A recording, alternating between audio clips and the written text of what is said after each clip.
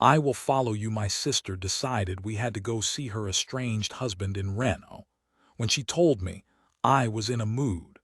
I said, "What does that have to do with me?" Carolina married when she was 19. Daryl, her husband, was a decade older, but he had a full head of hair, and she thought that meant something. They lived with us for the first year. My mom called it getting on their feet, but they spent most of their time in bed, so I assumed getting on their feet was a euphemism for sex. When they finally moved out, Carolina and Daryl lived in a crappy apartment with pea green wallpaper and a balcony where the railing was loose like a rotting tooth. I'd visit them after my classes at the local university. Carolina usually wasn't home from her volunteer job yet, so I'd wait for her and watch television and drink warm beer while Daryl, who couldn't seem to find work, stared at me, telling me I was a pretty girl. When I told my sister, she laughed and shook her head. She said, "There's not much you can do with men, but he won't mess with you, I promise." She was right. Daryl decided to move to Nevada, better prospects, he said, and told Carolina she was his wife, had to go with him. He didn't need to work being married to my sister, but he was inconsistently old-fashioned about the strangest things. Carolina doesn't like to be told what to do, and she wasn't going to leave me. I didn't want to go to Nevada, so she stayed, and they remained married but lived completely apart. I was asleep, my boyfriend Spencer's arm heavy and hot across my chest, when Carolina knocked. My relationship with Spencer left a lot to be desired for many reasons, not the least of which is that he spoke only in movie lines, thinking this made him more credible as a cinephile. He shook me, but I groaned and rolled away. When we didn't answer, Carolina let herself in, barged into our bedroom, and crawled in next to me. Her skin was damp and strangely cool, like she had been running in winter. She smelled like hairspray and perfume. Carolina kissed the back of my neck. "It's time to go, Savvy," she whispered. "I really do not want to go." Spencer covered his face with a pillow and mumbled something we couldn't understand. "Don't make me go alone," Carolina said, her voice breaking. "Don't make me stay here, not again." An hour later, we were on the interstate heading east. I curled into the door, pressing my cheek against the glass. As we crossed the California border, I sat up and said, "I really hate you," but I held on to my sister's arm, too. The blue desert inn looked abandoned, forgotten. Mold patterns covered the stucco walls in dark green and black formations. The neon VAC NY sign crackled as it struggled to stay illuminated. There were only a few cars in the parking lot. "This is exactly where I expected your husband to end up," I said as we pulled into the parking lot. "If you sleep with him here, I will be so disappointed." Daryl answered the door in a loose pair of boxers and a t-shirt from our high school. His hair fell in his eyes and his lips were chapped. He scratched his chin. "I always knew you'd come back to me." Carolina rubbed her thumb against the stubble. "Be nice." She pushed past him and I followed slowly. His room was small but cleaner than I expected. The queen-size bed in the middle of the room sagged. Next to the bed were a small table and 2 chairs. Across from the bed, an oak dresser covered with used styrofoam coffee cups, one bearing a lipstick stain. I pointed to the large tube television. "I didn't know they still made those." Daryl's upper lip curled. He nodded toward the door leading to the next room. "You should see if the room next door is available." He patted the bed and threw himself at the mattress, which groaned softly when he landed. "Me and your sister are going to be busy." In the office, an older man with a large gut and thick head of red hair leaned against the counter, tapping a map of the hotel, explaining the merits of each of the available rooms. I pointed to the room adjacent to Daryl's. "Tell me about this room." The motel clerk scratched his stomach, then cracked his knuckles. "That there is a fine room. There's a bit of a leak in the bathroom ceiling, but if you're in the shower, you're already getting wet." I swallowed. "I'll take it." He looked me up and down. "Will you be needing 2 keys or will you be needing company?" I slid 3 20s across the counter. "Neither." "Suit yourself," the clerk said. "Suit yourself." The air in my room was thick and dank. The bed carried a familiar sag as if the same person had gone from room to room, leaving the weight of memory behind. After a thorough inspection, I pressed my ear to the door separating my room from Daryl's. Carolina and her husband were surprisingly quiet. I closed my eyes, my breathing slowed. I don't know how long I stood there, but a loud knock startled me. "I know you're listening, Savvy." I pulled my door open and glared at my sister standing in the doorway, hands on her hips. Daryl lay on his bed, still dressed, his ankles crossed. He nodded and grinned widely. "Looking good, little sis." Before I could say anything, Carolina covered my mouth. "Daryl's taking us out to dinner, at a casino even." I looked down at my outfit, faded jeans with a frayed hole where the left knee used to be and a white wife-beater. "I'm not changing." The Paradise Deluxe was loud in every way. The carpets were an unfortunate explosion of red and orange and green and purple. Classic rock blared from speakers in the ceiling. The casino floor was littered with bright slot machines, each emitting a high-pitched series of sounds that in no way resembled a discernible tune, and at most of the machines drunk people loudly brayed as they pushed the spin reels button over and over. As we walked through the casino, single-file Daryl, Carolina, me, he nodded every few steps like he owned the place. The restaurant was dark and empty. Our waiter, a tall, skinny kid whose hair hung greasily in his face, handed us menus encased in dirty plastic and ignored us for the next 20 minutes. Daryl leaned back, stretching his arms, wrapping one around Carolina's shoulders. "This," he said, "is paradise.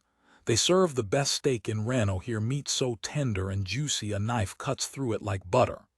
I pretended to be deeply absorbed in the menu and its array of cheap meats and fried food. Daryl kicked me beneath the table. I set my menu down. "Must you?" He slapped the table. "The gang's together again." While we waited, Carolina idly rubbed her hand along Daryl's thigh. He did weird things with his face and started smoking, ashing his cigarette on the table. "I don't think you're allowed to do that," I said. Daryl shrugged. "I've got pull here. They're not gonna say anything." I stared at the small mound of ashes he was creating. "We are going to eat at this table." He exhaled a perfect stream of smoke. Carolina touched my elbow lightly and looked across the table. "Leave her alone," she said. "Daryl and my sister married at the justice of the peace." I stood by her side, wearing my best dress, yellow, sleeveless, empire waist and pink Converse high tops. His brother Dennis stood up for him. Dennis couldn't even bother to wear pants and hovered next to Daryl and my sister in a pair of khaki shorts. While the justice droned about loving and obeying, I stared at Dennis's pale knees, how they bulged. Our parents and brothers stood in a stiff line next to Daryl's mother, who chewed gum loudly. She always needs a cigarette in her mouth. After 10 minutes without one, she was hurting real bad. After they exchanged vows, we stepped into the busy hall filled with people going to traffic court and renewing their driver's licenses and seeking justice. We had been in the courthouse 3 years earlier seeking something, but we didn't speak of it that day. We pretended we had every reason to celebrate. Dennis reached into a backpack and pulled out 2 warm beers. He and Daryl cracked them open right there. Carolina laughed. A cop whose gut hung over his pants watched them through heavy-lidded eyes, then looked down at his shoes. Everyone started slowly shuffling toward the parking lot, but Carolina and I stayed behind. She pressed her forehead against mine. Something wet and heavy caught in my throat. "Why him? I'd be no good to a really good man, and Daryl isn't really a bad man." I knew exactly what she meant. Daryl worked nights managing a small airfield on the edge of Reno, the kind frequented by gamblers and other cash-rich miscreants who appreciated discretion where their travels were concerned. It was a mystery how he had fallen into the job. He knew little about managing, aviation, or work. He invited us to join him like he was afraid if he let Carolina out of his sight she might disappear. A friend of his, Cooper, was going to bring beer and some weed. As we drove to the airfield, I sat in the backseat, staring at the freckles on his neck pointing toward his spine from his hairline in a wide V. When Carolina leaned into him like they had never separated, I looked away. "Don't you have actual work to do?" He turned around and grinned at me. "Not as much with you ladies here to help me. You could just take me back to the motel." Carolina turned around. "If you go back, I go back," she said sharply. "You know the deal. Are you two still joined like those freaky twins, those what you call like the cats?" I picked at a hole in the back of the driver's seat. "Siamese." Daryl slapped the steering wheel and hooted. "Siamese, yeah, that's it." I nodded and Carolina turned back around. "We're something like that. We were young once." Where Carolina went, I followed. We are only a year apart, no time at all. Our parents moved out of Los Angeles after I was born. With 2 daughters, it seemed more appropriate to live somewhere quieter, safer. We ended up near Carmel in a development of large Spanish casitas surrounded by tall oaks. I was 10 and Carolina was 11. We were in the small parking lot adjacent to the park near our neighborhood. There was a van, with a night sky painted on the side, brilliant blues filled with perfect dots of white light, so pretty. I wanted to touch the bright stars stretching from the front of the van all the way to the back. Carolina's friend, Jesse Schachter, walked up to us and they started talking. The van was warm against the palm of my hand, so warm. I had always imagined stars were cold. The stars started moving and the door was flung open. A man, older like my father, crouched in the opening, staring, a strange smile hanging from his thin lips. He grabbed me by the straps of my overalls and pulled me into the van. I tried to scream, but he covered my mouth. His hand was sweaty, tasted like motor oil. Carolina heard how I tried to swallow the air around me. Instead of running away, she ran right toward the van, threw her little body in beside us, her face screwed with concentration. The man's name was Mr. Peter. He quickly closed the door and bound our wrists and ankles. "Don't you make a sound," he said, "or I will kill your parents and every friend you've ever had." His finger punctuated every word. Mr. Peter left us at a hospital near home 6 weeks later. We stood near the emergency room entrance and watched as he drove away, the shiny stars of his van disappearing. I clutched Carolina's hand as we walked to a counter with a sign that said registration. We were barely tall enough to see over it. I was silent, would be for a long time. Carolina quietly told the lady our names. She knew who we were, even showed us a flyer with our pictures and our names and the color of our eyes and hair, what we were wearing when we were last seen. I swayed dizzily and threw up all over the counter. Carolina pulled me closer. "We need medical attention," she said. Later, our parents ran into the emergency room, calling our names frantically. They tried to hold us and we refused. They said we looked so thin. They sat between our hospital beds so they were near both of us. Our parents asked Carolina why she jumped into the van instead of running for help. She said, "I couldn't leave my sister alone." When we were released, detectives took us to a room with little tables, little chairs, coloring books and crayons, as if we needed children's things. On the first day back at school, 3 months had passed. I sat in homeroom and waited until Mrs. Sewell took attendance. When she was done, I walked out of the classroom, Mrs. Sewell calling after me. I went to Carolina's classroom and sat on the floor next to her desk, resting my head against her thigh. Her teacher paused for a moment, then kept talking.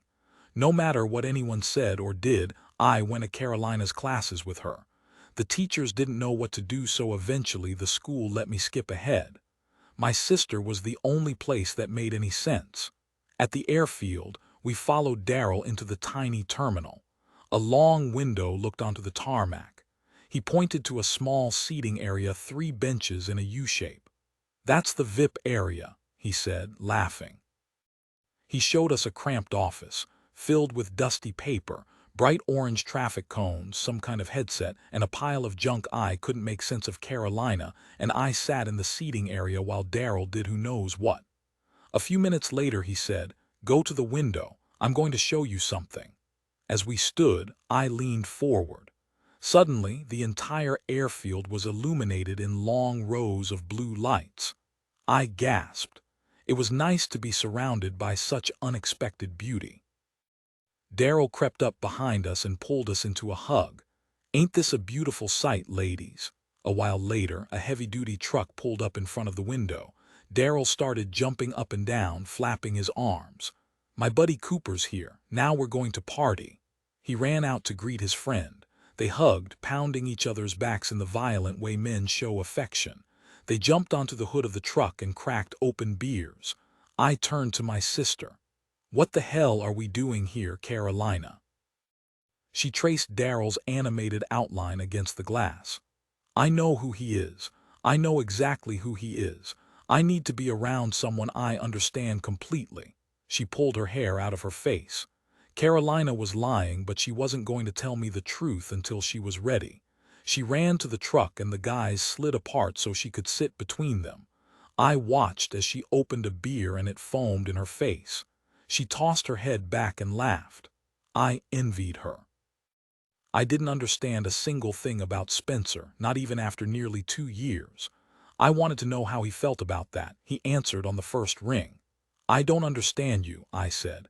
"I need to be with a man I understand." Spencer cleared his throat.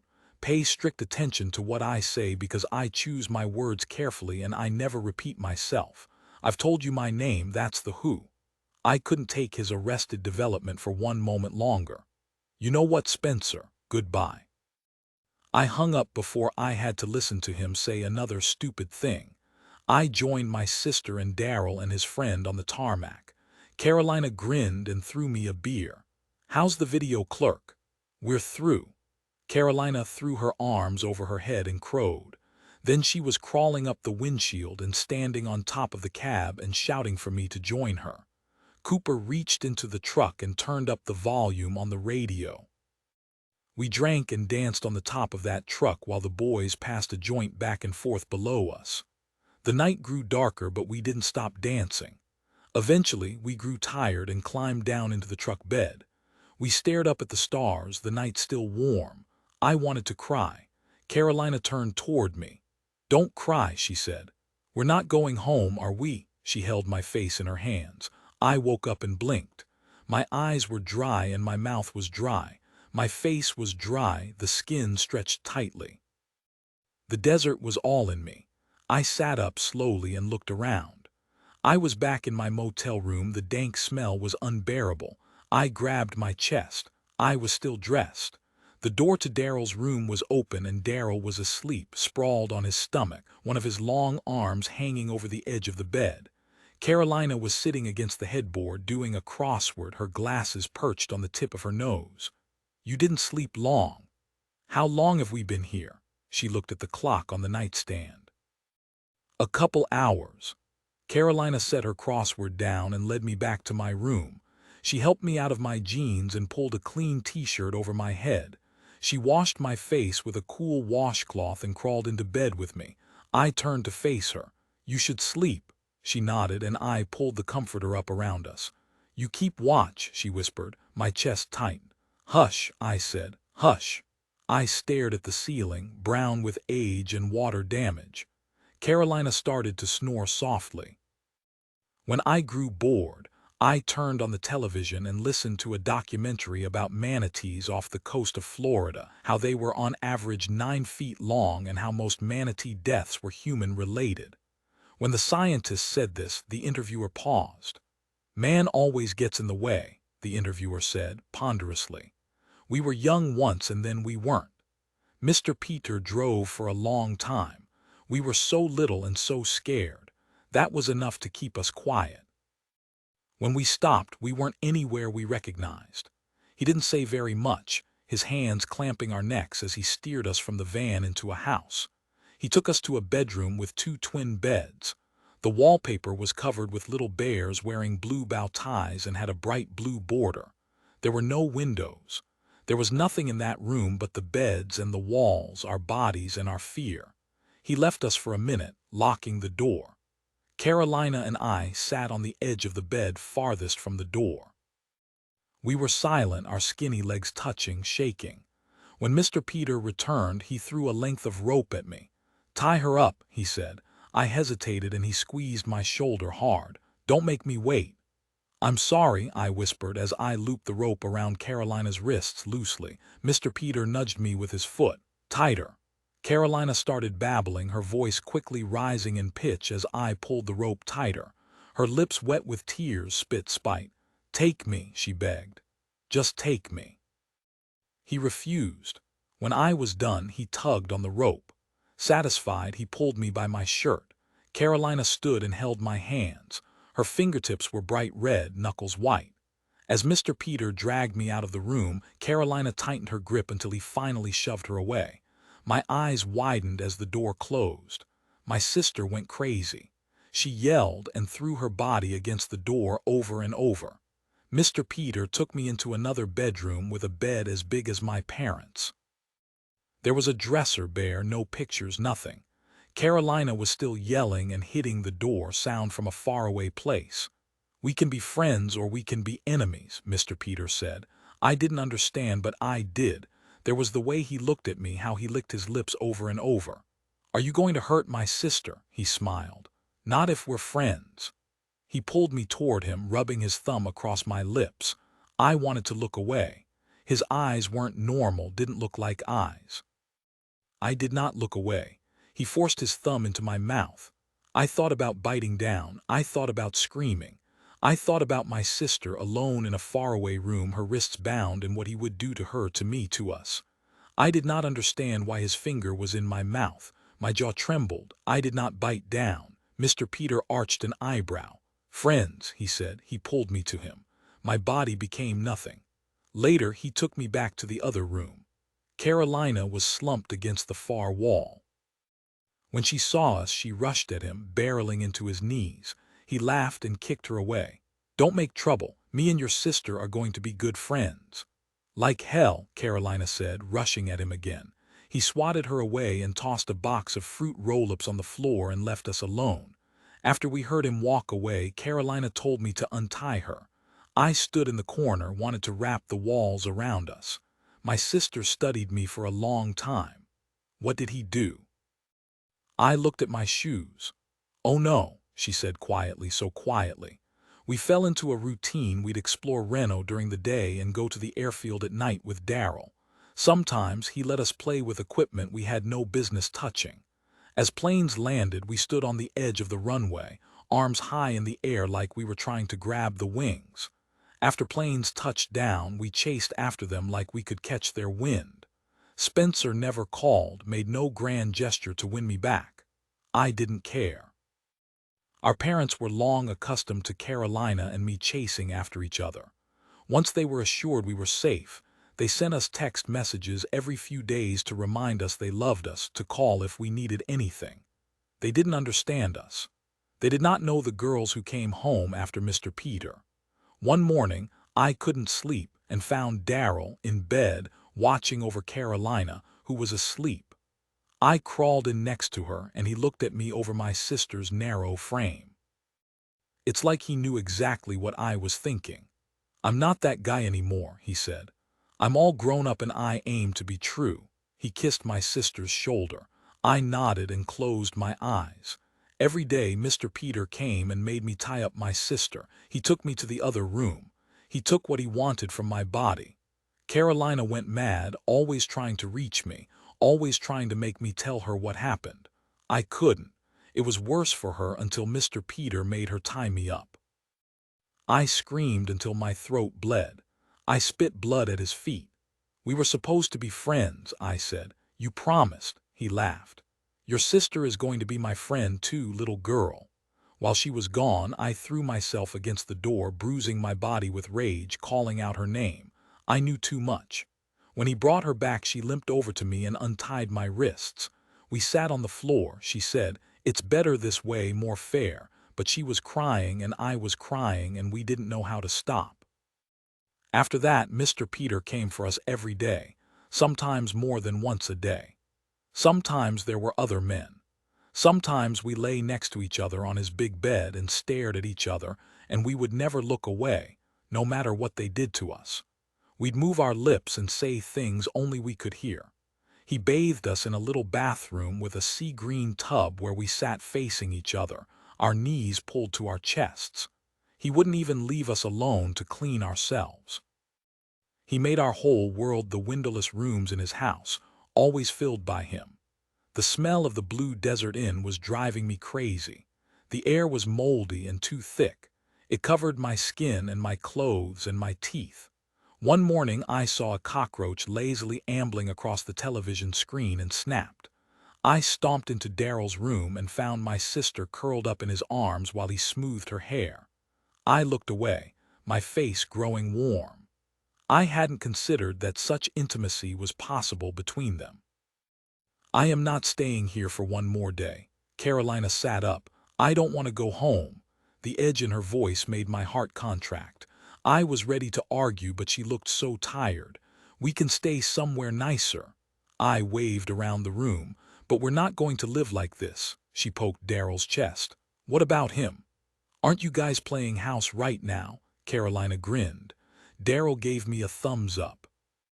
As we pulled out of the parking lot of the Blue Desert Inn, the sign read "Vac why the police caught Mr. Peter when we were 15 and 16. His name was Peter James Iverson. His wife and 2 sons lived in the house in front of the house where he kept us. The authorities found videotapes. We didn't know. 2 detectives came to our house. Carolina and I sat on the couch. The detectives talked. We did not blink. They told us about the tapes they had watched. I leaned forward, my forehead against my knees.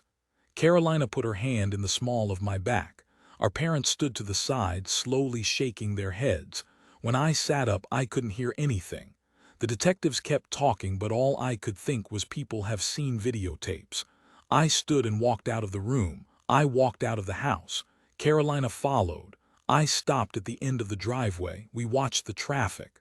Well, she finally said, this sucks. A convertible sped by. There was a woman in the passenger seat and her red hair filled the air around her face. She was smiling, all white teeth. That bastard, I said. We went back into the house and said we wanted to see the tapes. At first the detectives and our parents protested, but eventually we got our way. A few days later, my sister and I sat next to each other in a small windowless room with a TV and VCR on a cart. Concerned adults hovered over us, a detective, some kind of social worker, a lawyer. Our parents can never see these, Carolina said. Not ever, the detective nodded.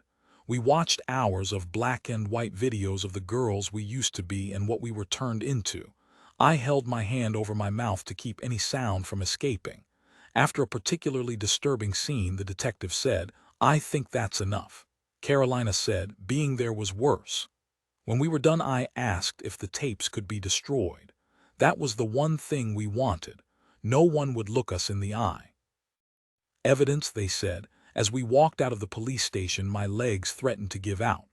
Carolina did not let me fall. The criminal trial went quickly. There was too much evidence. Mr. Peter was sentenced to life in prison. There was a civil trial because he had money and our parents decided his money should be ours. We both testified. I went first. I tried not to look at him, sitting next to his lawyer, the 2 of them in their blue suits and neat haircuts. My words rotted on my tongue. Carolina testified. Between the 2 of us, we told as much of the story as we were ever going to tell. When she finished, she looked at me, her eyes flashing worriedly.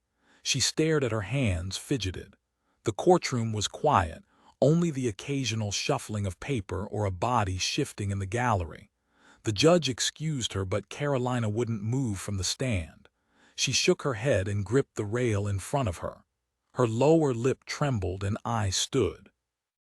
The judge leaned toward my sister, looked down, then coughed and cleared the courtroom. I went to my sister.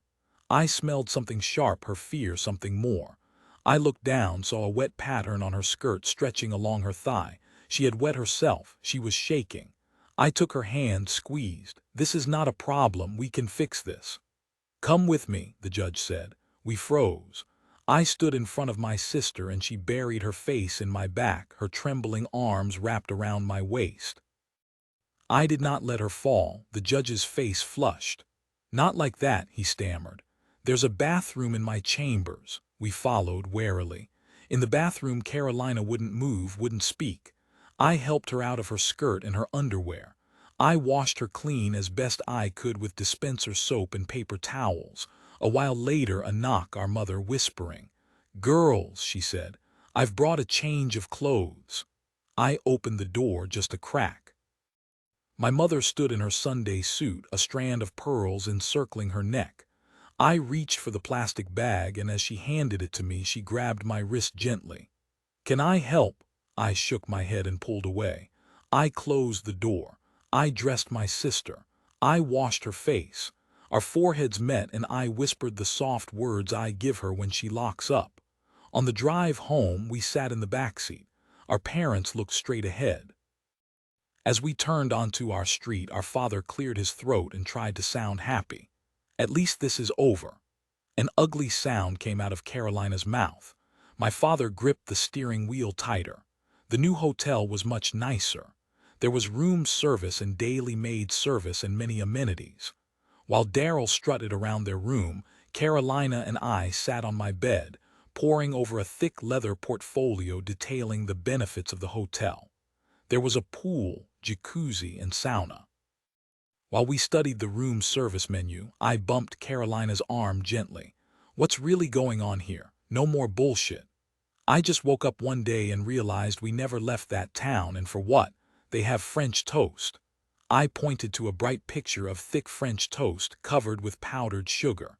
Carolina reached for her purse and pulled out an envelope, the words Department of Corrections in the upper left corner. She smoothed the letter out. "No," I said, but it sounded like 3 words. Her hands shook until she closed her fingers into tight fists. I started reading, and then I grabbed the letter and jumped off the bed, kept reading, turned the letter over. "Don't freak out," Carolina said. I kicked the air. I set the letter on the nightstand and started banging my head against the wall until a dull throb shot through the bone of my skull. Carolina closed the distance between us and grabbed my shoulders. "Look at me." I bit my lip. She shook me hard. "Look at me." I finally lifted my chin.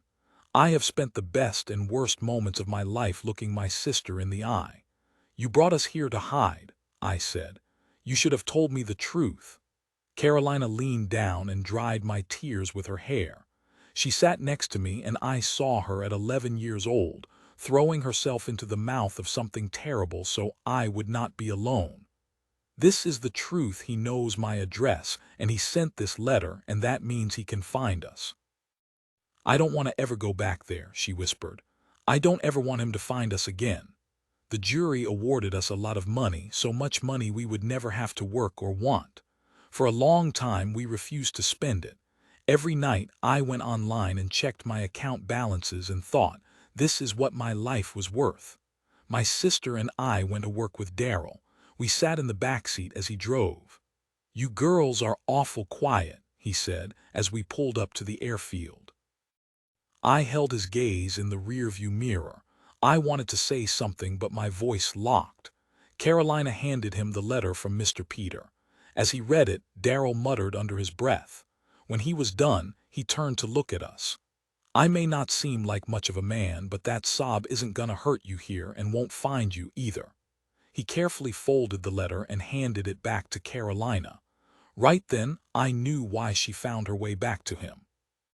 While he worked, my sister and I lay on the runway between 2 parallel lines of flashing blue lights. The pavement was still warm and the ground held us steady. Our bodies practically glowed. Mr. Peter was up for parole, and Mr. Peter was a changed man. Mr. Peter needed to prove he was a changed man, and to prove that Mr. Peter needed our help. Mr. Peter found God. Mr. Peter wanted our forgiveness. Mr. Peter needed our forgiveness so he could get parole. Mr. Peter was sorry for every terrible thing he did to us.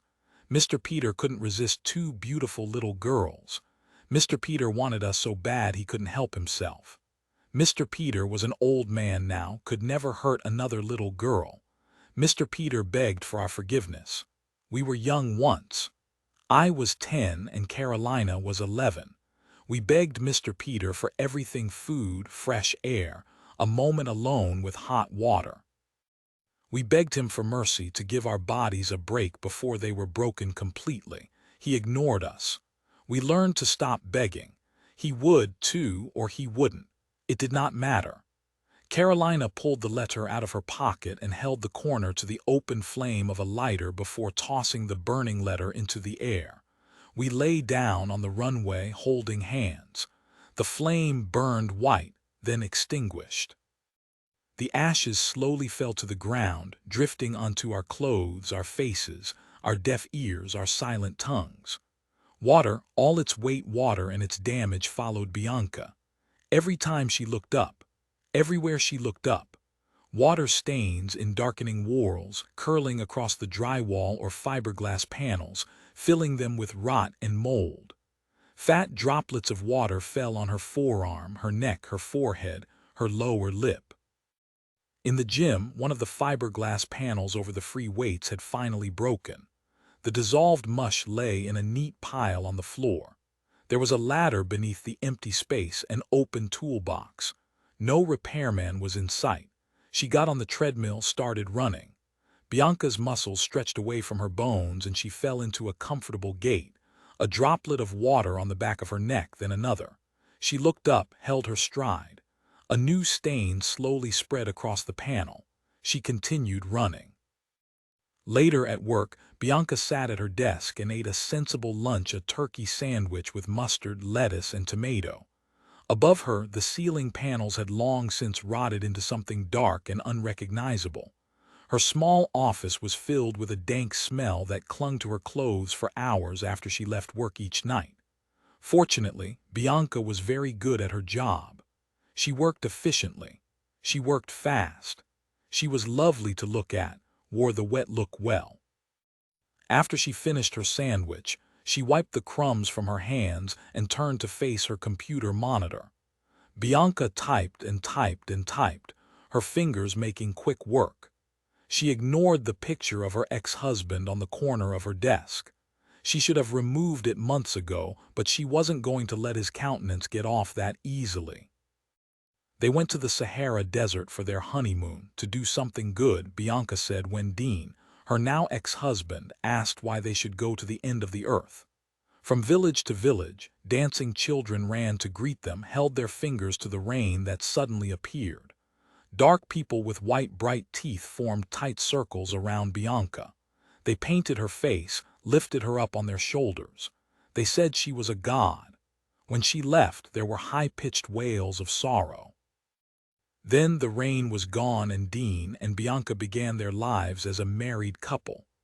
On the drive home, Bianca opened the sunroof, looked into the setting sun.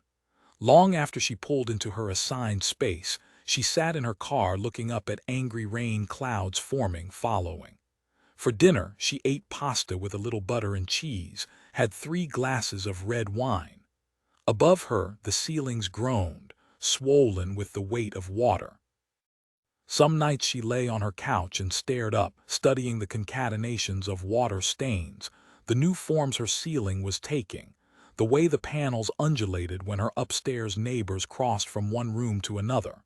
When she grew tired, she crawled into her empty bed, lay on her side, traced the slight indentation where her ex-husband used to sleep.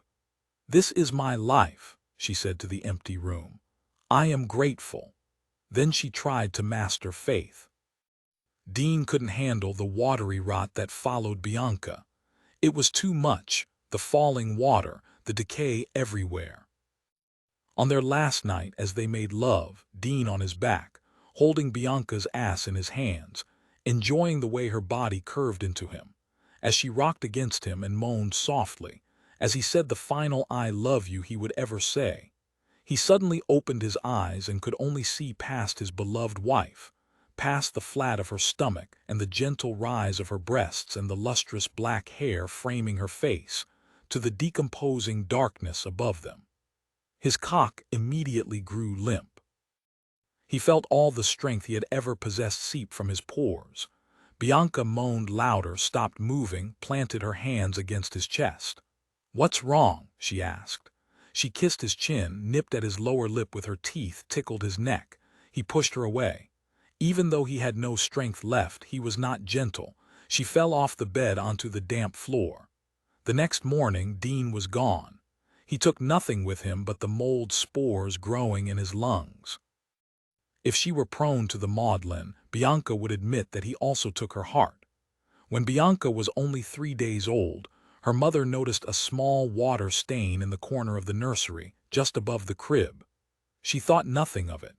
She held her beautiful baby with a thick head of black hair and clear blue eyes, swaying side to side, singing silly songs. She kissed the soft spot of Bianca's head and inhaled the sweetness.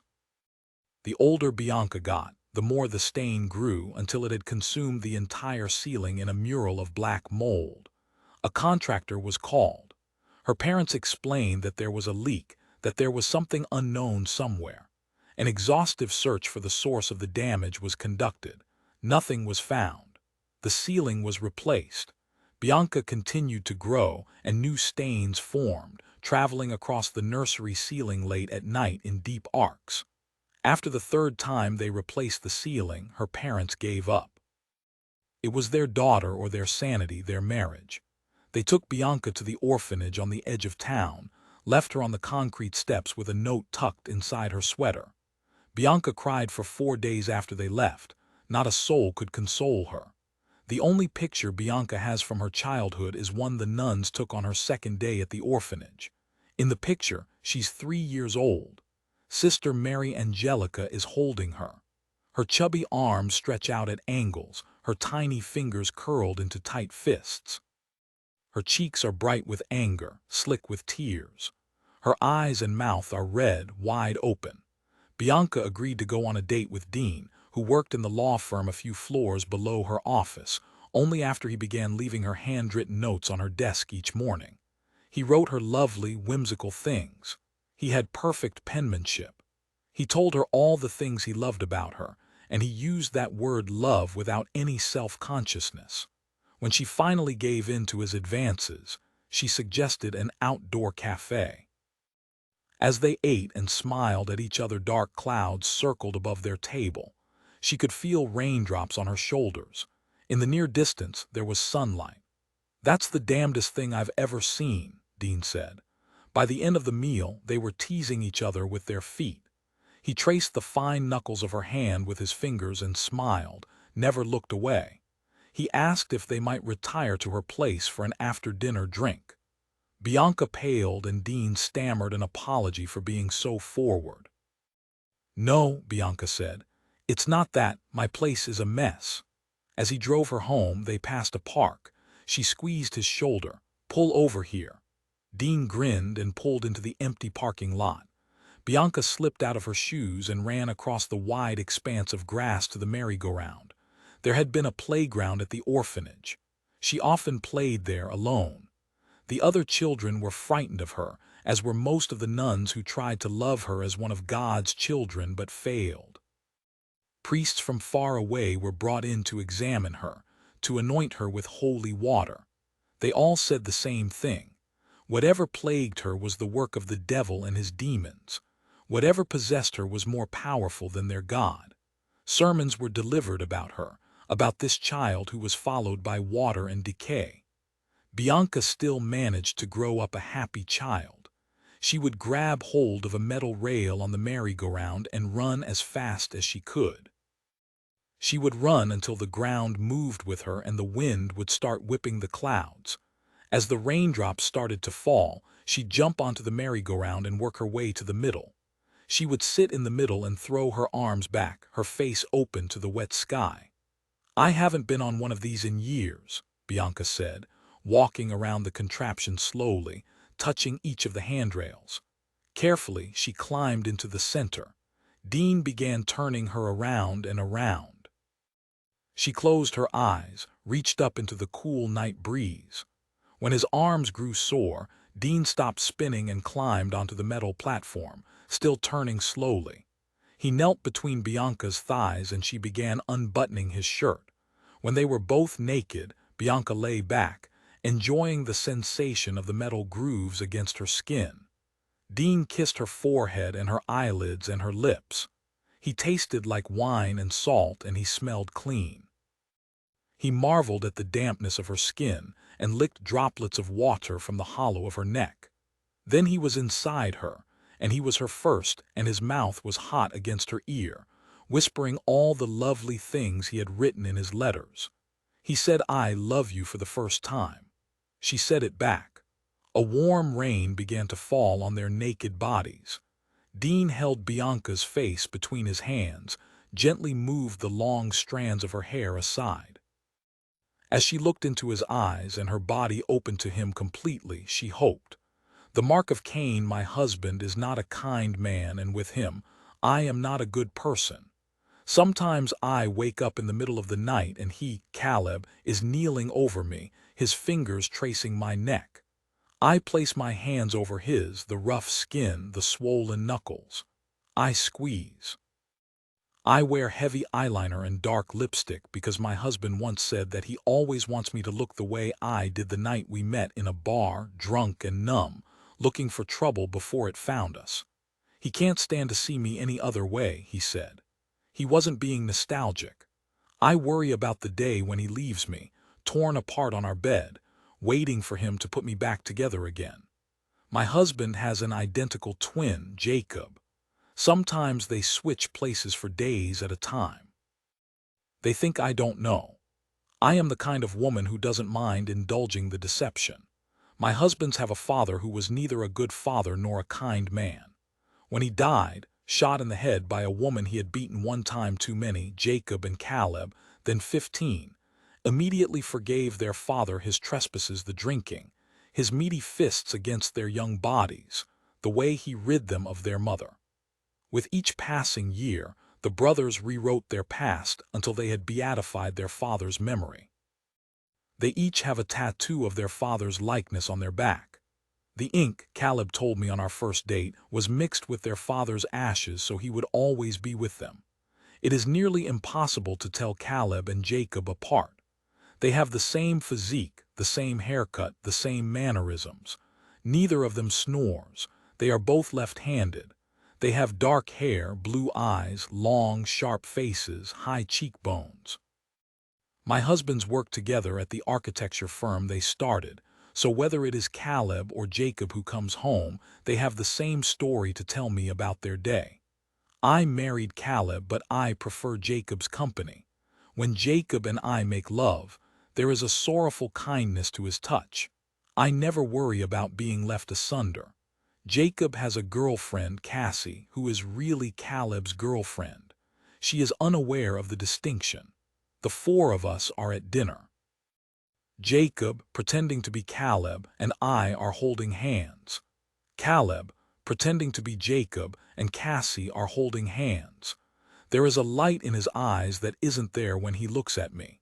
My husbands are finishing each other's sentences, regaling Cassie and me with stories about a particularly difficult client. Jacob orders another bottle of wine, and we continue to drink and talk and practice being normal. His arm is heavy across my shoulders, and every once in a while, he leans in and brushes his wet lips against the spot on my neck that makes my back arch sharply.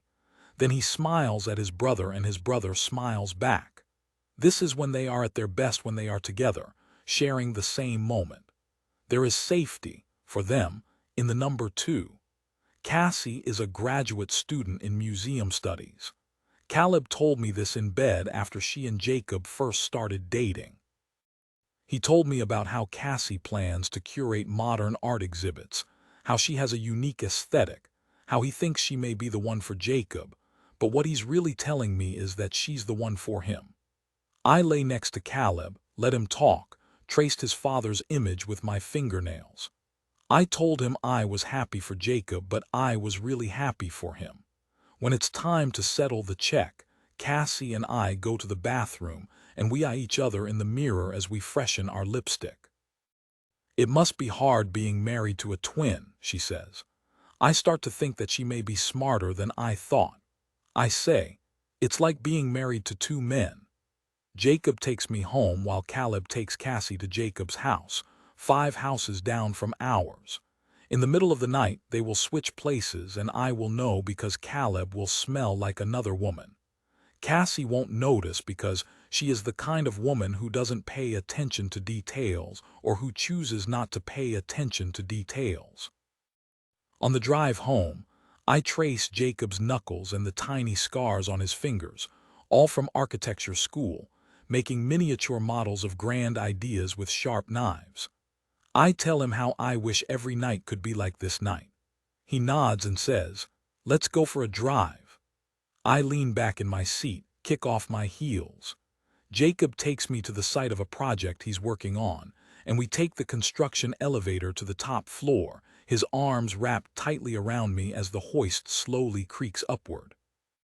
There's no ceiling yet on the top floor, so when we get out of the elevator, it is disorienting, seeing the city sprawling around us and nothing keeping us from falling into it. I hold on to Jacob to steady myself, and then I laugh and pull him into a slow waltz, staring up into the night sky. When we stop, the world keeps spinning, so we drop to the concrete floor and sit with our knees pulled against our chests. What I want to say is that I know who he is and that I would choose him. I would always forever choose him, but I also know his first love is his brother, so I say nothing.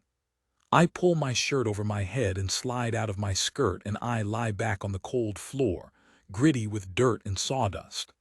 I reach for Jacob and sigh when he lies on top of me. We kiss softly, and he closes his eyes, blowing air along my neck across my shoulders. Then I'm tearing off his shirt, pulling him against me, opening myself to him the way he wants me to. I tell him the only true thing I can. I say, "I love you." When Caleb drinks too much, where too much is anything more than one drink, he forgets the new history he and his brother have cobbled from their memories of their father. After he and Jacob have switched places, Caleb climbs into bed reeking of wine and cigarette smoke. He barks at me to wake up. I pull the sheets over my head because I am thinking about Jacob and the freedom of tall buildings, and falling into stars while the husband I love most is moving over and in me. Caleb pulls the sheets away, turns on the lights. I sit up, shivering, alone with the husband I do not love most. He starts telling me a story about himself and his brother sitting in the backseat of their father's Cadillac while the old man got a blowjob from a woman who was not their mother, and how their father had that woman give his sons blowjobs as well. As he tells me this story, his voice grows coarser. His features become less recognizable. Caleb grabs me by my waist, straddles me, and slaps my face. "Don't ever do something like that," he says. "Don't be a fucking whore." Then he's flipping me onto my stomach, his unkind hand planted against my skull, holding me to the bed, treating me like the whore he doesn't want me to be. I think about Caleb's cock, slick with Jacob's seed.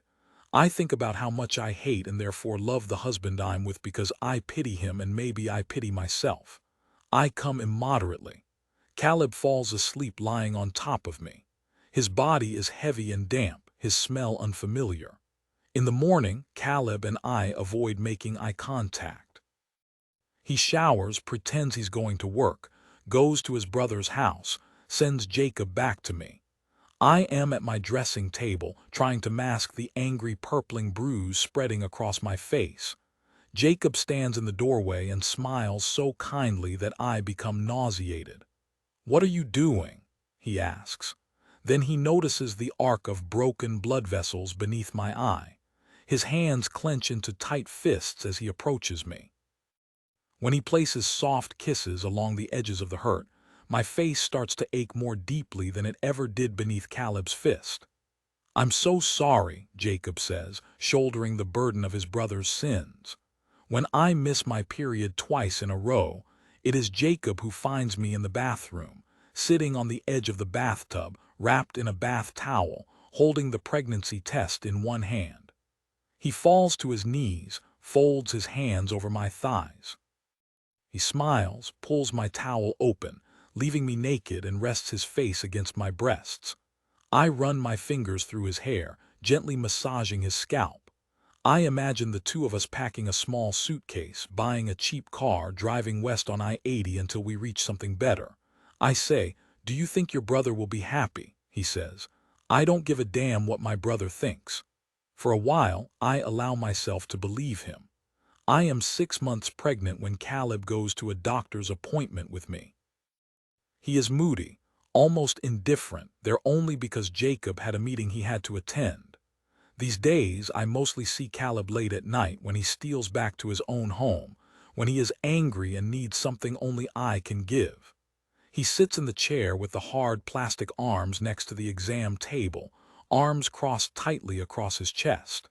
As the doctor glides the sonogram wand across the lower round of my belly, she turns a knob on the machine. "Do you hear that?" she asks. The room is silent but for the identical flutters of two heartbeats. Difficult women, loose women who a loose woman looks up to, never her mother. She is trying to kill her mother, or, at least, those parts of her mother lurking beneath her skin. When she spreads her legs, she hopes the distance between her and her mother will gape ever wider. She does this because she remembers too much. She has seen too much her mother, pale and frail, cowed by the meat of her father, his fleshy body, his fleshy demands. Where a loose woman lives, her apartment is clean and bright and well appointed, though her home doesn't look lived in. There are the suggestions of life, but nothing more. She never stays in one place long. She doesn't need to. When gentlemen visit, their deep voices echo throughout all the clean and bright and empty space. There is a print, black and white, in the hall entrance. Sometimes as he's leaving, a gentleman caller will study the print, try to make sense of it. She will watch him standing nearby, her body wrapped in a soft robe. He'll say, "This is beautiful, but what does it mean?" She will simply smile. How a loose woman longs to be touched. There was a boy she once knew. She was 23 and he was the same age. He was earnest and she didn't know what to make of that. She had already learned the dangers of sincerity. He told her exactly how he felt. He asked her what she wanted. He touched her with purpose, his hands soft but strong. When she lay beneath him, she arched into his chest willingly, loved the warmth at the places where their bodies met. It was too much. She didn't dare trust it. She broke his heart. When she closes her eyes, she remembers his fingers, tracing the bones of her spine. How a loose woman sits at the bar smooth is what they call an ultra lounge, lots of low leather seating, dim lights, overpriced drinks. Electronica blasts through the speakers at uncomfortable volumes, and there is a dress code, particularly for men, so they always wear their best jackets, sometimes a tie. Their shoes are slick and shiny, just like their hair. They have job titles that often end in the letters "er." Sometimes she goes to the lounge with people who might be considered friends, though they know very little about her. She sits where she can be seen while maintaining an indifference about who actually sees her. She crosses her legs and keeps her calves touching. She doesn't blink. She tries not to make it seem like she cares about anything at all. What a loose woman sees in the mirror, nothing. She doesn't look. She doesn't need to. She knows exactly who she is. Frigid women, how she got that way in 2nd grade. She skinned her knee walking home from school in a plaid skirt and Mary Jane's. As she sat on the kitchen counter, watching her mother dab the wound with alcohol to keep it clean, she said she wanted nothing more than to poke it, to see how much she could make herself hurt. With whom she surrounds herself, she has a husband and a child, and she loves them in her way, though they both like to gang up on her, call her cold. It is her against them. This infuriates her, but she says nothing. She smiles coolly. At night, her husband often tries to reach for her, but she turns on her side, or digs her fingernails into his wrist as she pushes him away. He misunderstands her motives, and when he's golfing with his friends, smoking cigarettes and drinking beer, the stink of which he will bring home, he likes to say the old ball and chain never puts out. He doesn't cheat, mostly because he's a busy man, and he likes his child well enough, but he does frequent strip bars, and he brings the stink of those places home with him, too. At night, there is always a burning in her chest as she tries to hold her breath. What a frigid woman wears every day. She wakes up at 5 a.m. and runs until her body feels like it might fall apart. Everyone tells her she should run marathons, but she doesn't see the point. She doesn't need to wear a number on her chest to feel validated. She lives in the country. She can run all she wants. She can go longer than 26.2 miles. She can do anything. She runs because she likes it. She runs because she loves her body, the power of it, how it has always saved her when she most needed saving. She loves to wear form-fitting clothing that shows off her musculature, the leanness of her legs, the gentle curves of her calves, the flat of her stomach. When she feels people watching her, she remembers the freedom of running and knows that one day she will just keep going. What happened when her mother died? She was pregnant with her own child, due any day, her body swollen and unfamiliar.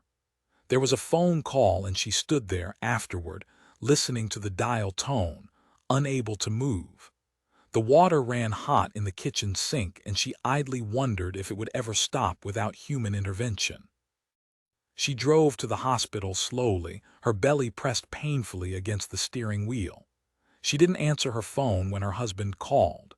She found her mother's body, stiff and alone, draped in a blue sheet, so still. She ignored the nurse as she slid next to her mother, her belly pulsing against her mother's cooling skin. So many people came and stared, tried to get her to move, but she did not leave her mother alone. Where a frigid woman goes at night, there are places for people with secrets, and she has secrets, so many of them that sometimes they threaten to choke her. She goes to the places for people with secrets, and there she waits. Crazy women. Why a crazy woman is misunderstood. It started with a phone call after a third date where she followed him home and they had sex. Nothing memorable, but overall adequate. They had breakfast at the diner next door. He ate eggs, scrambled soft. She had pancakes doused in syrup and butter. "I can't believe you're a woman who eats," he said. "You're a goddamn dream." She smiled at him, the scent of maple heavy in her nose. When they said goodbye, they kissed long and hard, bruising their lips together. It was hours later in her own apartment when she remembered she left her briefcase on his couch. She called and he didn't answer, and there were important papers, an iPad. She couldn't just let it go. She kept calling and he kept not answering. He called his best friend and said, "This crazy bitch is blowing up my phone." She went to his apartment, and when he answered the door he said, "I've got mad skills." She rolled her eyes, said, "It wasn't that good," and pointed to her briefcase exactly where she left it. His face reddened as she swept past him, grabbed her briefcase and walked out, head held high. What a crazy woman talks about in therapy. The therapist's office is small, so small it could drive a woman crazy. When she and her therapist sit across from each other on small couches, their knees practically touch. This makes her cringe, but it can't be helped. She needs someone to talk to. She needs someone to hear her, to understand. She needed help. She has seen many therapists. One told her she was too pretty to have real problems. Another told her to find herself a good man. She knew this therapist wouldn't last long. At the end of her first appointment, after a recitation of all the things that would make anyone crazy, he handed her 4 pieces of stapled paper self-care worksheets. And this after she had explicitly told him she didn't believe in affirmation-based therapy. It was the second visit. He asked her if she had completed the worksheets, and she said, "I put a 1 for everything." He leaned forward. She could see a pattern of dryness on his bald scalp. "You mean to say it never occurs to you to eat regularly?" He stared at her, an eyebrow raised. She never looked away. What a crazy woman thinks about while walking down the street. She tries to walk not too fast and not too slow. She doesn't want to attract any attention. She pretends she doesn't hear the whistles and catcalls and lewd comments. Sometimes she forgets and leaves her house in a skirt or a tank top because it's a warm day and she wants to feel warm air on her bare skin. Before long, she remembers. She keeps her keys in her hand, 3 of them held between her fingers like a dull claw. She makes eye contact only when necessary, and if a man should catch her eye, she juts her chin forward, makes sure the line of her jaw is strong. When she leaves work or the bar late, she calls a car service, and when the car pulls up to her building, she quickly scans the street to make sure it's safe to walk the short distance from the curb to the door. She once told a boyfriend about these considerations, and he said, "You are completely out of your mind." She told a new friend at work, and she said, "Honey, you're not crazy. You're a woman." What a crazy woman eats, it is hard to remember the taste of cream, of butter, of salt. In her kitchen, she has a shelf of cookbooks: Light Eating Right, Getting Creative with Kale, Thin Eats, and one very worn copy of The Art of French Cooking she opens only when her hunger is so gnawing. The only thing that will sate her is to read of veloutés and bouillabaisse. On Sundays, she plans her meals for the week using her cookbooks. It is a dreary process that leaves her tongue dry. Next to the stove, there is a small scale she uses to weigh everything. She understands the importance of precise measurements. What happens when a crazy woman snaps? She is sitting at her desk, working late, when her boss hulks his way into her office, sitting too close, on the edge of her desk, taking up space in the way men do. He stares down her blouse, and it's the presumption in the way he doesn't hide his interest that makes her hold the sharp letter opener in the cool palm of her hand. Mother's what she sees in her child's face from the moment the boy was born. He was the spitting image of his father, carved right out of that man's ass, her mom, prone to vulgarity, said in the hospital room as she held her first grandson. When she was finally alone, her husband in the cafeteria looking for something to eat, she held her firstborn child and stared at him, eager to see some mark of herself, eager to feel like the 9 months of carrying him, the bed rest, the way he tore her all the way open, was worth it. She never found what she was looking for. What she says to the other mothers at her child's school one Wednesday a month, she has to bring a healthy snack to her son's classroom and serve as a helper. Her husband serves on Thursdays. She takes time off from work to do this and makes up the hours at night after she has put her son to sleep. They call this arrangement flex time, but really, it's stretch time. She has never worked more hours than after she had her son. It's hard to know what healthy means anymore. That's what she thinks each week. She brought peanut butter and crackers once, but one of the other mothers frowned, her lips drawn in a tight line. "Peanut allergies," the other mother muttered. It was all very confusing. For several months she brought only orange wedges until yet another mother pulled her aside and said children need variety to thrive. She said, "Don't they get variety during the other days of the week?" It was soon after that she was told she was no longer needed as a classroom aide, and on Wednesday, in her office, when she might have otherwise been in her son's classroom, she felt triumphant. What she thinks about raising a boy throughout her pregnancy, she was convinced she would be having a girl. She was ready for that. She was ready to love someone who would have something essential in common with her. When the doctor laid her bloody, mewling son on her chest, when she realized he was not a she, it was such a shock she couldn't speak. She warmed to him because he was a fat baby boy. Everywhere on his body rolls.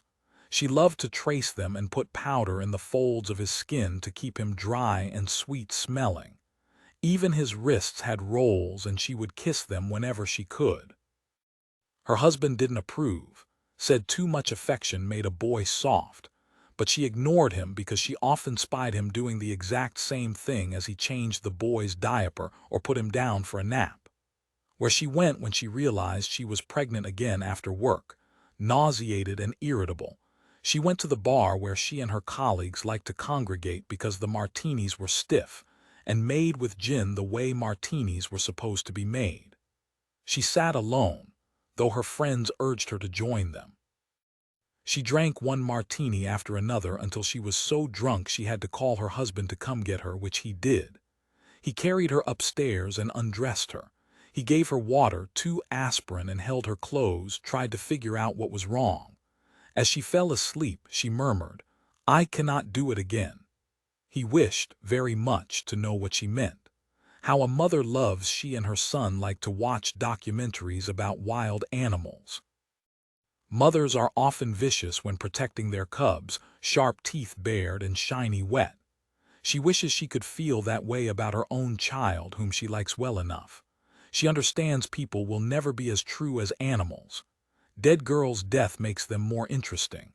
Death makes them more beautiful. It's something about their bodies on display in final repose, eyes wide open, lips blue, limbs stiff, skin cold.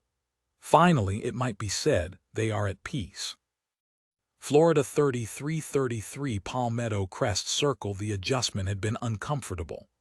All her life Marcy had lived in the Midwest with people who ate red meat and starchy foods, who allowed their bodies to spread without shame. And then her husband was transferred to Naples. Marcy's mother said, "Naples, like in Italy." And Marcy said, "No, Florida." And her mother said, "Oh dear." The women in Naples all looked the same, lean and darkly tan, their faces narrow with hungered discipline, whittled by the same surgeon. They stared at Marcy's relatively ample physique with disgust or envy or something between the two. At night, Marcy worried about her ass and thighs. Her husband always said, "Baby, you are perfect," and she flushed angrily. His assurances were so reflexive as to be insulting. In Omaha, they lived in a neighborhood. In Naples, they moved into a gated community, Palmetto Landing, where each estate was blandly unique and sprawling tall facades, lots of glass and balustrades around the windows, Spanish tiles on the roofs, the streets cobbled with tiny square bricks. The first time they drove up to the gatehouse, manned by a white-haired gentleman in polyester, Marcy leaned forward to study the landscaping, tall cypresses encircled by Peruvian lilies looming over the guardhouse. She sighed, said, "This is a bit much." Her husband said, "Baby, people love the illusion of safety and the spectacle of enclosure." They were given bar-coded stickers for their cars. Their community had a country club. They joined because the transfer came with a promotion and a raise. Marcy's husband said it was important to live up to their new station. He mostly wanted to play golf with men whose bellies were fatter than his. In Palmetto Landing, the men's bodies expanded in inverse proportion to those of their wives. Each morning, there was a group fitness class at the clubhouse: spinning, Zumba, kickboxing, always something different. The instructor was a young, aggressively fit woman, Caridad. The other wives loved to say her name, trilling their R's to show Caridad Ella's Hablin Espanol. Marcy stood in the back of the studio in sweatpants and an old t-shirt of her husband's, while the women around her perspired in their perfectly coordinated outfits, fancier than most of Marcy's wardrobe. Marcy enjoyed the pleasant soreness as she drove the 5 blocks home after each class. She liked how for an hour there was a precise set of instructions she was meant to follow, a clear sense of direction. The other wives were quietly fascinated by Marcy in that she was a rare species in the wealthy enclave, a first wife. Ellen Katz, who lived 3 doors down, often squeezed Marcy's shoulder with her cool, bony hand. She'd say, "We're rooting for you," and offered words of encouragement as Marcy's figure slimmed. Marcy never knew what to say during these moments, but she smiled politely because she understood these people and how they existed only in relation to those around them. 1217 Ridgewood RD Unit 11. My wife and I watch documentaries about the lives of extraordinarily fat people so we can feel better about ourselves, because we work hourly jobs and live in a crappy apartment surrounded by McMansions as part of an economic diversity initiative in our gated community. Our jeds didn't take us as far as we hoped, but they got us to Palmetto Landing, and sometimes we tell ourselves that's enough. We got our jeds because we wanted to get married. We wanted to get married so we could have sex, because back then we believed what our parents told us about going to hell if we fornicated, And at that point, we had done everything but have sex, and we knew that the disposition of our souls was in grave danger if we didn't do something drastic. Our parents told us we couldn't get married until we had our high school diplomas because we were too young, and we needed a good, solid education before we could make adult decisions. And we thought they were delusional because we actually went to school every day and knew that they weren't teaching us a damn thing. We showed them by going across the state line to get married. But then the sex wasn't that great, and then we couldn't find jobs that didn't involve customer service. And now we've accepted that this is as good as it's going to get. We watch as the extraordinarily fat people tearfully explain how they got to 1,000 pounds, how it was a slippery slope, how they tried diets, how now they're stuck in their soiled beds and have to be cut out of their homes and taken to a special fat hospital for emergency surgery, with the assistance of special fat SWAT teams with good back strength who wear latex gloves and grave expressions.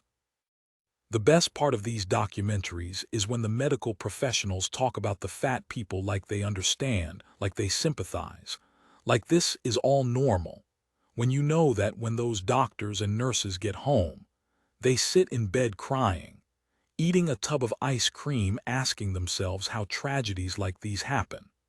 The wife and I giggle when the doctors use the word staggering, or when the fat person says, "I let things get out of hand." For the next week, we'll repeat that phrase as often as we can and then laugh uncontrollably. For example, I'll get home late from work and the wife will be at the kitchen table waiting, and she'll be kind of irritated because she took the time to bake a Stouffer's lasagna in the oven and microwave some frozen broccoli, so I'll say I let things get out of hand.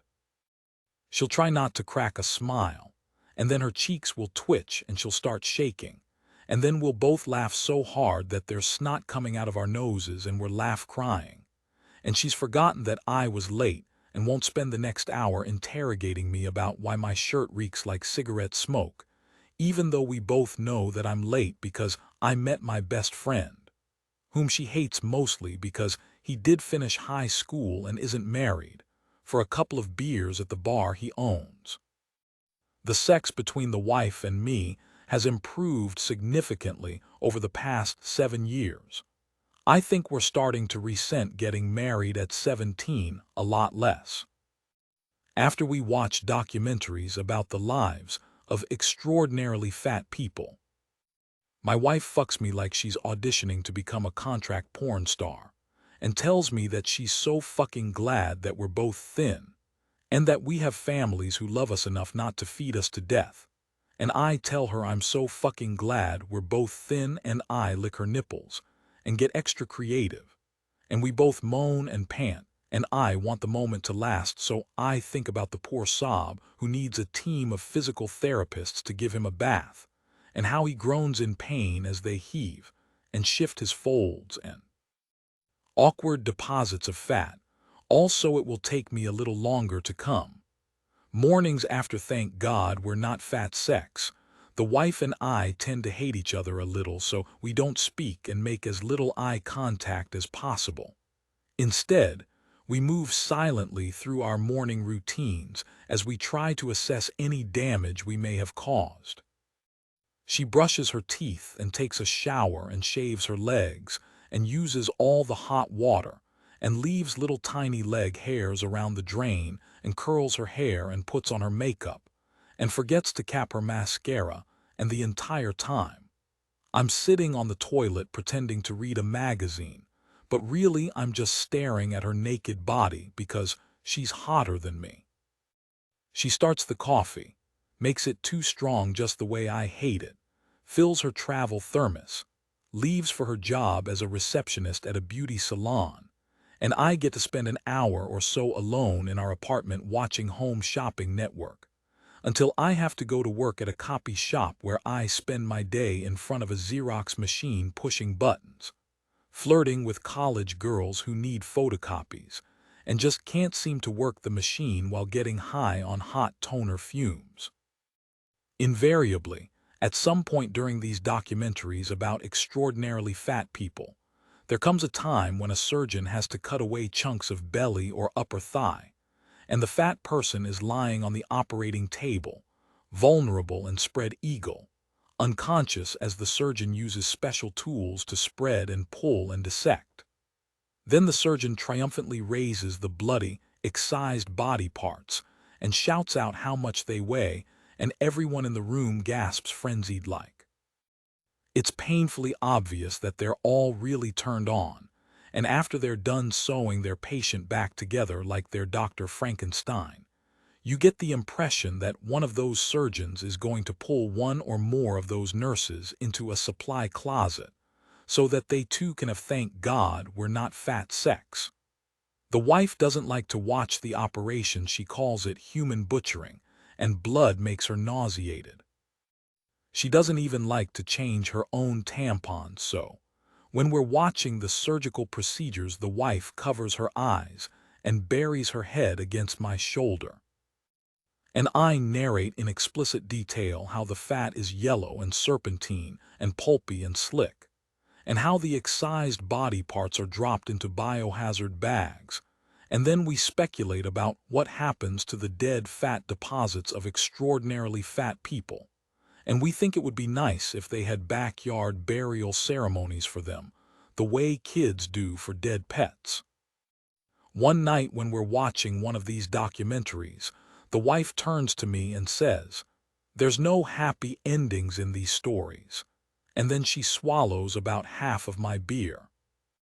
She looks like she's about to cry, and then I feel like I'm about to cry thinking about these large people living such small, impossible lives, so I say, "It's a happy ending when they're wheeled out of the hospital, and they only weigh 500 pounds, and they go back to their special chair at home, where their loved ones will feed them the same way they've always fed them, so that in 3 years, they'll weigh a ton again and we'll have another documentary to watch." And with tears in her eyes, my wife crawls into my lap, straddling me, and she holds my face in her hands and she says, "I love you so fucking much." 2945 Palmetto Hollow. Sir Jean Richard and Elsie Morrow had lived in Palmetto Landing for nearly 7 years when they heard the news, by way of Ellen Katz, that another Haitian family was moving into the community. Doctors, 3 children, 2 still at home, new money and a lot of it. Ellen was giddy as she delivered the news. She saw it as something of a personal responsibility to keep her neighbors abreast of such developments. They sat on the lanai drinking wine, sweating quietly. Ellen pointed at Elsie. "I imagine you'll want to invite the new family over, perhaps dinner, something from home." Elsie took a careful sip of her wine, then twisted the heavy diamond on her finger as she sank into her seat. "Why would you imagine that?" she murmured. A few weeks later, Elsie was driving her golf cart to the clubhouse for ladies' golf, slowly bouncing along the cobbled street, when she saw a light-skinned brown woman standing at the edge of her driveway, one hand shielding her eyes from the sun. Elsie immediately knew the woman was one of the new Haitian doctors. Elsie could recognize her people anywhere. It was a point of pride. She stared straight ahead, the electric motor of her golf cart humming softly as she drove past. Jean Richard was the more sociable one, willing to do more than his fair share of maintaining their position within the community, always gregarious and outgoing at the various functions. So many functions, barbecues and theme nights and bridge and the like. If he had his way, they would spend every night with their friends at the clubhouse. Elsie preferred more control over the boundaries of her world. She was in her late 40s. She had no need for new friends. At dinner, Elsie mentioned she had seen the Haitian doctor wife standing in her driveway. "We should have them over, welcome them," Jean Richard said, rubbing his heavy hands together. Elsie frowned, tried to swallow her sigh. "We left that island for a reason, and you know what the neighbors would think." Jean Richard leaned forward but thought better of saying anything. Instead he smiled, said, "Oui, ma chère. It had been 25 years since Elsie immigrated to the United States. What she remembered of home was the promiscuity, always people, everywhere, hot and clamoring. Elsie did not often think of the towering palm trees or the bright blue water or trips to the country to visit her grandmother, or how much she loved her blue school uniform, or watching her parents dance in the small courtyard behind their home. Her sharpest memories were of her 8 brothers and sisters always crowding any space she tried to make for herself. She remembered small rooms and heavy air and warm concrete walls and slick skin and limbs, stretching desperately for a cooler, dry place. 1217 Ridgewood RD Unit 8 Caridad loved her body, the strength and shape of it. She did not much love how other people loved her body. They misunderstood. She worked as a fitness instructor at a country club in a gated community in Naples. It was a good job. Mostly she helped old people forget how little time they had left and helped not yet old people keep aging at bay. Vanity was an easy thing to understand. During group fitness classes, Caridad watched the women in the community, wearing their outfits that cost more than her weekly pay, how their makeup shimmered the more they perspired, how their perfume filled the studio, choking the air out of the room. They were always trying to outdo each other, to master the complex moves Caridad modeled for them. She had a soft spot for the women in the back row, often young, the kind with new money and older husbands, who didn't yet know where they fit in the ecosystem of the neighborhood, the kind she might be friends with under different circumstances. Sometimes, after class, Caridad tried to talk to the women in the back row, but they were often apprehensive about upsetting the delicate balance demanded of them, the unspoken rules about associating with the right kind of people. It had been a long day. In her morning fitness class, the ladies were unfocused, unable to follow simple moves, complaining each time Caridad tried to increase the intensity. "Por favor, Caridad," they said, "no más." The ladies in her classes loved to speak to Caridad in broken Spanish, to show her they were comfortable with her ethnicity despite the paleness of their skin and the wealth of their husbands. Each morning before work, Caridad stared at her reflection in the mirror and practiced not rolling her eyes so she could smile politely at the ladies in her classes. One of the community's newest residents lingered in the studio after the Zumba class. She was young and the only one who didn't wear coordinated designer outfits. Caridad couldn't remember her name. The woman was married to an age-appropriate man and would never be accused of being able to follow a beat, but she wasn't afraid to sweat or look ugly. Caridad walked the length of the studio, picking up discarded water bottles. "How are you enjoying the neighborhood?" she asked. The woman offered a small smile, waving her hands in front of her. "This all takes a little getting used to." Caridad arched an eyebrow. "I can imagine." "I'm Marcy," she said, closing the distance between them, holding her hand out. "This isn't who we are, my husband and I have no idea what we're doing here." "I'm guessing he's a golfer," Marcy laughed, "mostly in his mind." It would be nice to go out for a drink after work, Caridad thought. She wouldn't mind someone nice to talk to. Caridad was about to invite Marcy out for a drink when one of the white hairs who shared the same face as several of her friends popped into the studio. "Yoo-hoo, Marcy, we're ready for lunch," she said. Marcy shrugged apologetically and shuffled out of the studio. Caridad sighed. Later, after a personal training session, there was an incident with Sal, who didn't understand why Caridad was uninterested in accompanying him on an overnight trip to South Beach.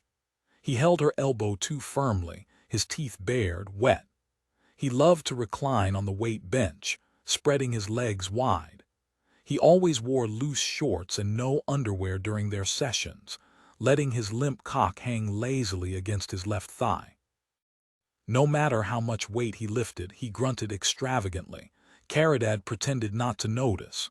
He stood too close to her now, a fluffy white towel draped around his neck. Sal pressed a fat finger against the base of her throat, making Caridad feel choked. "You will be well compensated. We'll dance maybe more, he said. Caridad's face burned, but she bit her tongue. The job was good, mostly.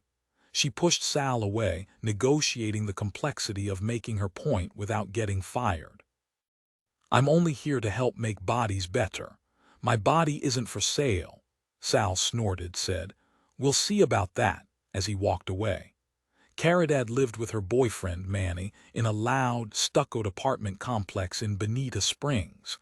They had been dating for 4 years and their relationship was mostly unremarkable. She was smart enough to want more but tired enough to accept the way things were. When Caridad came home, Manny was stretching on the living room floor, bare-chested, wearing soccer shorts, knee-high socks, cleats. He played in a local league and his team, Los Toreadors, practiced every evening. They were the most menacing team in the area. Sometimes they even traveled around the state playing teams from other leagues. There were rumors, for example, that scouts from professional teams spied on their practices, but nothing ever came of it. That didn't stop the men on the team from dreaming of wearing a Galaxy jersey or maybe the colors of a European team, Manchester United, Real Madrid. When Caridad complained, Manny shrugged, said, "This is who I am, babe, I'm a footballer." Caridad knelt between his taut, open thighs and pushed Manny onto his back. She lay on his chest and exhaled loudly. "I've had the worst day," she said. Manny lightly massaged her shoulders and Caridad tensed. "Just let me lie here," she whispered. Manny gently pushed her to the side, kissed her forehead, said, "I've gotta go." Caridad stared at a curving pattern of mold on the ceiling as he stood. She stared for a long time. After practice, Manny looked contrite, his dark hair clinging damply to the edges of his face.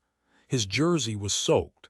He kissed her forehead again, tried to ask Caridad about her day, but she no longer had any interest in telling him anything.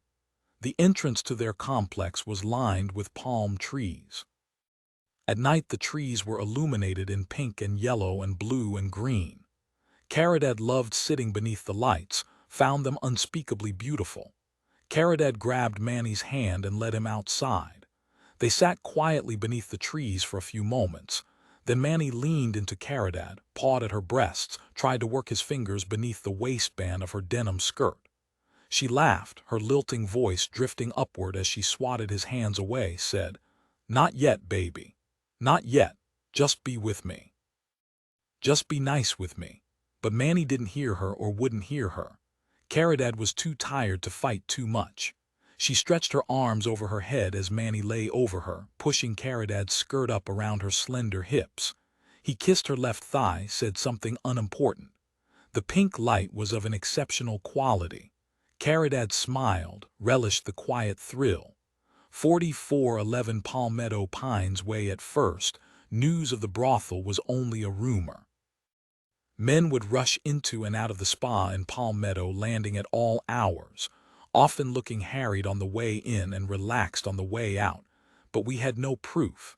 Then Evelyn Marshall caught her husband getting a blowjob. She was getting a hot stone massage and heard a familiar groan from the adjacent room. News spread through our small community quickly, but no one alerted the authorities. We felt important, having such goings-on in our midst.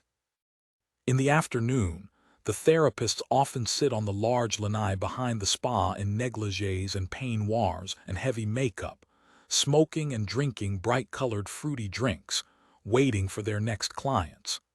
My front balcony looks out onto this lanai where the ladies lounge. They are not as beautiful as you might imagine, but they are interesting, and they talk loudly. They never seem to sweat despite the humidity.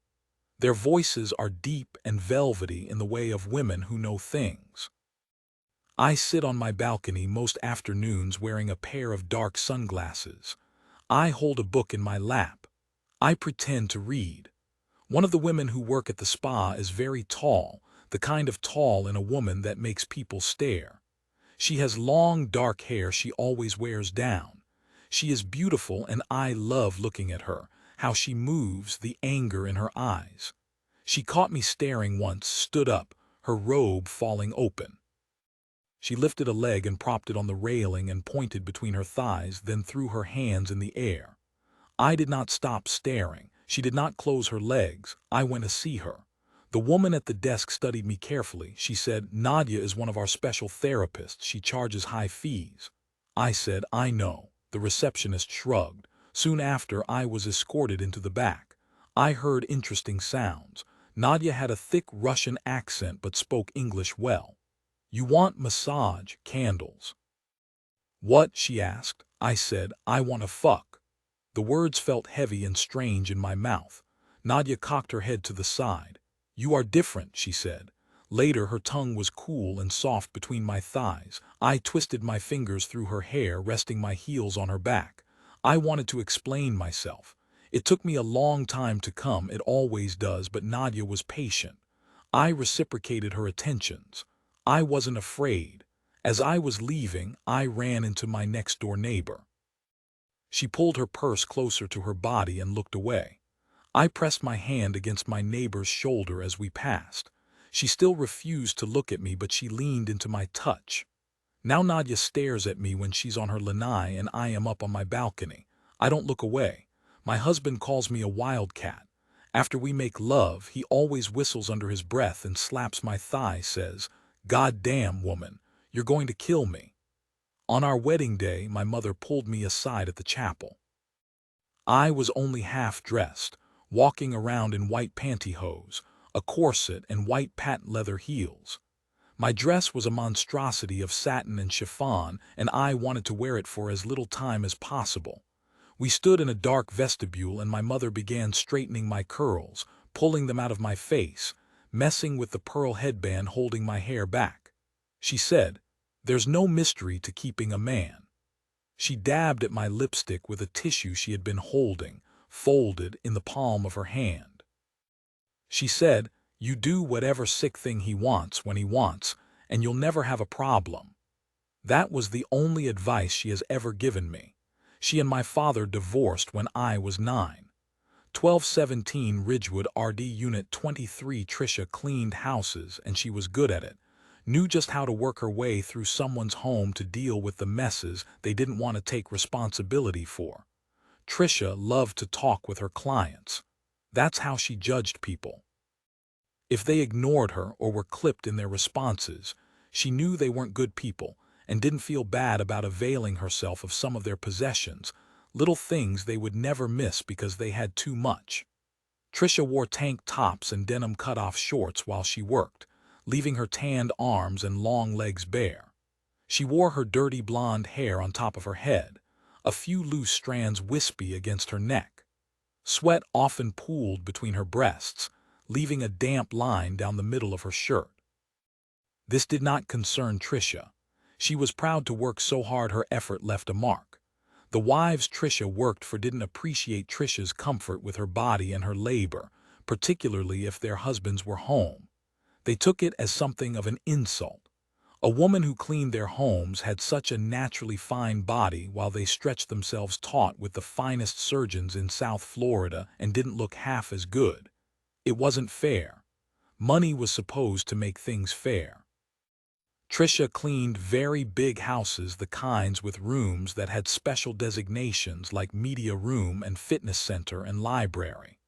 The floors were often marble, and when the women who lived in these houses walked, their heels click-click-clacked. Most of the women who cleaned houses in the area were brown-skinned and spoke Spanish or Creole. Tricia was something of a novelty, and her services were in high demand because her clients liked having an English-speaking housekeeper as much as it made them uncomfortable to see a white woman doing the work of la gente. Once in a while, the wives asked Tricia where she was from, and Tricia explained her people were from the Everglades. Generations of her family lived deep in the swamp. So deep you had to take an airboat to get to their land, where their homes were all stucco and mold and wide-open windows. The way Tricia said this, it was like she was saying something more, but the wives were never quite sure what. La Negra Blanca at the club, Sarah goes by Sierra. The manager gave her the name the day she was hired 4 years earlier. He asked if she had a preference, but she shrugged, took a sip of warm soda, told him to knock himself out. He looked her up and down and up again. "Sierra," he said, "so you'll turn your head when your name is called." Sometimes, when she's opening the refrigerator or reaching into a drawer for a pair of shorts, Sarah will catch herself swiveling her hips and arching her back. Even when she's not on the pole, she's dancing around it. She takes a lot of Advil because even at home, she's always hearing the thump, thump, thump of the bass line. Candy, her best friend at work, took one look at Sarah on her first day and told Sarah to dance to black girl booty-shaking music because guys love to see white girls with juicy asses shake their stuff. Sarah blushed and pivoted to get a better look at her ass. She said, "My ass is juicy." Candy laughed and grabbed a handful of Sarah's ass, but Sarah already knew she had a juicy ass and where it came from. Her mother is black and her father is white, but for years people have assumed she's a white girl because she has green eyes and straight blonde hair. She's not ashamed of who she is, but in Baltimore, it's easier to be a white girl with a black girl's ass than to be a black girl who looks white or any other kind of black girl for that matter. Her signature move is to grip the pole with both hands, arch her back, and slide lower until her long hair brushes the stage while she frantically rocks her pelvis up and down. She hates the pole, how it is always warm and sticky to the touch, coated in human oils, and also how when she's leaning back or wrapping her leg around the pole or hanging upside down while shaking her tits, she's not doing anything special, not really. Sarah hates the smell of ones and fives but can live with the stink of bigger bills. She tans 3 days a week naked, so there are no lines. She sees an esthetician for a full-body waxing once or twice a month, enhances her hairstyle with blonde extensions replaced every 2 months. She works out for 2 hours a day, 7 days a week, eats 1,400 calories a day. It is an exhausting regimen but an occupational hazard. She attends Johns Hopkins during the week, where tuition costs almost $40,000, and financial aid covers only 2/3 of that cost. Sarah pays for the rest out of her own pocket. She has 1 year remaining before she graduates with degrees in international studies and Romance languages, plus coursework in Arabic. It is 2004. She plans on working for the CIA because she has become quite efficient at passing. At first, Sarah was a mess of a stripper. She couldn't dance. She didn't like being watched. She didn't want to be touched. She hated the pretense of the gowns that quickly hit the floor when she was on stage or giving a lap dance. She hated the improbable heels and the G-string panties riding up her ass, and the way she stank of smoke after a long night, and how she always had to look over her shoulder as she walked to her car at the end of a shift. Still, she didn't relish wearing a polyester uniform and visor cap either, and she couldn't live on what those jobs paid. Sarah took Candy's advice and started watching Bet for the necessary instruction.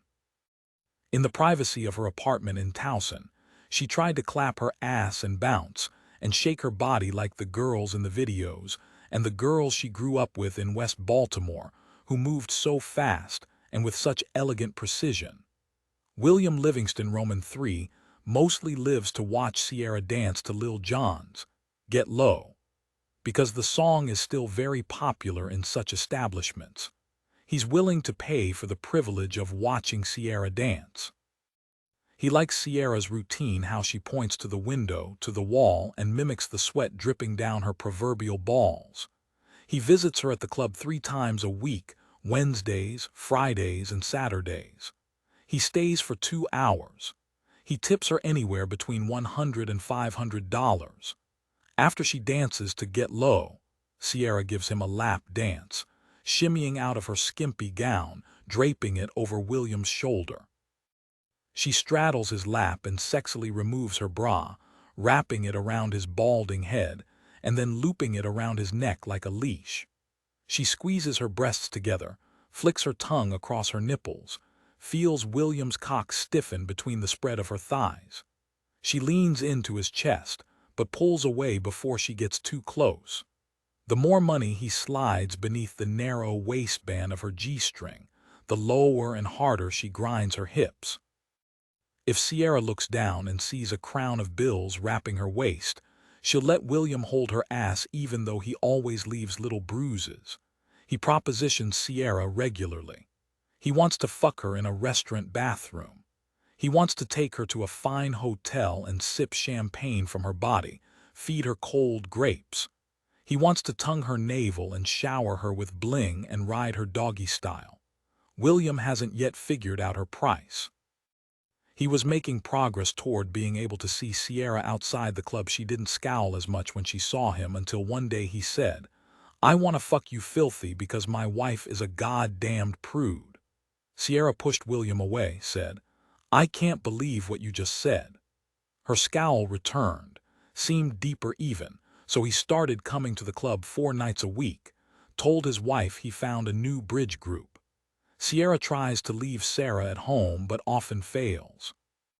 She is racked with guilt when she thinks about all the married men who leer from the tip rail and sit in the darkened booths with their legs wide open, lamenting all the dirty things their wives won't do. Sarah finds such conversations impolite, and having seen so much too much of these men, she bears not a small amount of sympathy for their women. After her shift, Sarah goes to the diner a few doors down from the club, her face scrubbed clean. She wears a t-shirt and jeans, her hair swept up in a neat ponytail. She sits at an empty table and carefully smooths out the bills she's accumulated, separating them into piles by denomination. Sometimes a waiter named Alvarez will sit with her counting out his own tips. She is desperately in love with Alvarez because he doesn't ask her out, because his hands are gentle and clean, because he doesn't say anything unkind about her profession even though he smells it on her. He keeps her coffee fresh and brings her big salads with dressing on the side, then gives her foil-wrapped handy wipes to clean her hands with after she's done calculating her worth for that night. Alvarez loves Sarah with equal fervor, but he's illegal, sin papals, and worries what would happen if one thing led to another. Alvarez is a worrier. When he was a baby in Honduras, his mother would find her beautiful boy in his crib, not crying but fretting, chewing on the slender wisps of his baby fingernails. On nights when he's too tired or foolish to worry, he'll sit on the same side of the booth as Sarah and hold her hand. He'll whisper to her in Spanish. Sometimes he'll sing his favorite song, Volver by Estrella Mort. As Alvarez sings, he taps the table in a steady beat and Sarah sways from side to side, and sometimes she sings along too. He loves the song because he loves the name Estrella, which means star. He has named their imaginary daughter Estrella. When he walks Sarah to her car, he'll point up to the night sky and say, "Mira las estrellas," and Sarah will look up and her heart will beat fiercely, tenderly. William loves black women, but he's wealthy and his wealth has history. He doesn't have what it takes to go there. Men like him can't go there. His father, William Livingston Roman II, once told him the Livingstons had long been touched by a spot of jungle fever, but that men of their class did not give in to such petty demands. As William and his father watched their black housekeepers in their tight gray and white uniforms bending over to dust and arrange the objects in their lives, father and son would ogle and grin. William Roman II would grab William Roman III by the shoulder and say, "You can look, boy, but you cannot touch." The family can't afford the scandal. William sublimates his desires by listening to rap music. When the urge becomes unbearable, when his tongue is wet with the desire to taste a black woman's skin, he drives slowly through West Baltimore, openly staring at the young black girls in apple-bottoms jeans, with their hair gelled to their scalps and their bouncing hoop earrings, their brightly painted lips. He stares until they flash him dirty looks and call him a dirty old man or worse. In those moments when these girls are looking right at him with their righteous anger, His cock swells and strains against his fine wool slacks. He whispers, "Look but don't touch," until his mouth is dry and full. He lives in Guilford with his wife and teenage son, in an old but stately brick mansion left to him by his father along with a significant trust fund. When William first brought his wife, Estelle, a pale blonde sliver of Connecticut, she clutched the pearls around her neck and said, "It's like we're nowhere near Baltimore. Thank goodness for that." She had heard things about Baltimore all the way up in Greenwich. Her friends told her moving to Baltimore would be like moving to the jungle. Estelle is unaware of William's penchant for the blackberry, though she finds his taste in music curious.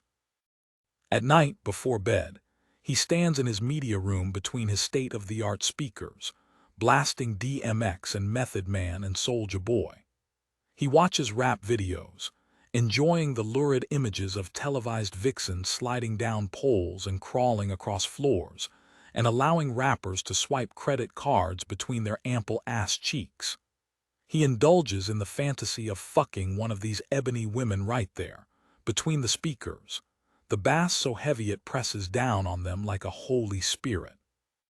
Carmen, a young black woman, is William and Estelle's housekeeper. She lives in the maid's quarters over the garage. She has dark mahogany skin, full lips, big breasts, narrow waist, a perfect black ass. When William described the young woman to his friends at the country club, he said, "She has the kind of ass they carry babies on back in Africa," and then laughed and enjoyed a sip of brandy. Carmen speaks softly with a southern lilt. She smells like cocoa butter. When she showed up at the Livingston manse, she was hired on the spot. William promptly installed a series of surveillance cameras and microphones throughout her apartment that recorded to a hard drive he could access anywhere. He used to think his wealth was a burden but quickly realized what he could get away with. William rents office space, so he has a reason to leave the house. Other than monitoring his investments online, he doesn't work. He watches video of Carmen sleeping and showering, talking to her mother in South Carolina, watching TV, reading. He almost fucked the maid once. It was late at night and he went to her room, his bathrobe cinched tightly around his waist.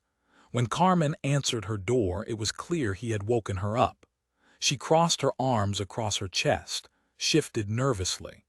William gripped her shoulders, breathing heavily through his nose.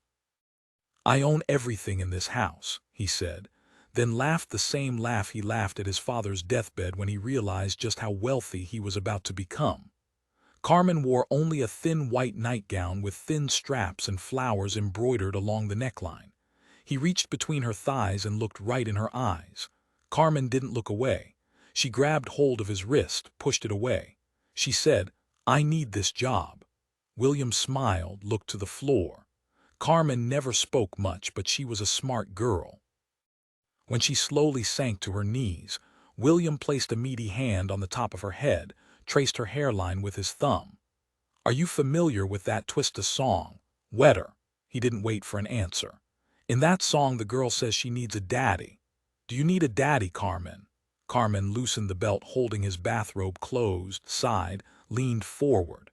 As his housekeeper gave him a blowjob, William Livingston Roman III reassured himself that this wasn't the same as fucking a black girl. He was getting his dick wet, something men of his ilk had been doing for more than 100 years. He closed his eyes, tightened his grip on Carmen's bobbing head, and imagined fucking her on a beach in Ibiza or over his desk in his office. Just before he came, he ordered her to remove her nightgown. She acquiesced. He ejaculated on her breasts, ordered her to rub him into her skin. He left just as quickly as he came, then watched the video of Carmen scrubbing herself clean from the quiet comfort of his study. He never bothered her again. He had gotten what he wanted. When he's not watching his housekeeper, William listens to his music and repeats the lyrics about skeeting and Becky's and backing that ass up and living the gangsta life. His office has a small closet where he keeps urban clothing. He sends his assistant to West Baltimore to purchase Sean John jeans and Fat Farm hoodies and Timberland boots. His understanding of what the kids are wearing is dated. Sometimes he poses in front of the full-length mirror, grabbing handful of denim-clad crotch, and sets his chin to the side and tries to recreate gang signs with his fingers. After a busy day of wool gathering, William retires to the country club for dinner with his wife and son, or attends a charity gala or goes to visit Sierra, the white girl with a black girl's ass. William is becoming more possessive, getting angry if he sees her laughing with or dancing for other customers. His hands are greedier and grabbier than ever. Sierra doesn't like it, doesn't like how he interrogates her about the lap dance she was giving to two college guys when he entered the club. She tells him his jealousy bores her. He frowns. A yin-yang twin song is pounding out of the speakers, the whisper song. It is one of William's favorite songs. She frowns. "You are only paying for my time when you're in here, William. I thought you knew that." He licks his lips, tries to grab her breasts before settling on holding her ass, enjoying how the ample flesh peeks into the spaces between his fingers. Sierra allows the affection because there is a wreath of at least $300 around her waist. "I'd prefer to buy all your time. Why don't you become my private dancer?" Sierra laughs. Like the song, William's cock throbs. He loves Tina Turner, those legs, that voice, those lips. He grins. Exactly like the song. Sierra turns so her ass is facing William. She wiggles coquettishly so her cheeks bounce and jiggle in his face. She turns to look at him over her shoulder, tossing her long hair to the side. She licks her lips slowly. William groans, slides lower in his seat, pulls Sierra against him so they are touching. He closes his eyes and thinks about West Baltimore girls. He listens to the lyrics. He believes in the lyrics. He wants a bitch to see his dick. He wants to beat that pussy up. He comes in his pants, a damp stain slowly inching toward his inseam. When Sierra tries to stand, he holds her tight. She tries to pry his fingers loose, but he is stronger. She glares at the bouncer watching the scene, throws her hands up. The bouncer shrugs, continues to watch. William always tips generously so the bouncer won't intervene when William breaks club rules, which he does regularly. Sierra gives the bouncer the finger, her slow, angry burn spreading. After work, Sarah is in a foul mood. She goes to the diner and stands near the entrance, pacing back and forth. Alvarez is refilling salt and pepper shakers. He looks up and smiles, then frowns as he observes her rigid posture, the rage rolling off her in waves. He wipes his hands on his apron, tells his boss he has to leave early. Alvarez drives Sarah home in her car. He asks her what's wrong, but she is silent. Neither song nor stars will console her. At her apartment, Alvarez follows her inside and sits nervously on her couch. Sarah takes a picture from a bookshelf against one wall and hands it to Alvarez. She points to a tall, attractive woman with caramel skin and a sad smile. She sits. "That's my mother," she says. Alvarez's eyes widen, but he inches closer to Sarah. He says, "Tu mater es bonita, eres mi negra blanca." He removes his apron, rolls up his sleeves, and runs a bath for Sarah. She disrobes in front of him but does not worry. She steps into the warmth, 1 foot at a time, and sighs as she settles into the water. Alvarez reaches for the washcloth, neatly folded on a towel rack, and washes her gently, wiping away the human oils and the fingerprints and the stale cigarette smoke and the inappropriate behaviors. Sarah tells Alvarez about her horrible night at work. She tells him about men who can't take no for an answer and other men who allow that sort of thing to happen. She is tired, so very tired. "Voy a matarlos," he mutters. Sarah places her damp hand against his cheek.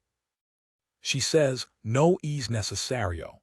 It's an occupational hazard."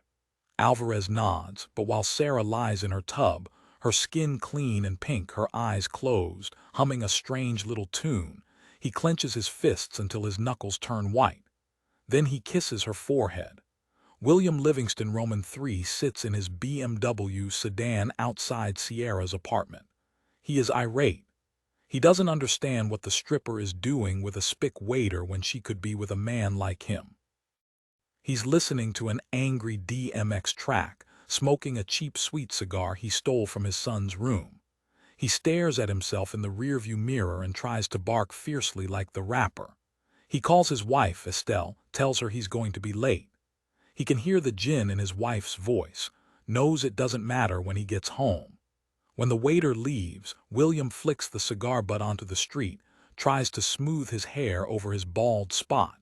He's followed Sierra home several times now. He knocks on her door, traces the number 7. Sarah answers, wearing only a towel wrapped around her slender torso. She is laughing, but gasps when she recognizes William from the strip club. She tries to shut the door, but he wedges his foot against the door jamb. Sarah has often reviewed the worst-case scenarios requisite to her occupational hazards, but a customer showing up at her apartment, north of the city, never crossed her mind. She tries to close the door again, but this time William pushes past her and into the apartment. Sarah swallows the chill winding itself around her spine. She thinks about the poli-sci paper she has to finish, the Sartre text she needs to read, the excerpt she has to translate, the appointment with her trainer, all this and more before her next shift at the club. She thinks about Alvarez, who has named their daughter Estrella.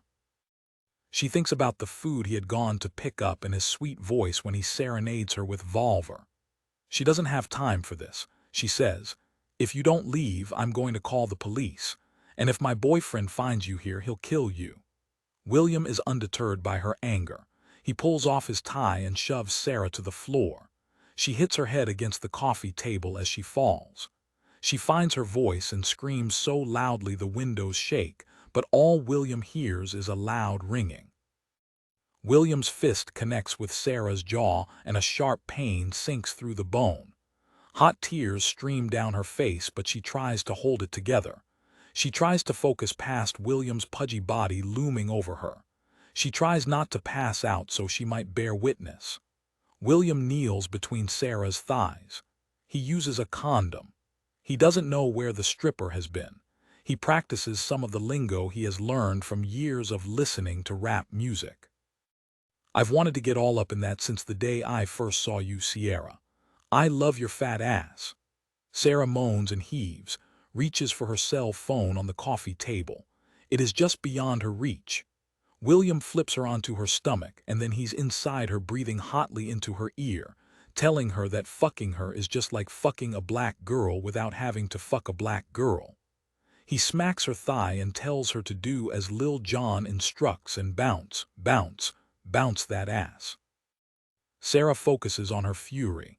She lets it bind her chest and her heart. She lets it cover her skin. She feels it in her blood. Her fury coats her mouth. He doesn't take long. With a final thrust, William groans into her ear. He presses his thin lips against her shoulder, a small token of affection. Sarah cringes. He lies on top of her, his sweaty weight pressing her farther into the floor. She tries to crawl away, but he is too heavy with liquor and food and fat. Eventually he stands, admires Sarah's perfect ass again. He dresses and sits on her couch. He sets 10 crisp hundreds on her coffee table and says, "We could have done this the easy way, Sierra." As he's about to take his leave, he looks down at the picture of Sarah's mother and pauses.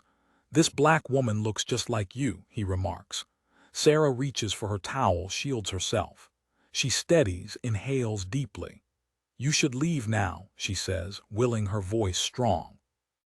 William holds the picture up, pointing angrily. "Why does this woman look like you?" At the door, Alvarez hears the tension in Sarah's voice, pushes into the apartment. He eyes William, surveys the disarray, understands.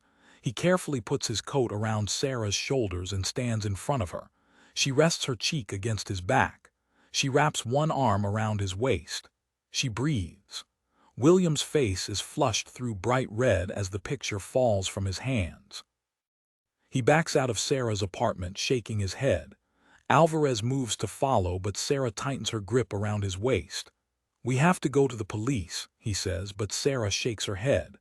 "Occupational hazard," she whispers, forcing her lips into a semblance of a smile. "I'm too tired." She is beyond tired, really. She is empty and she wants quiet.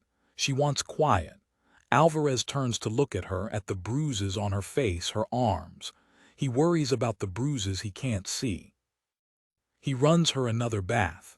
She sits in the tub, her arms wrapped around her knees.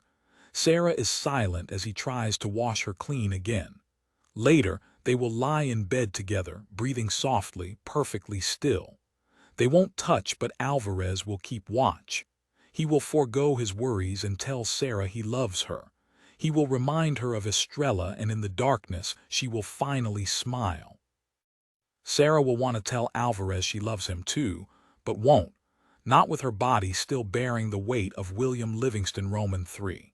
Instead, she'll reach across the short distance between them.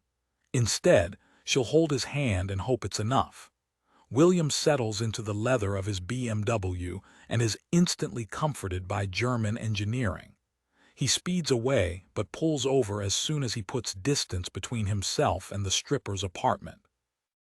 He leans out of his car and vomits, the acids burning his throat and mouth. There is whiskey in the glove compartment. He takes a long draw from the bottle, wipes his lips with the back of his hand. He pours some whiskey down his pants, tries to clean himself. His skin burns. Penance, he thinks, and absolution. As he drives, he ignores the sour coating on his lips, teeth, tongue. He is horrified. He is gleeful. He catches his reflection in the rearview mirror, ignores his father's disapproval staring back. William sits in his driveway, his forehead pressed against the leather-wrapped steering wheel for a long while. He tries to make peace with the fact that he has done something generations of Livingstons have had the discipline to avoid. He hears footsteps and looks up. William Livingston Roman IV is whistling to himself as he walks back toward the main house from the garage. The older Livingston feels a huge weight being lifted as he watches his carefree boy. He gets out of the car and waves. The younger Livingston stops, smiles, waits for his father. "It's a brave new world," William tells his son, clapping the boy's back with his greedy, grabby hands before wrapping his arm around his son's shoulders and leading him inside. "Baby arm, I'm dating a guy who works as a merchandiser for a large department store, and one of his duties is designing window displays. He tells me this on our third date. We have already slept together twice. I'm not a hard sell." When he tells me about his job, we are at a sleazy bar, drinking beer from the tap in frosted mugs. I tap my foot against his. I say, "I'm ready to go back to your place whenever you are. I am anxious about all the getting to know you conversations we are having. I've never enjoyed sitting through previews at movies. It always seems like such a waste of time." He tells me he dresses windows and has access to a storeroom full of mannequins and mannequin parts. I say, like in the movie Mannequin, and he doesn't get the reference, disappointing. I explain about Andrew McCarthy and Meshach Taylor and Kim Cattrall frolicking in the middle of the night in a department store thanks to the magic of an ancient Egyptian necklace, all set to a synthesized 80s soundtrack. On our way to his place, we stop at a Redbox and rent the movie, and he loves it, and for the first time I think the guy is not a complete tool. A couple of months later, he comes over to my apartment in the middle of the night because we've long abandoned any pretense of a mutual interest in anything but dirty sex, and he's holding a fiberglass baby arm, painted the color of flesh. He hands it to me and says, "I thought you might like this." And I take the baby arm and tell him if he's not careful, I will fall in love, and he says he would be fine with that. We take a bottle of wine and the baby arm to my bedroom, and I caress it while we kill the cheap red. My mouth tastes fruity yet sour, cheap. I don't mind.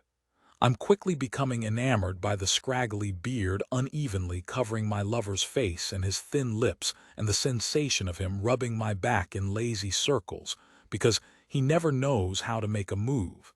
Still doesn't understand he only needs to push me on my back and tell me to spread my legs.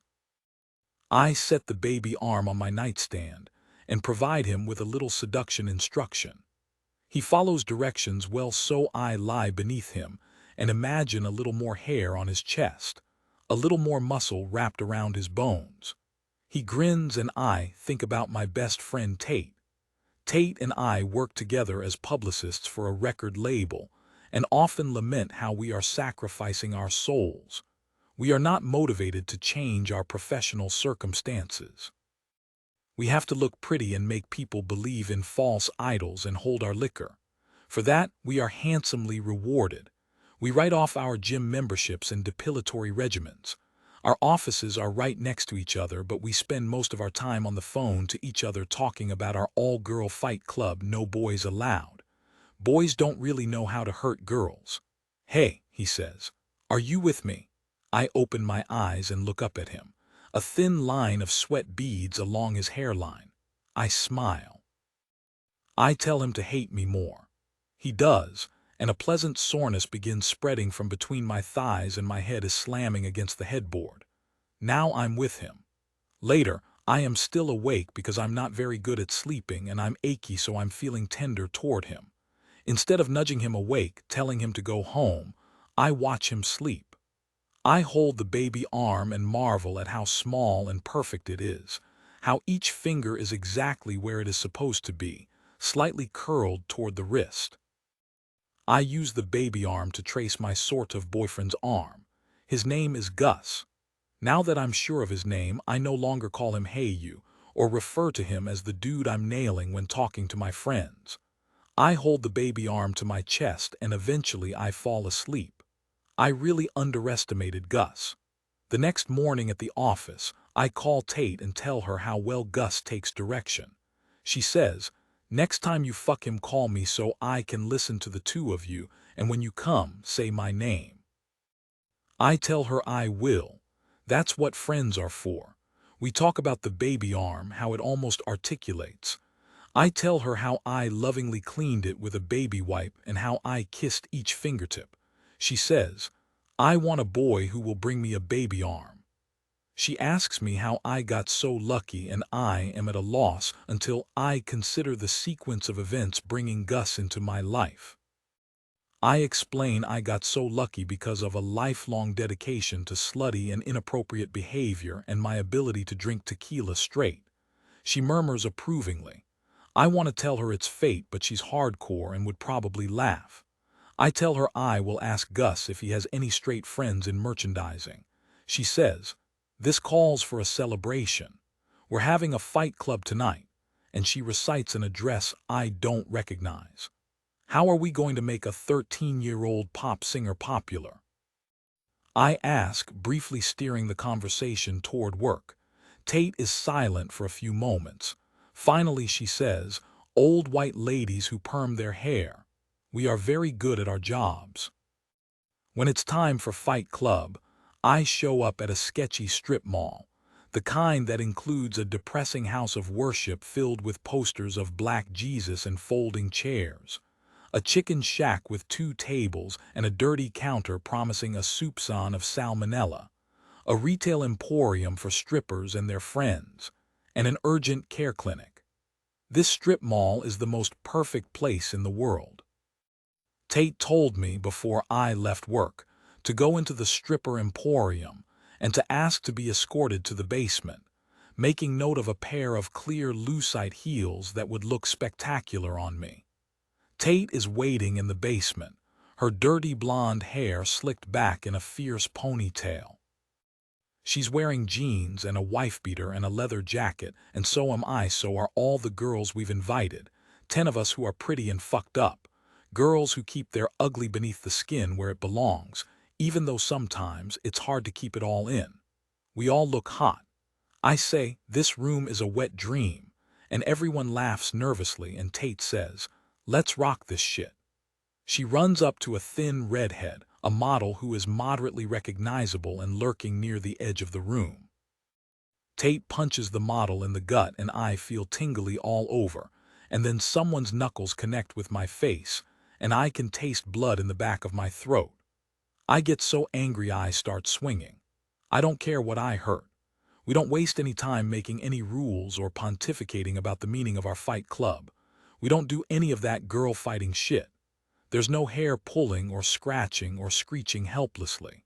We're all about closed fists and open-handed face slaps and knees to flat stomachs. We hold throats between our fingers until desperate hands claw at our wrists. We wrestle on the sticky floor and call each other terrible names until the room is sweet with sweat and heavy bruising. We fight until our arms are so heavy and sore we can't lift them, and one girl, who is pinned by a large, scary-looking tomboy, suddenly shouts, "Get off me, you fat ass." Her words are so sharp, we all hear them through the fists falling against flesh and the grunts and the heaving. We all gasp because the tomboy is big-boned, but she's not fat. Tate stops slamming the head of a pixie girl with pink hair against the floor and stares at me across the room.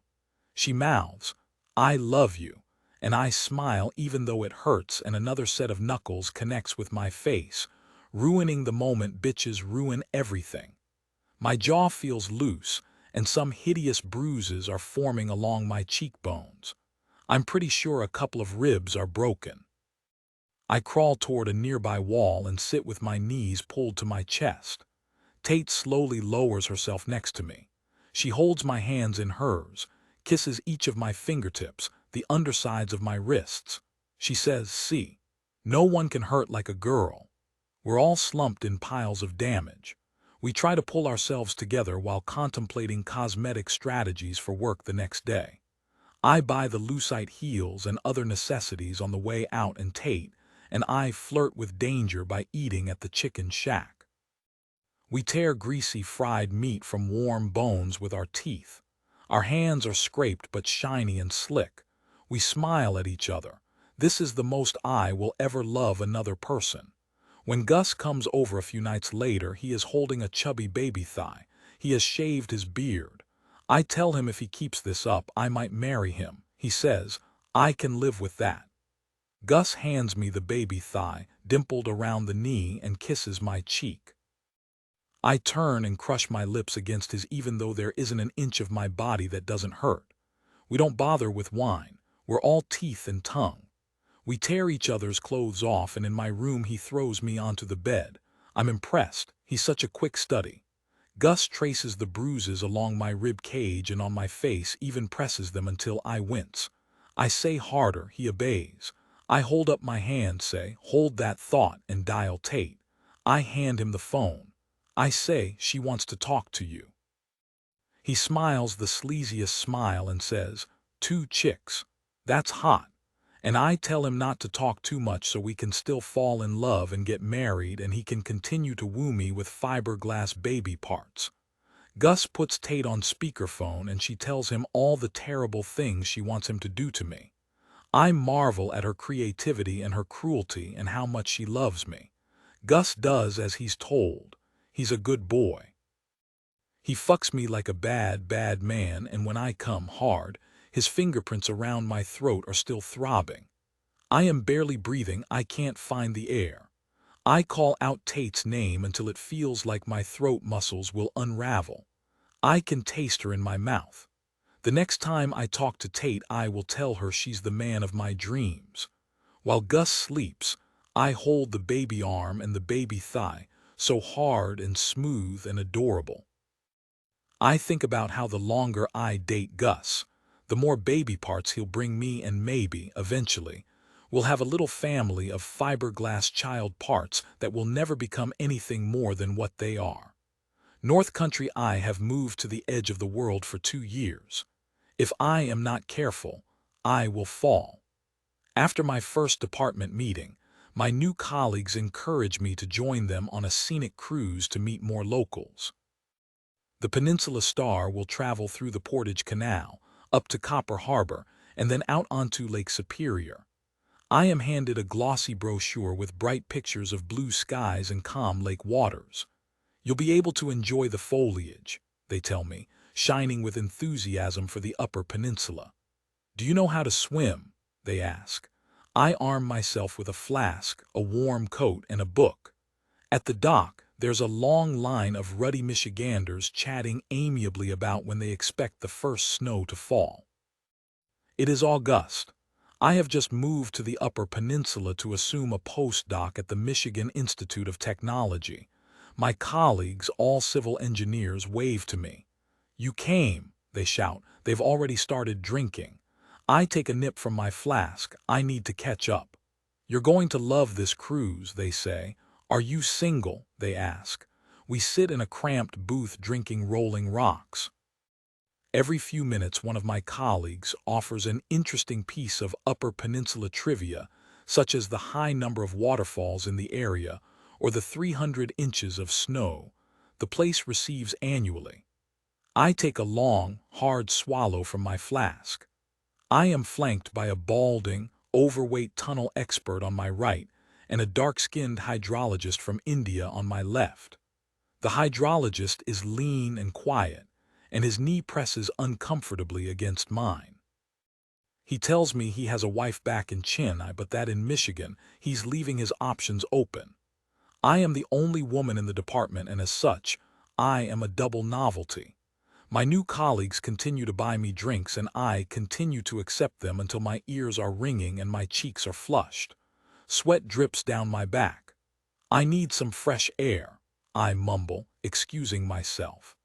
I make my way slowly to the upper deck, ignoring the stares and lulls in conversation. Outside, the air is crisp and thin, the upper deck sparsely populated. Near the bow, a young couple make out enthusiastically loudly. A few feet away from them, a group of teenagers stand in a huddle, snickering. I sit on a red plastic bench and hold my head in my hands. My flask sits comfortably and comfortingly against my rib cage. "I saw you downstairs," a man with a deep voice says.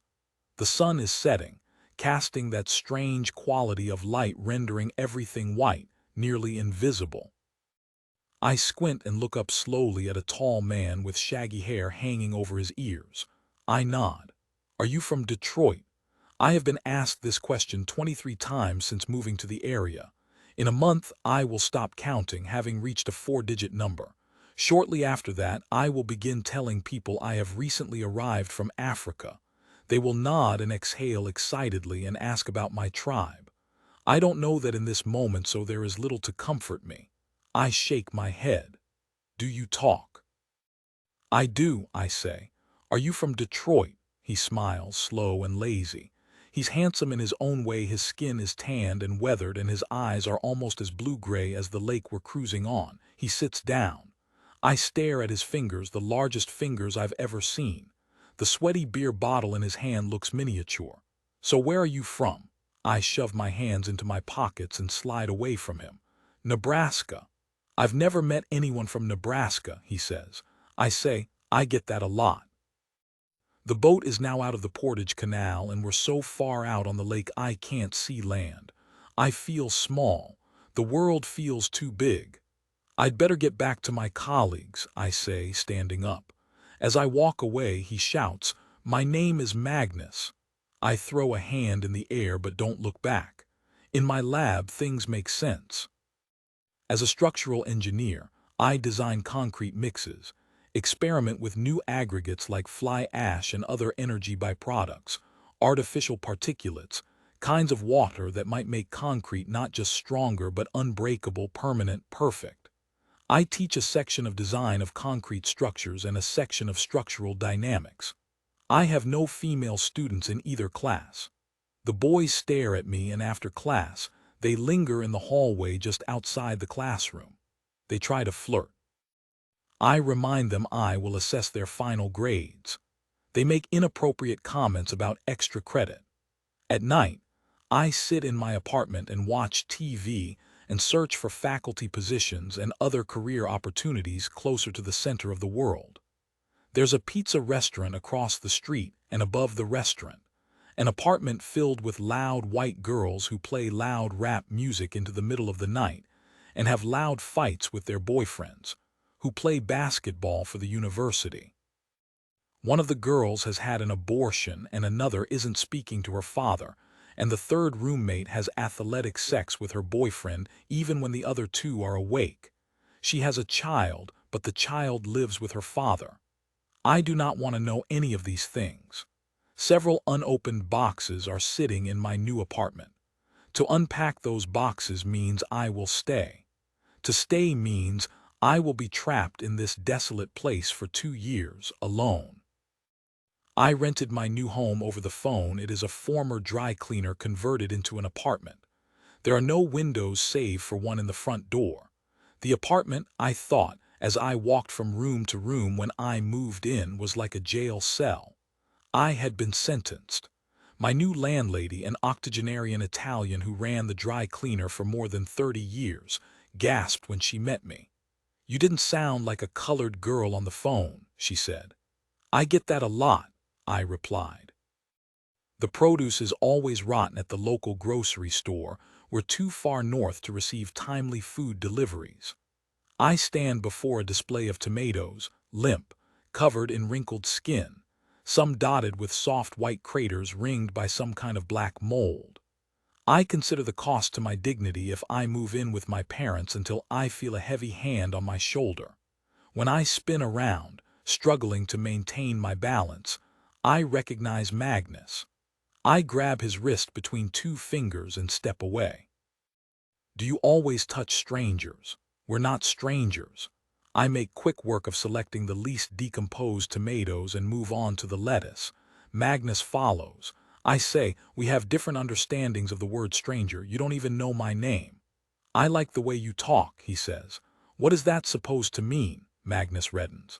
"Exactly what I said. Unless we have different understandings of the words, I like the way you and talk." I bite the inside of my cheek to keep from smiling. I have a weakness for charming men who make witty comebacks. "Can I buy you a drink?" I look at the pathetic tomatoes in my basket, and maybe it's the overwhelming brightness of the fluorescent lighting or the easy listening being piped through the store speakers, but I nod. I say, "My name is Kate." Magnus says, "Meet me at the Thirsty Fish, Kate." On the drive there, I stare at my reflection in the rearview mirror and smooth my eyebrows. My groceries sit in a canvas bag on the backseat. It's cold outside, I tell myself. They can wait and I cannot. At the bar, Magnus entertains me with the silly things girls like to take seriously. He buys me lots of drinks and I drink them. He flatters me with words about my pretty eyes. He says he can tell I'm smart. I haven't had sex in more than 2 months. I haven't had a real conversation with anyone in more than 2 months. I'm not at my best. In the parking lot, I stand next to my car, holding on to the door, trying to steady myself. Magnus says, "I can't let you drive home like this." I mutter something about the altitude affecting my tolerance. He says, "We're not in the mountains." He stands so close. The warmth from his chest fills the short distance between us. Magnus takes my keys, and as I reach for them, I fall into him. He lifts my chin with one of his massive fingers, and I say, "Fuck." I kiss him softly. Our lips barely move, but we don't pull apart. His hand is solid in the small of my back as he presses me against my car. When I wake up, my mouth is thick and sour. I groan and sit up and hit my head against something unfamiliar. I wince. Everything in my head feels loose, lost. "Be careful, it's a tight fit in here." I rub my eyes, trying to swallow the panic bubbling at the base of my throat. I clutch at my chest. "Relax. I didn't know where you lived, so I brought you back to my place." I take a deep breath, look around. I'm sitting on a narrow bed. I see Magnus through a narrow doorway standing near a 2-burner stove. My feet are bare. A cat jumps into my lap. I scream. Magnus lives in a trailer, and not one of those fancy double-wides on a foundation with a well-kept garden in front, but rather an old, rusty trailer that can be attached to a truck and driven away. It is the kind of trailer you see in sad, forgotten places that have surrendered to rust and overgrown weeds and cars on cinder blocks and sagging laundry lines. The trailer on the outside is in a fair amount of disrepair, but the inside is immaculate. Everything has its proper place. I appreciate that.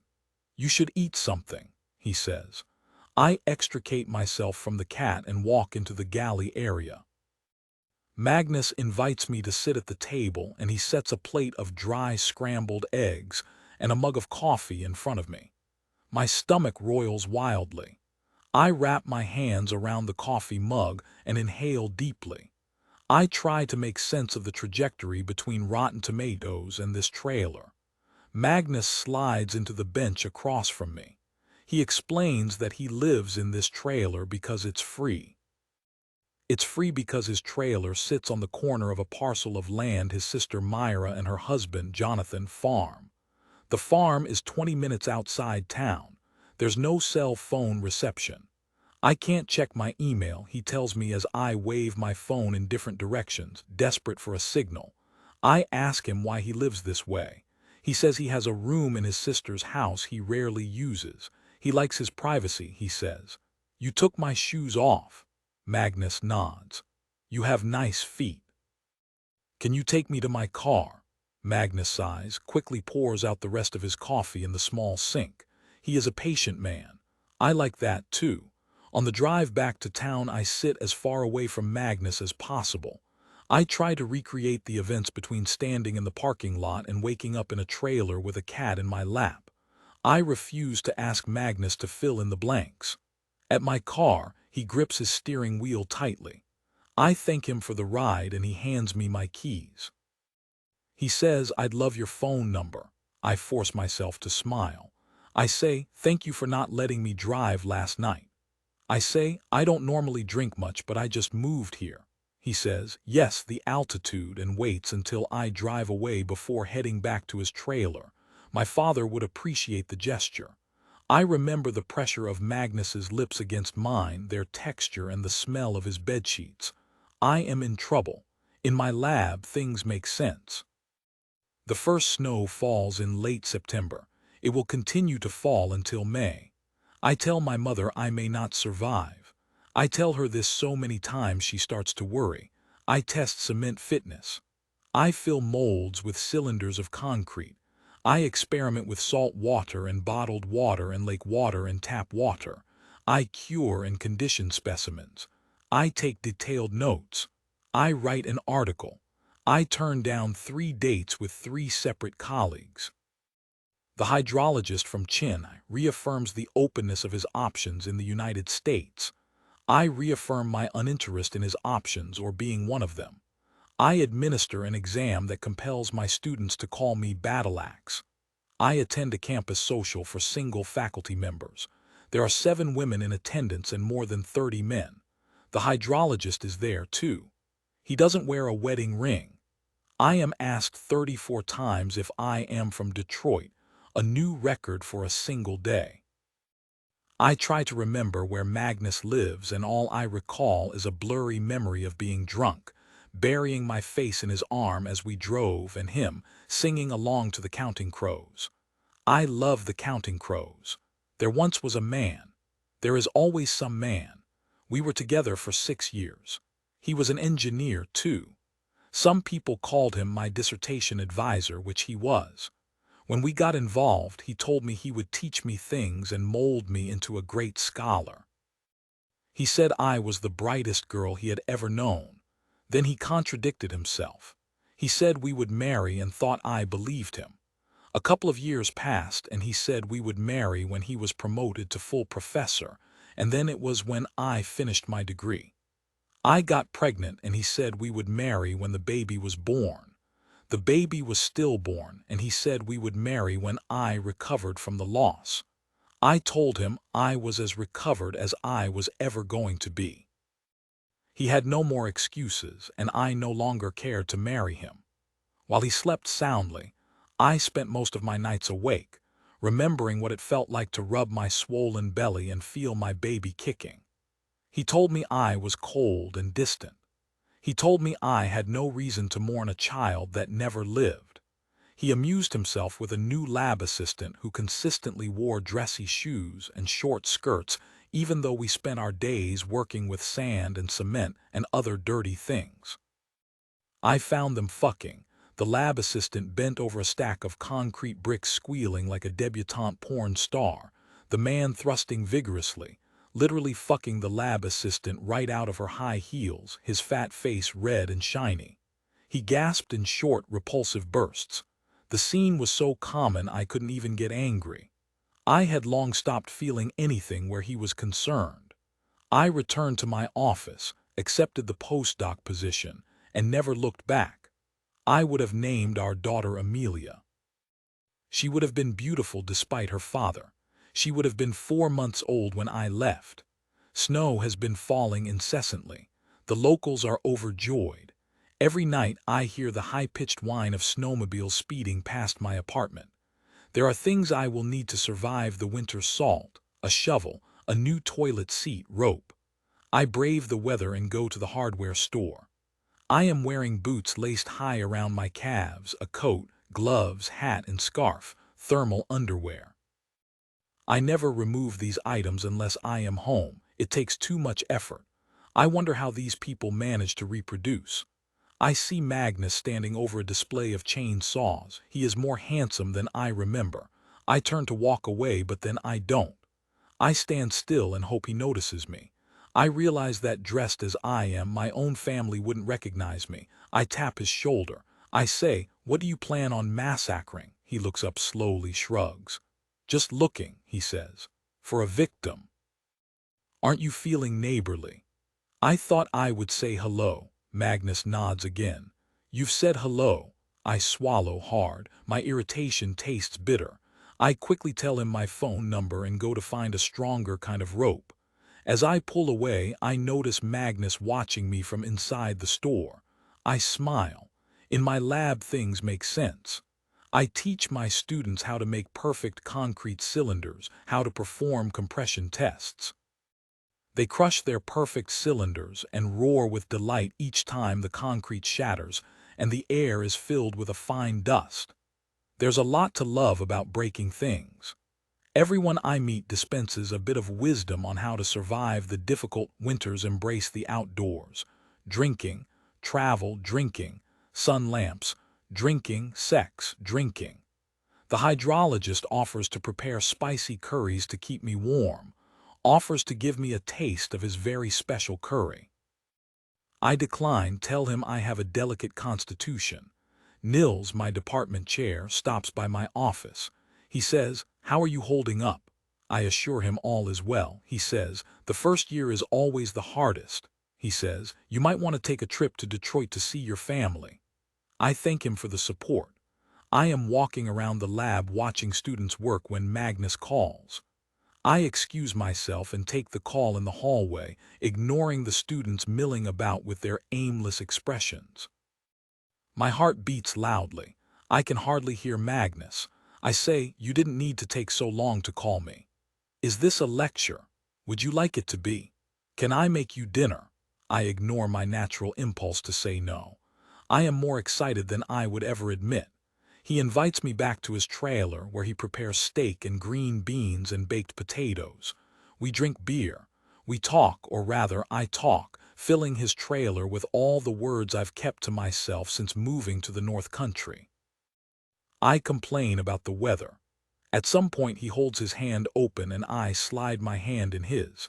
He traces my knuckles with his thumb. He is plain-spoken and honest. His voice is strong and clear. He has a kind smile and a kind touch. He talks about his job as a logger and his band he plays guitar. When we finally stop talking, he says, "I like you," and then he stands and pulls me to my feet. A man has never told me he likes me. Like is more interesting than love. I stand on his boots and wrap my arms around him. He is thick and solid. When we kiss, he is gentle, too gentle. I say, "You don't have to be soft with me," and he grunts. He clasps my neck with one of his giant hands and kisses me harder, his lips forcing mine open. The flat softness of his tongue thrills me. He brushes his lips across my chin. He sinks his teeth into my neck and I grab his shirt between my fists. I try to remain standing. I say, "My neck is the secret password." He bites my neck harder and I forget about everything and all the noise in my head quiets. I slip out of my shirt and step out of my jeans, and Magnus lifts me up and sits me on the edge of his kitchen table. He places his large hands between my thighs and pulls them apart. I quickly unbuckle his belt, reach for him, and he grabs my wrist. He says, "You don't get to be the boss of everything." I say a silent prayer. I close my eyes and he drags his hand from my chin down the center of my chest over the flat of my stomach.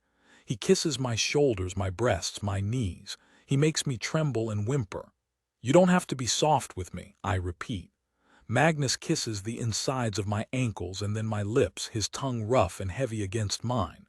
I try to pull him into me by wrapping my legs around his waist. He laughs low and deep. He says, "Say you want this." I bite my lower lip. I measure my pride against my desire. When he fucks me, he is slow, deliberate, rough in a terribly controlled way. I bury my face in his shoulder. When he asks why I'm crying, I say nothing. For a little while, he fills all the emptiness.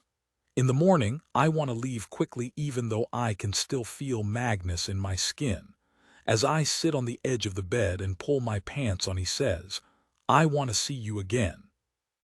I say yes, but explain we have to keep things casual, that we can't become a thing, though I don't give him a reason. I don't have one, not one that would make any kind of sense. He traces my naked spine with his fingers and I shiver. He says, "We're already a thing." I stand, shaking my head angrily. "That's not even possible," he says. "Sometimes when I'm miles deep in the woods looking for a new cutting site, it feels like I'm the first man who has ever been there." I look up and the trees are so thick I can hardly see the sky. I get so scared, but the world somehow makes sense there. Being with you feels like that. I shake my head again, my fingers trembling as I finish getting dressed. I feel nauseated and dizzy. I say, "I'm allergic to cats." I say, "You shouldn't talk like that." I say, "I like you too." I recite his words over and over for the rest of the day, week, month. Several weeks later, I'm at Magnus's trailer. We've seen each other almost every night at his place, where he cooks and we talk and we have sex. We're lying naked in his narrow bed. I say, "If this continues much longer, we're going to have to sleep at my place. I have a real bed and actual rooms with doors." He smiles and nods. He says, "Whatever you want." After Magnus falls asleep, I stare up at the low ceiling, then out the small window at the clear winter sky. I wonder what he would think of Amelia if he could love her. I try to swallow the emptiness. I hold my stomach as hot tears slide down my face and trickle along my neck. Just as I'm falling asleep, his alarm goes off. Magnus sits up, rubbing his eyes. Even in the darkness, I can see his hair standing on end. He says, "I want to show you something." We dress, but he tells me I can leave my coat. Instead, he hands me a quilt. Outside, a fresh blanket of snow has fallen. The moon is still high. Everything is perfect and silent and still. The air hurts but feels clean. He cuts a trail to the barn and I follow in his footsteps. As Magnus walks, he stares up into the sky. I tell myself I feel nothing. It is a lie. When I am with him, I feel everything. Inside the barn, I shiver and dance from foot to foot trying to stay warm. He says, "We have to milk the cows." He nods to a small camp stool next to a very large cow. I say, "There is absolutely no way." Magnus leads me to the stool and forces me onto it. He hunches down behind me and he pats the cow on her side. He hasn't shaved yet, so the stubble from his beard tickles me. He kisses my neck softly. He places his hands over mine and I learn how to milk a cow. Nothing makes sense here. Hunting season starts. Magnus shows me his rifle, long, polished, powerful. He refers to his rifle as a she and a her. I tease him about his rifle and call her his mistress. He frowns, says he would never do that to me. I believe him. I tell him my father hunts and he gets excited. He says, "Maybe someday your father and I can hunt together." I explain that my father hunts pheasant, and by hunt, I mean he rides around with his friends on a four-wheeler but doesn't really kill much of anything and often gets injured in embarrassing accidents. I say, "You and he hunt differently," he says. I still want to meet your father. I introduce only serious boyfriends to my family, I say. Magnus holds my chin between two fingers and looks at me hard. It makes me shiver. This is the first time I've seen real anger from him. I wonder how far I can push. He says, "You won't see me for a few days, but I'm going to kill a buck for you." 5 days later, Magnus shows up at my apartment still wearing his camouflage and Carhartt overalls. His beard is long and unkempt. He smells rank. He is dirty. I recognize only his eyes. Magnus steps inside and pulls me into a muscular hug that makes me feel like he is rearranging my insides. I inhale deeply. I am surprised by the sharp twinge between my thighs. When he kisses me, he is possessive, controlling, salty. He moans into my mouth and turns me around, pinning my arms over my head. He fucks me against the front door. I smile. Afterward, we both sink to the floor. He says, "The buck is in the car." He says, "I missed you." I want to say something, the right thing, the kind thing. I slap his thigh. I push. I say, "Please take a shower." I don't shower, though, not for hours. I visit my parents in Florida for Thanksgiving, and my mother asks why I don't call as often. I explain how work has gotten busy. I explain how snow has fallen every single day for more than a month and how everyone thinks I'm from Detroit. My mother says I look thin. She says I'm too quiet. We don't talk about the dead child or the father of the dead child. There is this life and that life. We pretend that life never happened. It is a mercy. Magnus calls every morning before he leaves for work and every night before he falls asleep. One afternoon he calls and my mother answers my phone. I hear her laughing as she says, "What an unusual name." When she hands me my phone, she asks, "Who is this Magnus? Such a nice young man." I push. I say he's no one important because I don't know how to explain him or who I am when I'm with him. I say it a little too loudly. When I put my phone to my ear, I can hear only a dial tone. Magnus doesn't call for the rest of my trip. We won't speak until the end of January. In my lab, things make sense, but they don't. I can't concentrate. I want to call Magnus, but my repeated bad behavior overwhelms me. The weather has grown colder, sharper. The world grows and I shrink. My students work on final projects. I have a paper accepted at a major conference. The semester ends. I return to Florida for the holidays. My mother says I look thin. She says I'm too quiet. When she asks if I want to talk about my child, I shake my head. I say, "Please don't ever mention her again, not ever." My mother holds the palm of one hand to my cheek and the palm of the other over my heart. I send Magnus a card and a letter and gift and another letter offering apologies, admitting that we very much are a thing, admitting that I long for him. He sends me a text message that says, "I'm still angry." I send more letters. He writes back once and I carry his letter with me everywhere. I try to acquire a taste for venison. The new semester starts. I have another paper accepted at a conference, this one in Europe. A new group of students try to flirt with me while learning about the wonder of concrete. I get a research grant and my department chair offers me a tenure-track faculty position with the department. He tells me to take as much time as I need to consider his offer. He says the department really needs someone like me. He says, "You killed two birds with one stone, Katie." I contemplate placing his head in the compression testing machine and the sound it would make. I say, "I prefer to be called Kate." The hydrologist corners me in my lab late at night and makes an inappropriate advance that leaves me unsettled. For weeks I will feel his long, skinny fingers, how they grabbed at things that were not his to hold. Even though it's after midnight, I call Magnus. My voice is shaking. He says, "You hurt my feelings," and the simple honesty of his words hurts. I say, "I'm sorry. I never say what I really feel," and I cry. He asks, "What's wrong?" He knows me better than I care to admit. I tell him about the married hydrologist, a dirty man with a bright pink tongue who tried to lick my ear and who called me Black Beauty, and who got aggressive when I tried to push him away, and how I'm nervous about walking to my car. Magnus says, I'm on my way. I wait for him by the main entrance, and when I recognize his bulky frame trudging through the snow toward me, everything feels more bearable. Magnus doesn't say a word. He just holds me. After a long while, he punches the brick wall and says, I'm going to kill that guy. I believe him.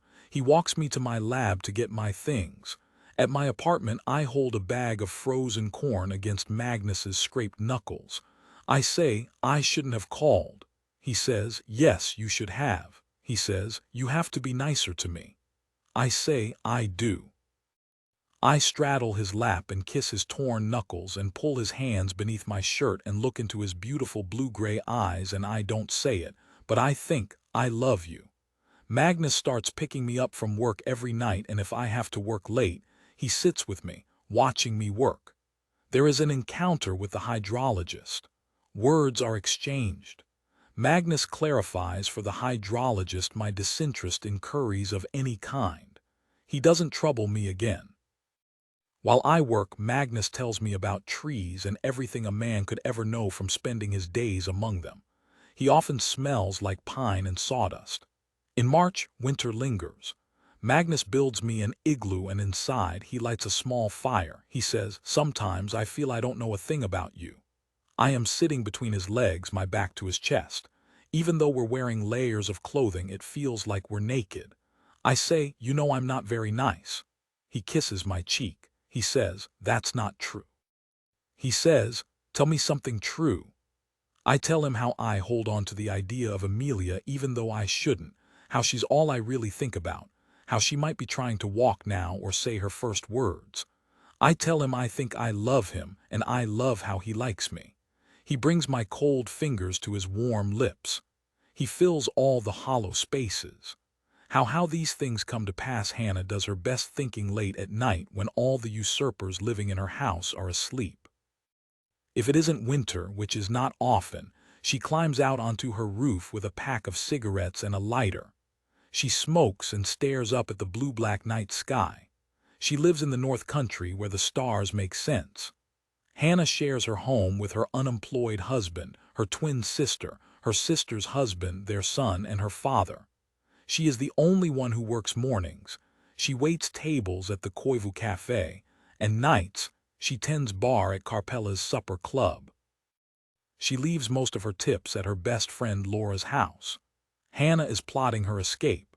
The most popular dish at the Koivu is the panukaku, a Finnish pancake.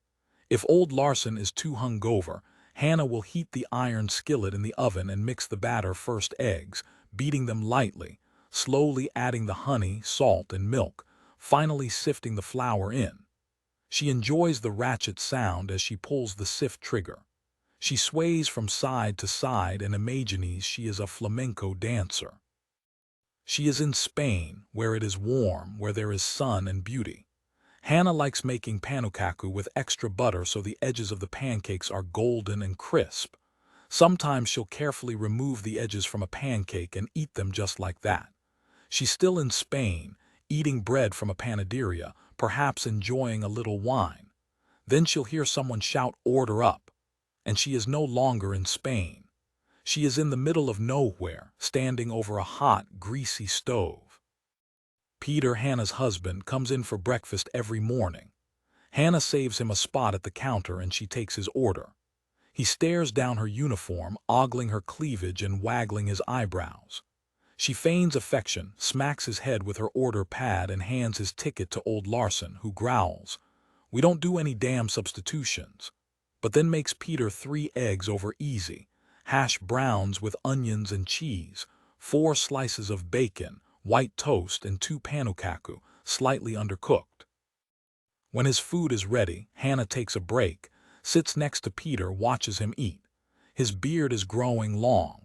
A man without a job doesn't need a clean face, he tells her. She hates watching Peter eat. She hates that he follows her to work. She hates his face. Her husband thinks they are trying to have a child. He wears boxers instead of briefs, though he prefers the security of the latter. Peter once read in a magazine that wearing boxers increased sperm motility. He and Hannah have sex only when the home ovulation kit he bought at Walmart indicates she is fertile. Peter would prefer to have sex every day.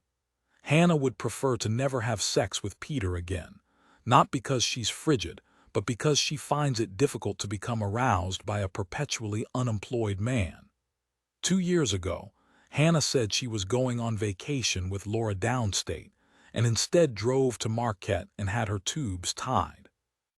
She wasn't going to end up like her mother with too many children in a too small house with too little to eat. Despite her best efforts, however, she has found herself living in a too small house with too many people and too little to eat. It is a bitter pill to swallow. When she gets off work at 3 in the afternoon, Hannah goes home, washes the grease and salt from her skin, and changes into something cute but a little slutty. She heads to the university the next town over. She's 27 but looks far younger, so she pretends she's a student. Sometimes she attends a class in one of the big lecture halls. She takes notes and plays with her hair and thinks about all the things she could have done. Other days she sits in the library and reads books and learns things so that when she finally escapes, she can be more than a waitress with a great rack in a dead Upper Michigan town. Hannah flirts with boys because at the Michigan Institute of Technology, there are lots and lots of boys who want nothing more than to be noticed by a pretty girl. She never pretends she's anything but smart. She's too old for that. Sometimes the boys take her to the dining hall or the campus cafe for a snack. She tells them she's in mechanical engineering because Laura is a secretary in that department.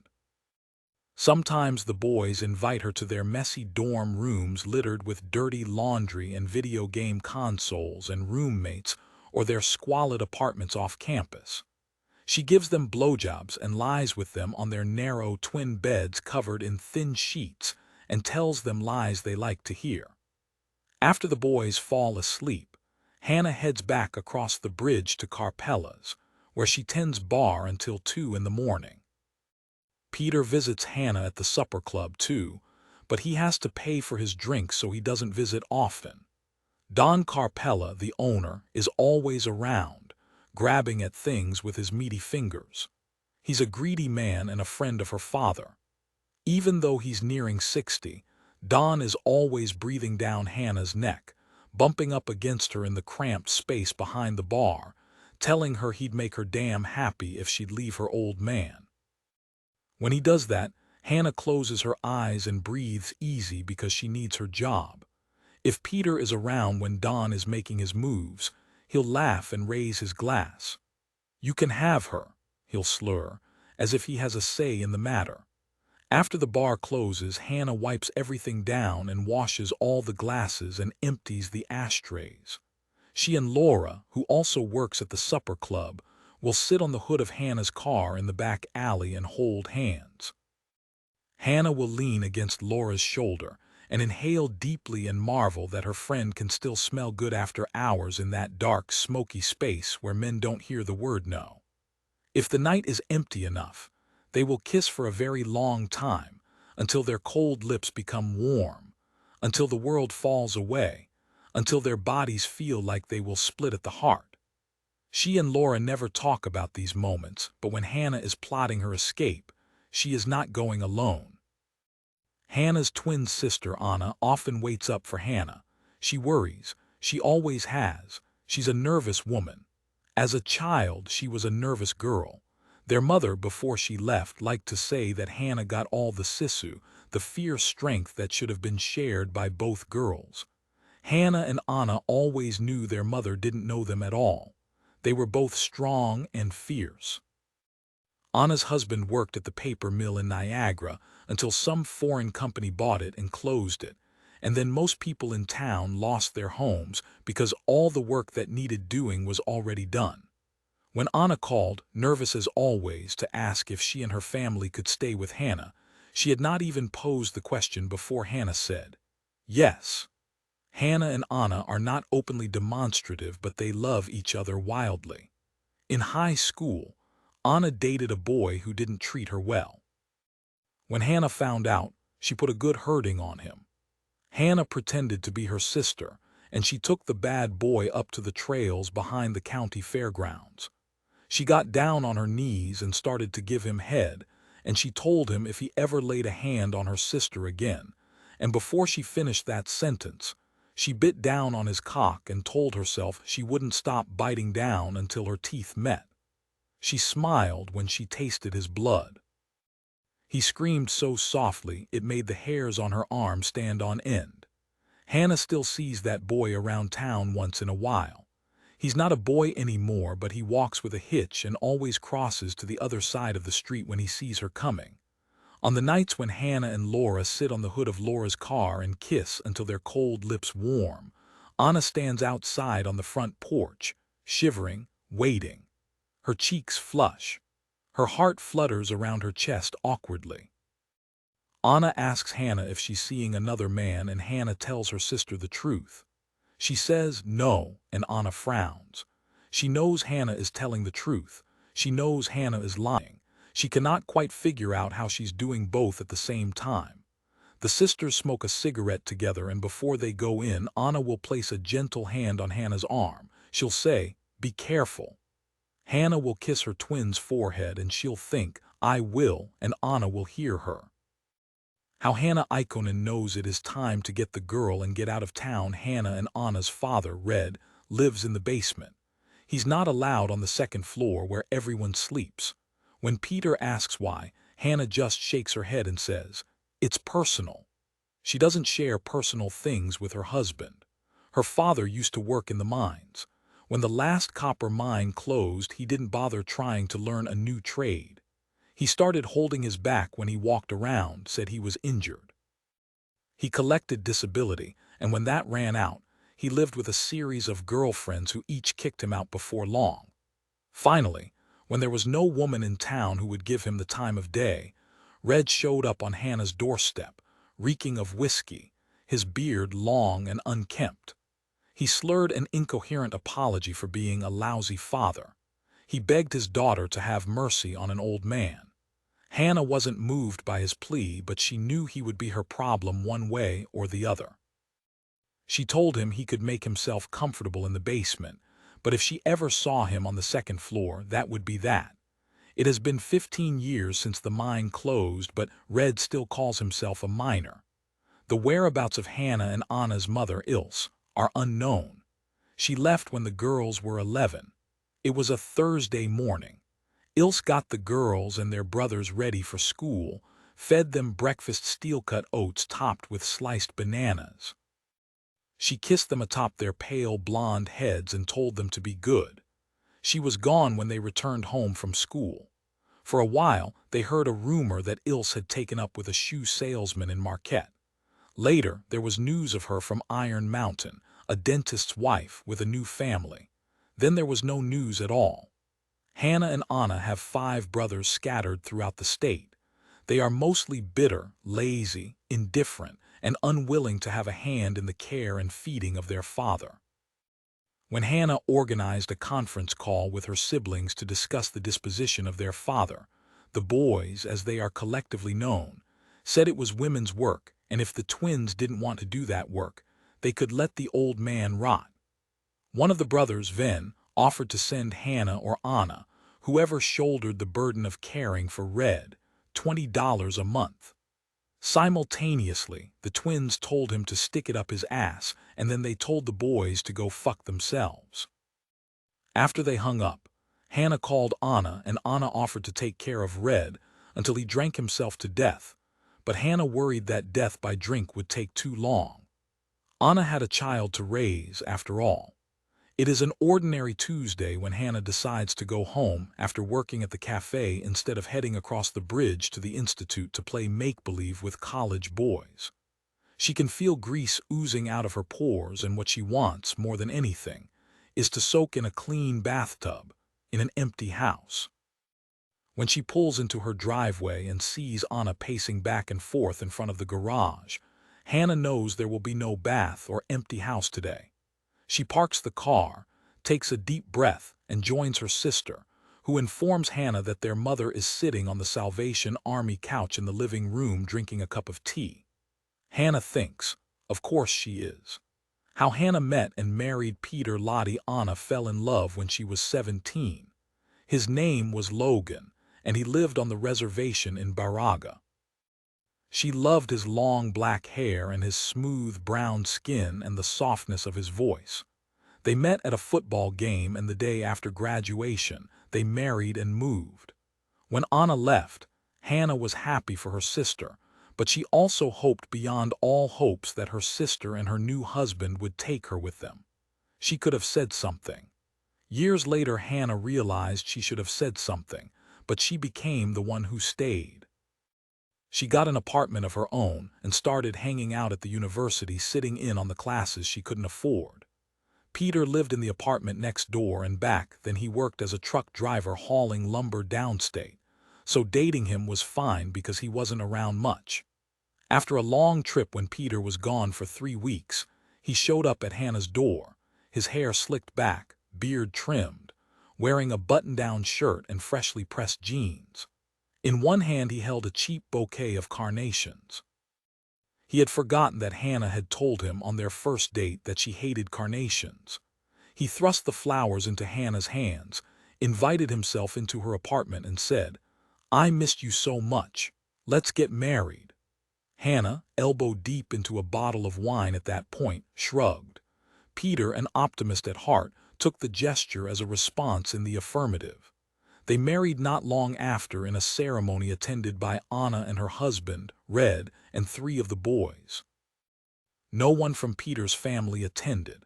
His mother was scandalized her boy would marry any child of Red Ikonen. How Red Ikonen got his reputation: Red Ikonen had mining in his blood. His daddy and his daddy's daddy had been miners up in Calumet when mining was something that mattered up there, and the town was rich, and every Sunday the churches were full of good folks grateful for the bounties of the hard earth. As a boy, Red loved his father's stories about the world beneath the world. By the time it was Red's turn to head underground, there wasn't much mining left to do, and that was a hell of a cross to bear. He was like a soldier without a war.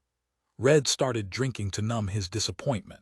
He married a pretty girl, had 5 handsome boys and 2 lovely girls, and continued drinking to celebrate his good fortune. The pretty girl left and he drank so he wouldn't feel so lonesome. Finally, drinking was the only thing he knew how to do, so that's just what he did. He was a tall man, 6'7", and he had a loud voice and no sense of how to act right. That sort of thing just wasn't in him. There wasn't a bar in town where Red hadn't started a fight or done something untoward with his woman or someone else's woman. Things had gotten so bad he needed to drive over to South Range or Chassel to drink with the old guys at the VFW who really were soldiers without a war, because no one in town wanted to serve him a drink. When the boys were still in town, bartenders would call and have one of them come get their father. By the time Red Ikonen was drinking so he wouldn't feel so lonesome, he had become a mean drunk. He never had a kind word for his boys who drove miles into the middle of the night to bring their drunk daddy back home. One by one, the boys left home, tried to get as far away from their father as possible, until it was only the twins left, and then he started doing untoward things with them. And it was a small town, so people talked, and it wasn't long before no one at all wanted a thing to do with Red Ikonen. How Laura and Hannah became best friends. Laura Cappy grew up next door to the Ikonens. For a while in high school she dated one of the boys, but then he moved away, went to college, and didn't bother to take her with him. Laura was, in fact, a friend to both Hannah and Anna throughout high school. When Anna and Logan moved down to Niagara, Laura saw how lost Hannah was without her twin. She decided to do her best to take Anna's place. Hannah was more than happy to let her. They became best friends, and then they became more than friends, but they never talked about it because there wasn't much to be said on the subject. How Hannah reacts when she sees her mother for the first time in 16 years before they go inside. Anna reaches for Hannah's waiting hand. They both squeeze, hard, their knuckles cracking, and then the twins go inside. Ilse Ikonen is sitting on the edge of the couch. She is a small woman with sharp features. She has always been beautiful, and neither time nor distance has changed that. Her hair is graying around the scalp, her features hang a bit lower, but she doesn't look a day over 40. Red is sitting where he always sits during the day, in the recliner next to the couch, staring at his estranged wife. He is tucked in his shirt, but his hands are shaking because he is trying not to drink.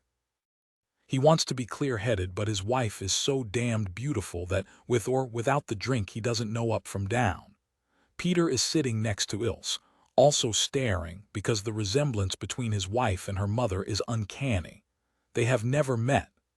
Anna's husband, Logan, is sitting next to Peter, holding their son, half asleep in his lap. He is deliberately avoiding any eye contact with his mother-in-law.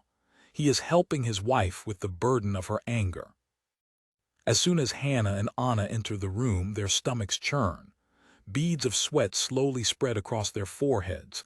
Ilse leans forward, setting her teacup on the coffee table. She smiles at her daughters. Hannah thinks, "Why did you offer her tea?" Anna thinks, "I was being polite." Hannah bites her lip. "What are you doing here, Ilse?" she asks. Ilse Ikonen uncrosses her legs and folds her hands in her lap. "It has been a long time," she says.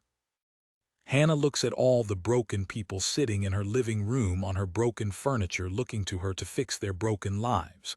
She turns around and walks right back out the front door. Anna makes her excuses and rushes after her sister. She finds Hannah holding on to the still warm hood of her car, hunched over, throwing up. Anna's stomach rolls uncomfortably. When Hannah stands up, she wipes her lips with the back of her hand and says, "I mean, really." How Laura finally convinces Hannah to run away with her. Hannah sits in her car until Ilse Ikonen takes her leave and gets a room at the motel down the street. After her mother leaves, Hannah drives to campus and goes to the dank room of one of her college boys.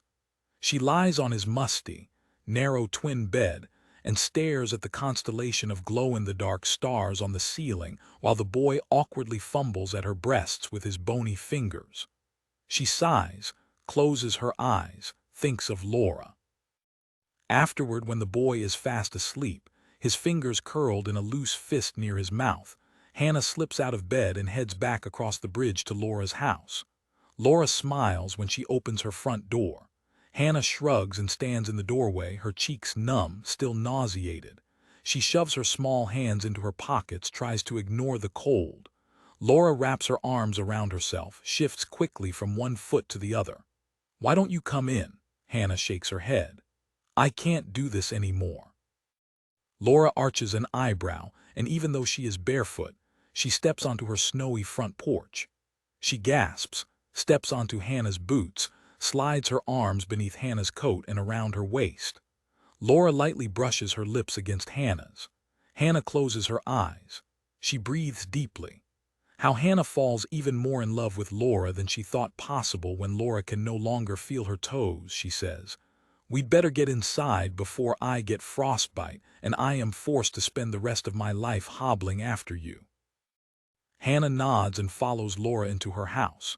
It is familiar, has looked mostly the same for the past 20 years, and in that there is comfort. Inside the foyer, amid coats and boots, a shovel, a knitted scarf, a bag of salt, Hannah sinks to the floor and sits cross-legged. Laura sits across from Hannah, extends her legs, resting her cold feet in Hannah's lap. "Do you want to tell me about it?" Hannah shakes her head angrily. "My mother's back."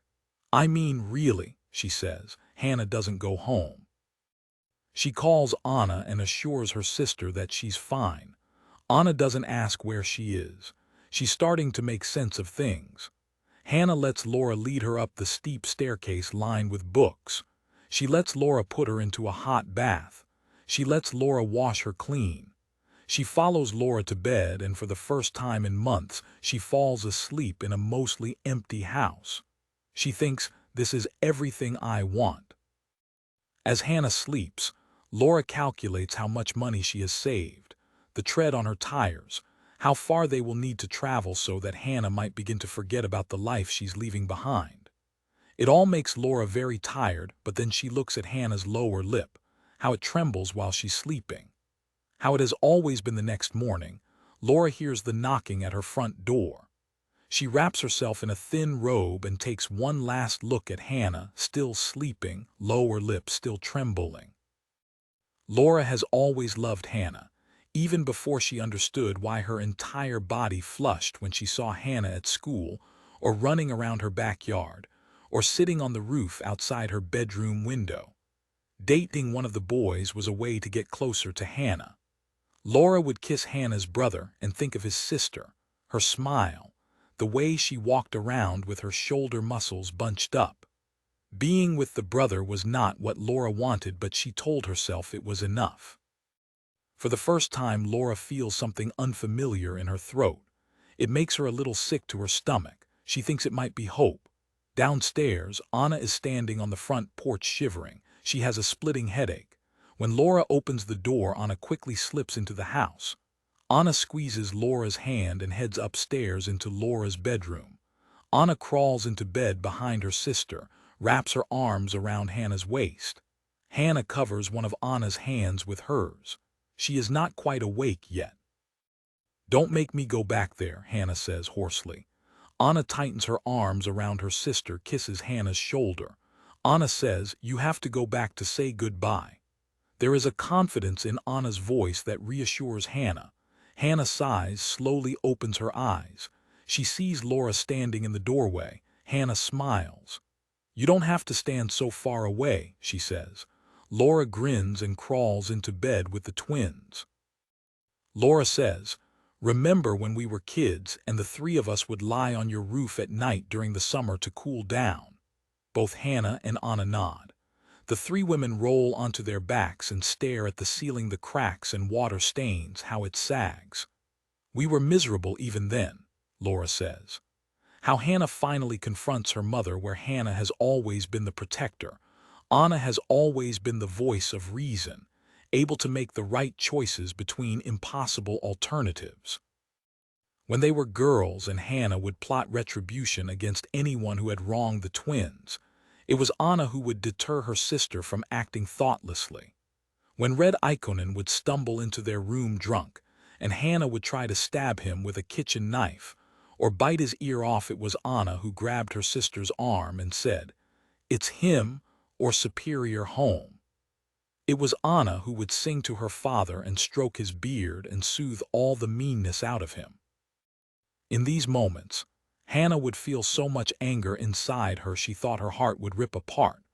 But then she would let the knife fall to the floor, or she would unclench her teeth, because anything was better than superior home, the state facility where motherless children were often discarded until they turned 18. They heard stories bad enough to make them believe there were worse things than the stink of Red Ikonen's breath against their cheeks, as he forgot how to behave like a proper father. Anna held Hannah's hand as they walked back to their house, a bracing wind pushing their bodies through the snow. Hannah tried to breathe but found the air thin and cold, and it hurt her lungs. As they climbed the porch stairs, Hannah stopped, leaned against the railing, her body heavy. "I don't feel so good," she said. Anna pressed the cool palm of her hand against Hannah's forehead. "You get to leave soon," she said. "Hold on to that." Hannah stared at her sister. She said, "Come with us, you and Logan and the baby." Anna shook her head. "It's my turn to stay." "Bullshit. We've taken our turns long enough." The front door opened. Peter glared at the twins. "Where the hell were you last night?" He grabbed Hannah by the elbow, pulling her into the house, and she let him. She wanted to save what fight she had left. In the living room, the scene closely resembled the tableau Hannah stumbled into the previous day, with Ilse Ikonen sitting on the couch, poised regally like she had never left and had no need to offer acts of contrition.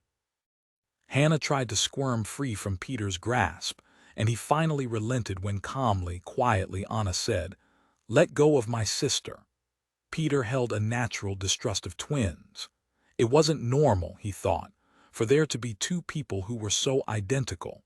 He also harbored no small amount of jealousy for the relationship twins shared. While he was not a bright man, Peter was smart enough to know he would never be as close to his wife as he wanted. The twins stood before their father, their mother, their husbands. They stood in the house where they had grown up, filled with broken people and broken things. Anna thought, "This is the last time we will ever stand in this room," and Hannah suddenly felt like she could breathe again. She tried to say something, but she couldn't find her voice. Her throat was dry and hollow. The twins looked at their parents and thought about everything they had ever wanted to say to two people so ill-suited for doing right by their children. "I'm sorry to intrude," Ilse said, her voice tight, her words clipped. She crossed her legs and fidgeted with a big diamond ring on her left hand. "I wanted to see how you girls and the boys were doing, perhaps explain myself." Anna shook her head.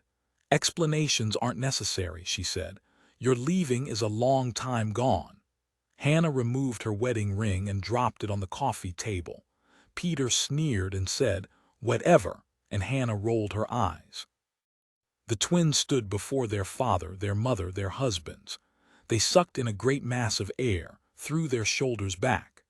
They had rehearsed this moment more than once, but then they realized that with all the time and wrongs gone by, there was nothing worth saying.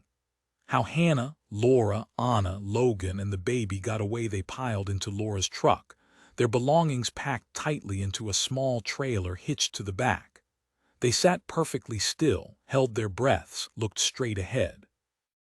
Requiem for a glass heart. The stone thrower lives in a glass house with his glass family. He is a flesh and blood man going about the business of living with his glass wife and glass child, their glass furniture and glass lives. The stone thrower, a good yet flawed man given to overindulgence, met his wife on a beach, after a lightning storm on a night when the sky refused to surrender to darkness, and yet there were stars up above. He saw the small fissure her body made in the sand first, moved closer, moved carefully. Then he saw her, her body bathed in moonlight, her eyes shining brightly. He instantly fell in love because he could not believe what lay before him. Her beauty was so mystifying and entrancing that it pierced through his skin and into his blood and wove itself tightly around his heart. He did not think about what it would mean to love a glass woman. He fell to his knees. He took her hand in his, turned the palm over. He gently placed his lips against the tender spot between her thumb and forefinger. He closed his eyes and inhaled deeply. He prayed that when he opened his eyes she would still be there. When he did, she was. The stone thrower's wife instantly fell in love because the stone thrower was everything she was not. He was the first man who did not see through her. He helped her to her feet, and then they walked for hours and miles more. He listened and enjoyed her husky voice as she told him all of her hopes, her dreams, her fears. She tried to keep some secrets for herself, but couldn't. His propensity for indulgence was infectious. She laid herself bare and did not think about what it would mean to love a man of flesh. The stone thrower and his wife courted for 7 months and married on the 7th day of that 7th month. She wore a silver gown and diamonds in her glass hair. The stone thrower stood next to her in front of his friends, their families. They vowed to love, to honor, to protect, to obey, although he did not yet know how he would keep his word. When the stone thrower and his glass wife make love, she is always on top, her cool glass hands pressed against his chest. She lies down on top of him, leg to leg, breast to chest, face to face. He kisses her long, slender neck, the hollow spaces above her clavicles. He slides his hands along the length of her glass hair, then holds her face, tracing her lips with his thumbs. The stone thrower's wife warms to his touch, just slightly, and though he can't see it, he can feel her body respond. He enjoys the pressure of her glass thighs trembling against his and the way she breathes into his mouth, shallow and fast. When the stone thrower's wife comes, her body fogs in a random pattern outward from her heart. As she catches her breath, She can often hear her heart threatening to implode with the high-pitched lamentation of glass succumbing to pressure. When she's certain her heart won't break, she rolls onto her side, and the stone thrower lovingly traces lines in the condensation he has left behind. Sometimes, after they make love, the stone thrower will light a candle, sit against the headboard, holding his wife in his arms, her glass spine arched against his thick, matted chest. He'll look down at his seed slowly sliding out of her. He asks her to lay herself bare further, to share secrets he does not yet know. He has become accustomed to seeing too much and now yearns to know too much. She often acquiesces, speaking softly, exposing herself in complicated ways. The stone thrower smiles. His wife does not. Every morning, the stone thrower sits across from his glass wife at their glass table, and he watches as orange juice sluices down her glass throat into her glass stomach. She rarely bothers with clothes when the drapes are closed, feels she has nothing to hide. It is a remarkable thing, the stone thrower often thinks, being able to see such intimacies, being able to see the separation of her whole into parts. She'll look at him, then to the distance, her cheeks growing warm while she remembers the night before. As they discuss the coming day, the stone thrower's wife will reach across the table and take his hand in hers. She'll trace the calluses, the fingers that are bent but not broken. He'll squeeze back, gently, ever careful not to break her. After the stone thrower and his glass wife share breakfast, he takes his glass child to school, holding the boy's cool, translucent hand in his. He listens carefully as the boy tells him about his hopes, his dreams, his fears. With every word his son speaks, the stone thrower feels his heart expanding, nearly breaking the cage of bone protecting it. After he kisses the boy on the forehead, sending him on his way, the stone thrower will sometimes stand just outside the child's classroom, peering inside, holding his breath, hoping that the other children will be gentle and kind, however fragile such hope may be. During the day, the stone thrower's glass wife busies herself with the work of living in a glass house. Room by room, she uses soft cloths to wipe clean every surface because her husband cannot help the things he leaves behind. As she wipes away the fingerprints and skin and stray hairs, she smiles to herself and hums the waltz to which she and the stone thrower danced at their wedding. Sometimes her neighbors will stop in front of the glass house and stare as they catch glimpses of her body's glass contours beneath the clothes she wears more for their benefit than hers. They will whisper to each other and shake their heads. They will condemn that which they cannot understand. What the stone thrower's wife loves most is when she strips out of her clothes and disappears into the world unseen. It is a sacred time, those hours between when her work is done and when her child and husband return home. She steals these moments for herself because her life is so transparent that she craves having something private, something precious. She crafts from these moments secrets for herself that she has not shared and will not share with her husband, who sees too much and loves too carefully. Most days, the stone thrower's wife goes to a nearby park with wide-open spaces that cannot contain her. She stretches her long limbs and stares into the sky. She marvels at the clear blue brightness above. She closes her eyes and says a small prayer. Then she runs.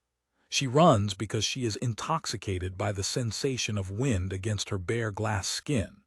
She enjoys the abandon of pushing her glass body and testing its limits and feeling the rough pavement and the cold, slick grass beneath her bare glass feet. Her husband loves her, but he worries. He wearies. He thinks her delicate.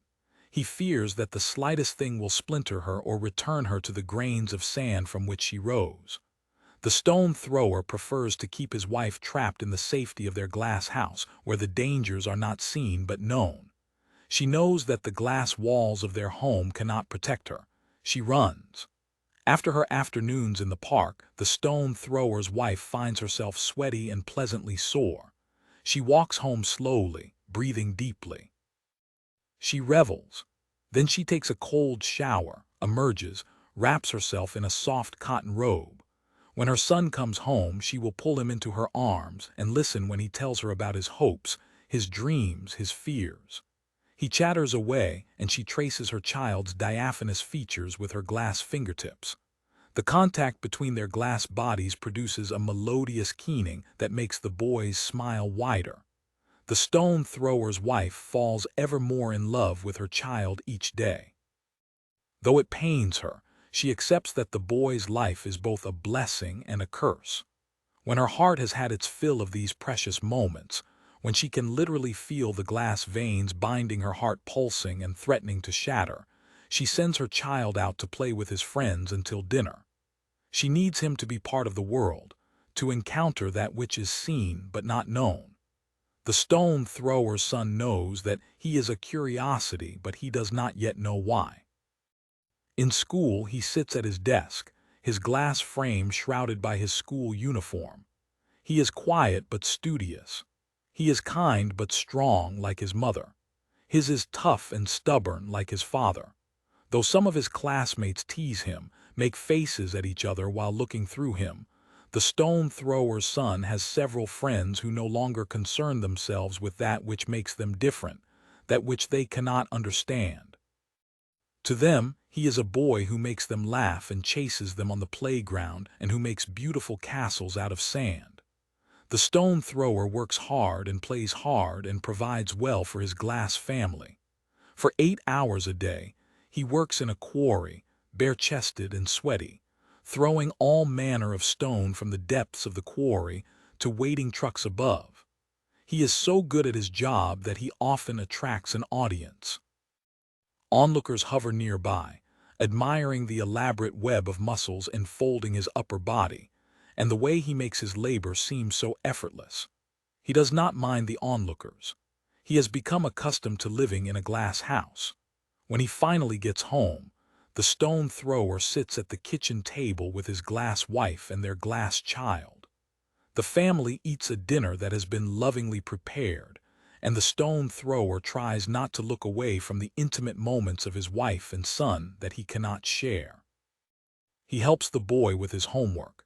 Then together, husband and wife put the child to bed. Some nights they hire a babysitter, leave a careful set of instructions for the care and feeding of a glass child, and then they go out for a drink at a nearby cocktail lounge.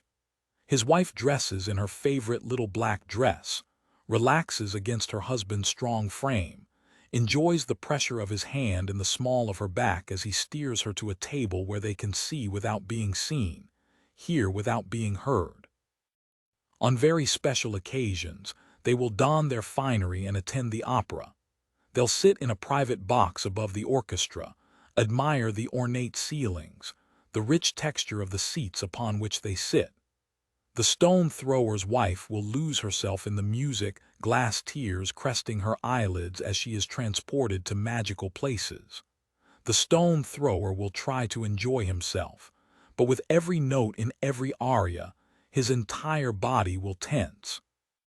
He worries that it is a matter of time before a diva with perfect pitch and iron lungs will fill the opera house with a note so flawless that it matches the natural frequency of his wife's body. He worries that in that moment of resonance, she will start to vibrate, then quake, and then her glass body will fracture.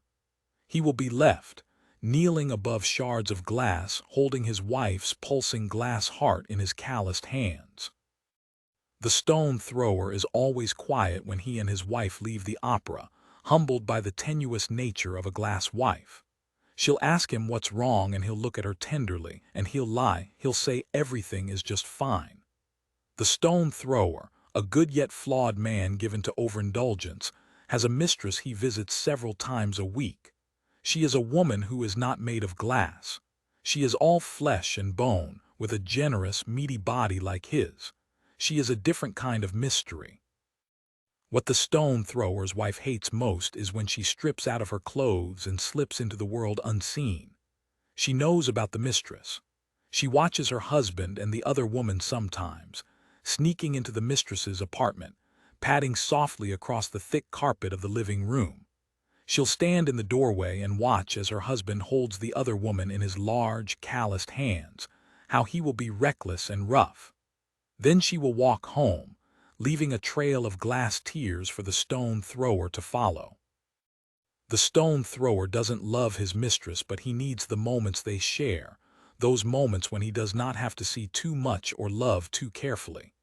In the event of my father's death when I was a girl, my father once told me that women weren't good for much. We were parked at the mountain overlook just outside town. I was in the back seat, staring at my shoes, chewing my fingernails. He was in the front seat, drinking Maker's Mark from a bottle wrapped in a brown paper bag. He and my mother had just had another heated argument, and he had dragged me out of the house as if I would ever choose his side. He said, "Don't become like your mother. She is a small woman." My father didn't love my mother. I don't even think he loved me, but he did love making us miserable by refusing to leave. My father's opinions didn't keep him from fornicating with any number of women. My mother told me that once, after she found another woman's earrings on her nightstand. "Tacky costume jewelry," she said, as if the quality of the earrings angered her more than their presence in her bedroom. For years, my father dated a woman named Teresa. She was 7 years younger and a waitress at a bar called the Mosquito Inn, which was decorated like an African safari. It didn't make much sense to anyone because we were in Upper Michigan. Teresa had red hair she always wore in a messy pile on top of her head. She smoked skinny cigarettes and wore low-cut shirts and too much makeup. She called me Steph no matter how many times I corrected her and said, "My name is Stephanie." She didn't mind that my father was married and had a kid. She never expected much from him. She was the kind of woman who didn't expect much from life. They were well suited. Every Saturday, my dad told my mom we were going fishing, no matter what the weather was like. I'm not sure if he was being cruel or kind with that lie. We'd leave the house before dawn, and the night before, I'd stuff my backpack with books and a notepad and my Walkman, a set of clean underwear. We'd drive the 17 miles to Teresa's place. She lived in a trailer on a large plot of land her daddy left her. There was nothing around for miles. I know. I looked.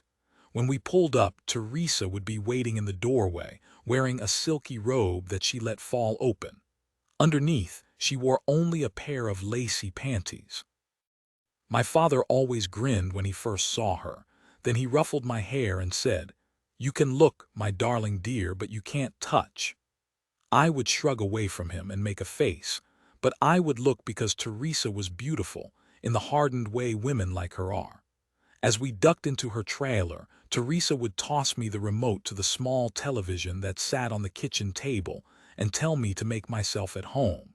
Then she and my dad would lock themselves in her room for hours. They were neither discreet nor quiet. My dad was a sloppy, vulgar lover, from what I could hear all heavy breathing and grunting and ass slapping. I vowed to never let a man like him touch me like that. Teresa always giggled, her high-pitched laugh inescapable in that tiny trailer. I sat on the small couch next to the kitchen table and flipped through the 3 channels Teresa's television received and tried to read or draw. But mostly I daydreamed about a time when I wouldn't have to spend my weekends in a shitty trailer watching shitty television, listening to my father fuck his mistress. Eventually, Teresa and my father would emerge from the bedroom. He never wore a shirt, always letting his pale, saggy stomach hang out like he was proud of it. They would both be all smiles, and my father would stretch out next to me on the couch, rubbing his bare belly. Teresa would make us grilled cheese sandwiches or corn dogs and tater tots or some other appropriately white trash meal. Then the 3 of us would watch more television, sometimes a movie. Around 9, they would turn in for the night and I would lie on the couch, staring out the small window, listening to the laughing and grunting and ass-slapping and heavy breathing, hoping my mother was having an affair with the guy from the hardware store or one of the deacons from church. We went home late on Sunday evening, and my mother was always waiting with a home-cooked meal. My father handed her flowers we picked up at the grocery store and kissed her on the cheek. She never asked me about our fishing trips or why we never brought any fish home. When my father died after driving too fast over an icy bridge, Teresa came to his funeral. My mother, who never had been any good about making a fuss about things that just weren't right, didn't say anything. She simply stared forward, her eyes burning a hole in my father's casket as his mistress sat on the other side of the aisle. My mother sat with her spine ramrod straight. She didn't shed a single tear. She was going to mourn my father with a dignity he never possessed in life.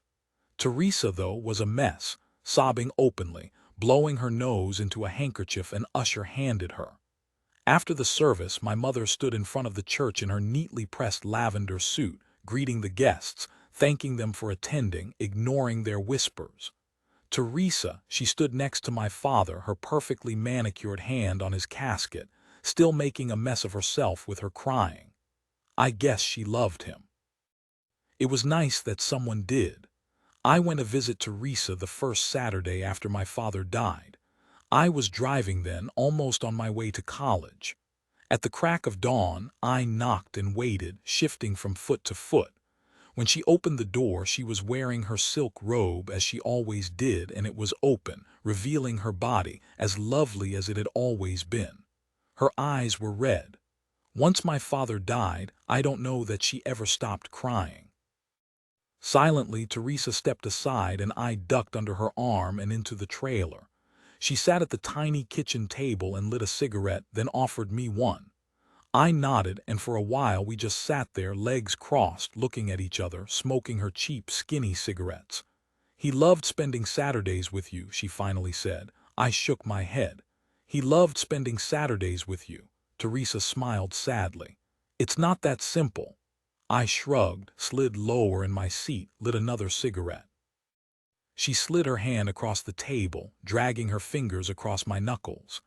I looked at Teresa, saw how hard living had taken up residence in her features. I squeezed her hand gently. I wanted her to feel something soft. She stood, let her silk robe fall to the floor, and started walking to her bedroom. Then she turned to look at me over her shoulder, and I stood. "Break all the way down," the mother of my boyfriend's youngest child called in the middle of the night. My boyfriend was asleep, the heat from his body wrapping around us. I stared at the dark shadows of the ceiling fan lazily spinning above us. He sleeps soundly despite many reasons he should not. "I'm at the front door," she said. Her voice was tight and thin. I tried to shake my boyfriend awake, but he merely shifted, stretching his leg across my side of the bed. He snored lightly. I sighed. Annalisa, the mother of my boyfriend's youngest child, handed me her daughter still in her carrier as well as a large duffel bag. She nodded toward the bag. "The baby's things." I looked at the baby, neither cute nor ugly, a blob of indeterminate features. We stood quietly, listened to moths and other insects flying into the bright, buzzing lamp covering us in its light. My shoulders ached. The air was damp and heavy. Annalisa is beautiful, but she looked tired. She wore a loose pair of sweatpants with fading block letters down the left leg. Her t-shirt was stained. Her breasts were swollen. I could see that. Her hair hung limply in her face. She smelled ripe. There were dark circles beneath her eyes. I don't know that we looked different. I invited her in, offered to give her a bath. I wanted to help her undress, pulling her shirt over her head. I wanted to run a bath of hot water to wash her body and scrub her back and her thighs, the still loose skin of her stomach to wash her clean. I cannot take care of my child anymore. I looked at the baby again. The baby stared back, yawned, and blinked tiredly. "You want to leave your baby with him?" Annalisa shook her head. "I'm leaving my baby with you. My husband hates my new boyfriend. I do too. He is the kind of person everyone hates. My husband is the man I love. He likes his eggs scrambled soft with freshly ground paper, sea salt. I woke up early every morning to make him breakfast, enjoyed the rhythm of it, enjoyed feeling useful in that way. My husband calls me daily, says, "Why are you punishing yourself?" he says. "Come home." My boyfriend isn't really my boyfriend. He and I aren't quite living together. We came to a silent agreement where more often than not I am around. My things are still at my house, 4 bedrooms, 3 baths with my husband. I visit my things, my husband, often. I run my fingers over the modern statue near the front entrance, the dimple in my husband's chin, the thick, ropey muscles of his shoulders, the mahogany mantle over the fireplace. I belong with these things, they are mine, so I do not stay long. A mosquito bit my cheek and I winced. I pressed my hand to my stomach, ignored the thin roll of scar, how it pulsed against my palm. The baby whimpered, so I set the duffel bag just inside the foyer and picked her up out of her carrier, held her against my shoulder. She smelled sweet and powdery and settled as I patted her back, soft, steady. I said, there, baby love. Annalisa covered my hand with hers as I comforted her child. Annalisa's hand was sweaty. She did not look at the baby as she walked away. I sat with the baby in the living room, setting her on a clean blanket. When I tired of watching her, I stretched out, resting my hand on her stomach. I fell asleep with the baby staring at me, her eyes wide open. In the morning, my boyfriend kicked my foot with his heavy work boot. "What the fuck is this?" I sat up quickly, holding a finger to my lips. I stood and pulled him into the bedroom. "Annalisa brought the baby last night. She can't take care of her anymore." My boyfriend shook his head and reached for his phone, quickly dialing his ex. "This is bullshit," he muttered. When Annalisa didn't answer, he threw his phone against the wall. "What the hell am I supposed to do with a baby? Keep it alive?" He shook his head and brushed past me. "I have to go to work, you deal with this." I have read many baby books. After my boyfriend left, I filled the kitchen sink with warm water and soap and washed the baby, gave her a fresh diaper, and chose the cutest outfit. I prepared a bottle and fed the baby, and she fell back asleep. I did a quick inventory, a stack of neatly folded onesies, 7 outfits, a stuffed animal, 3 bottles and a Ziploc bag filled with nipples, 2 cans of formula, a half-filled package of baby wipes, 6 diapers, and a notebook filled with detailed instructions about the baby's personality, likes and dislikes, daily schedule, what the baby's different sounds mean. The kind of accounting made possible only by the reach of a mother's love. We needed to go shopping, but first I needed to share this development with my husband. Once or twice a week he works from home. I found him in his office, bare-chested, wearing a pair of flannel pajama pants. He smiled when he saw me and I wanted to crawl inside him. When he noticed me carrying a baby, he stood, frowning. "Why are you holding a baby?" "A woman gave it to me." My husband peered into the carrier. "That's not funny." "I'm not joking." A lot of people decided I went crazy after the accident. They kept waiting for me to strip naked in a shopping mall or eat a cat or something. When I took up with an asshole, they breathed a sigh of relief. "Your situation is still fixable," my mother said when I was still taking her calls. "I am not crazy." My husband, Ben, crouched down and tapped the baby on her nose.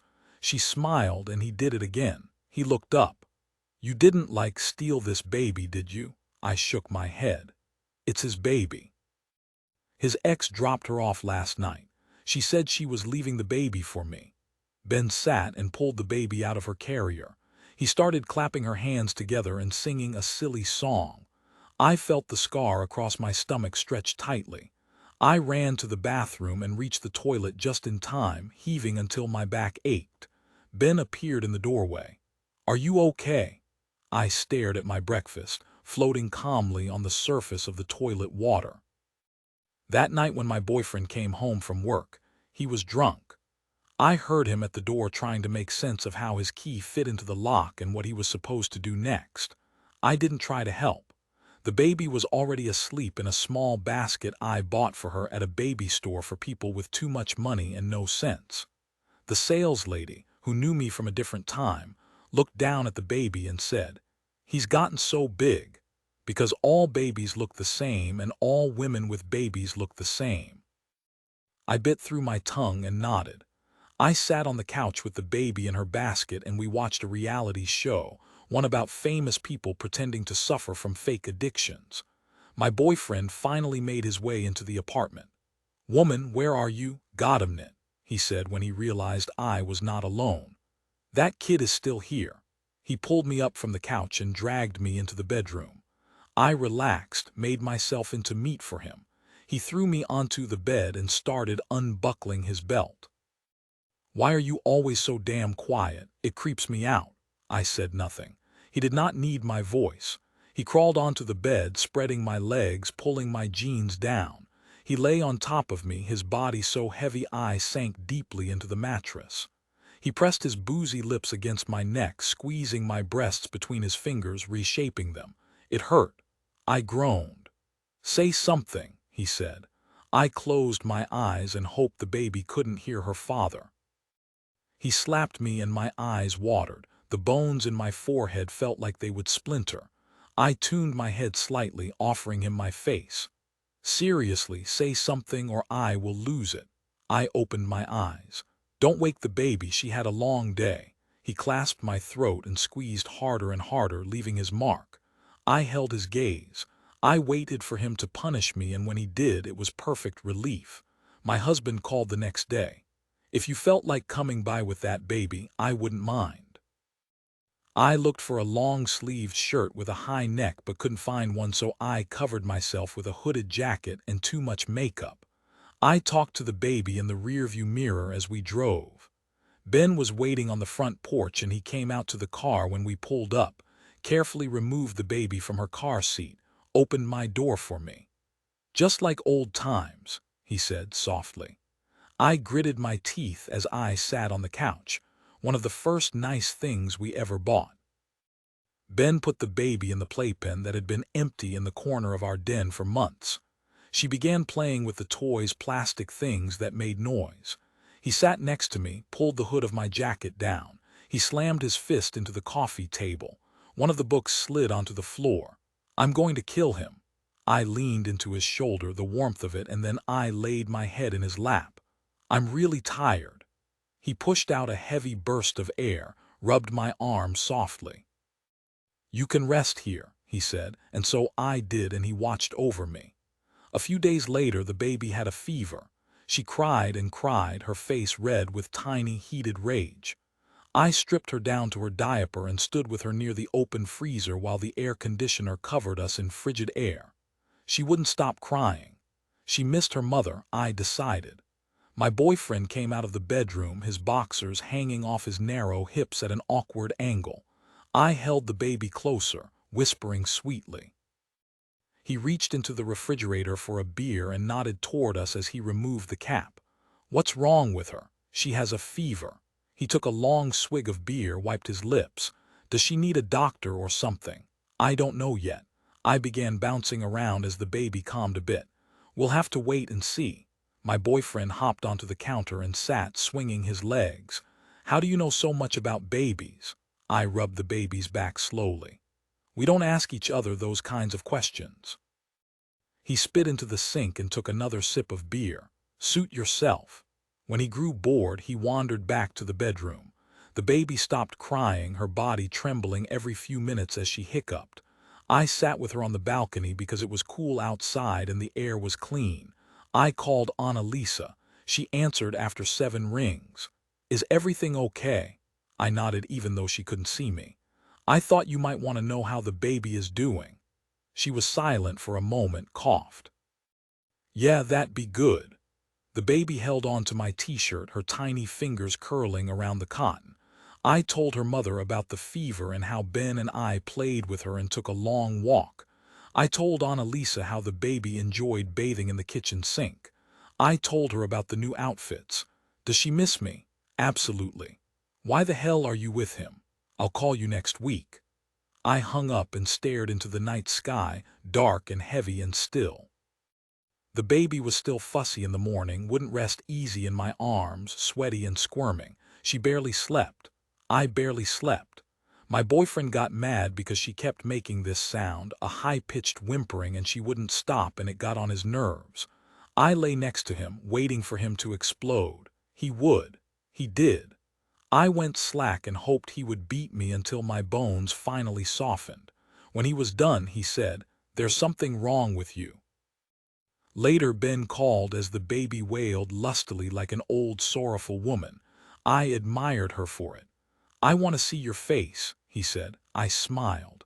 "I want to see your face, too. That kid has one hell of a mouth on her." I bounced the baby on my hip. "That she does." In the bedroom, my boyfriend sprawled across the bed on his stomach, wearing only a pair of jeans.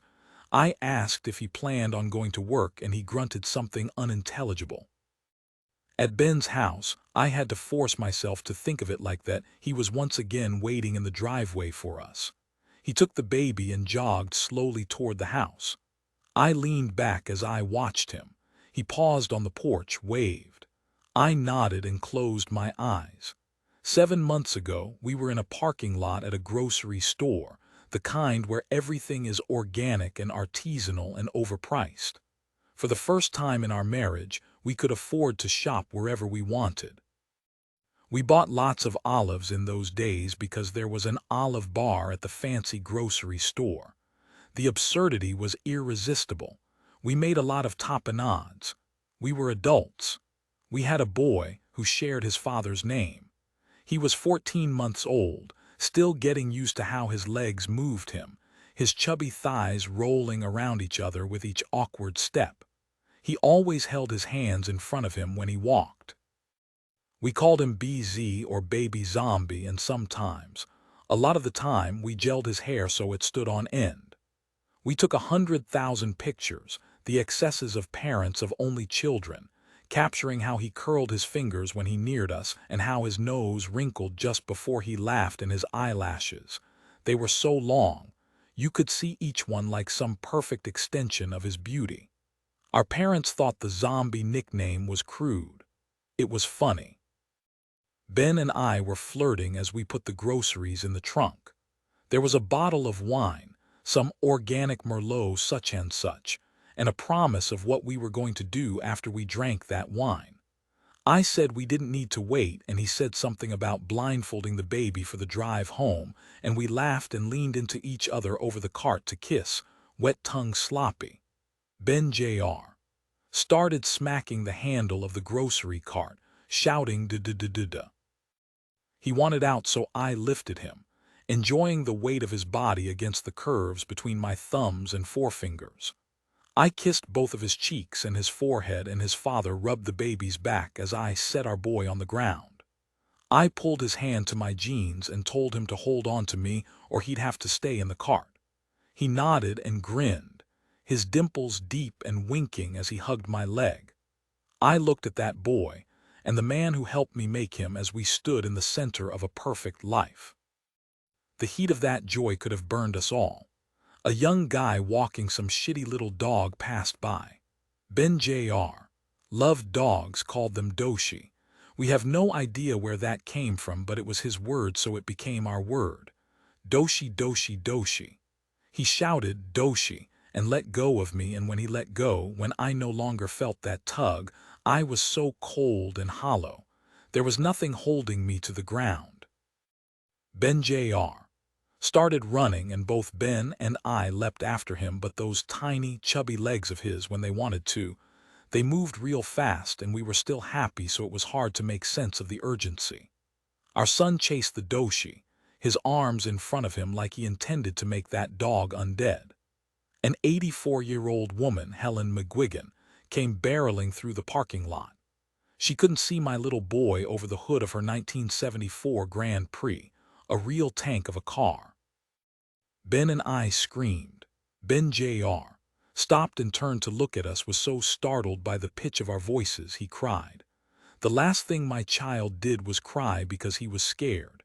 He held his arms higher the way he did when he wanted to be held.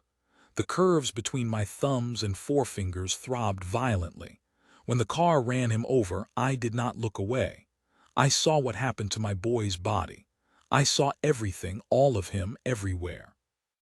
I don't allow myself to be around dogs anymore. I could kill them all, every last one of those dirty animals with their wagging tails and long hanging tongues. I cannot stand the stink of them. Ben and I did not go to the funeral. After the viewing, after seeing the impossible size of that coffin, we had nothing left. Our families could not understand. During the funeral, we sat on the floor of Ben's nursery, waiting for him to come home. We are still sitting there. Ben called my name. He stood on the porch, handsome, his hair wild and curly, the baby strapped to his chest. I swallowed hard as I got out of the car. In the corner of the yard, I saw a red plastic bat. Acid burned my throat, and before I could stop myself, I puked over the hedges lining the house. We used to trim them together. We'd wake up on Saturday mornings and say, "We are doing yard work today." We'd giggle because our fathers do yard work, raking their yards in sandals and knee-high socks. Ben rushed to me and rubbed my back. He said soft, soothing things. He led me into the house and gave me water. I drank, but my lips remained parched. As I leaned over the kitchen sink, my shirt rode up. My head was splitting, so I forgot to pull the shirt down. My husband rolled it up farther, hissing. My heart sank. I had no energy for pretending he couldn't see what was there. "What the fuck is this? Seriously, babe, what the fuck is this?" He pulled my shirt up around my shoulders and slowly turned me around. I couldn't look him in the eye. He traced an angry, spreading bruise along my rib cage, dark purple, almost black around the edges. I winced. "That's it," Ben said. "That really is it, Natasha." He unstrapped the baby from his chest and handed her to me. "Stay here." "Don't," I said, grabbing his arm. He shook his head and ran out of the house. He kicked the car door before he opened it, kept kicking the door until it caved. I've never seen him so angry. He pointed at me. "Don't you dare leave." I watched as he sped away. I took the baby into our bedroom and lay on my side, holding the baby to my chest, inhaling her warm, milky breath. She finally stopped fussing and we fell asleep. When I woke up, Ben was sitting in the reading chair near the foot of the bed. I sat slowly and pulled my knees to my chest. There was a bruise on his chin and his knuckles were red, raw like meat. "Enough," he said. "You've broken yourself enough. You're coming home." I pressed my forehead against my knees. My chest was empty. It was nice for someone to tell me what to do. Ben stood and took the baby, still asleep. He disappeared with her and was alone when he returned. He set a baby monitor on the end table and crawled into the bed next to me. It is hard to breathe in a house with no air, but I tried. I stretched myself against him, and when he started to undress me, I let him. My desire for him was unabated. My tongue could not forget the taste of his skin, his mouth. Pale evening light filled the room, enough light for us to see each other plainly.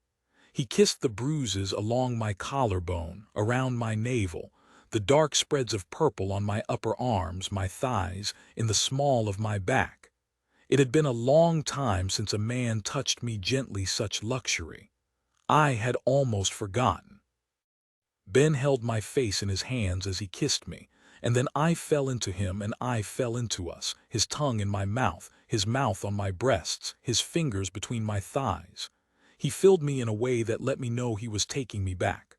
I opened myself to let him. I kissed his red raw meat knuckles in his chin and wrapped my arms around him. I said, "Hold me to the ground." It was late, crying from another room. I lay on my back, Ben's body half covering mine as he slept. I covered my chest with my hand, rubbed softly like that might move my heart back to its proper place. Still, there was crying from another room. I tried to remember when I was. My mouth was dry in sorrow, my lips still parched, my eyes dry. Everything was dry. I ran my fingers through Ben's hair.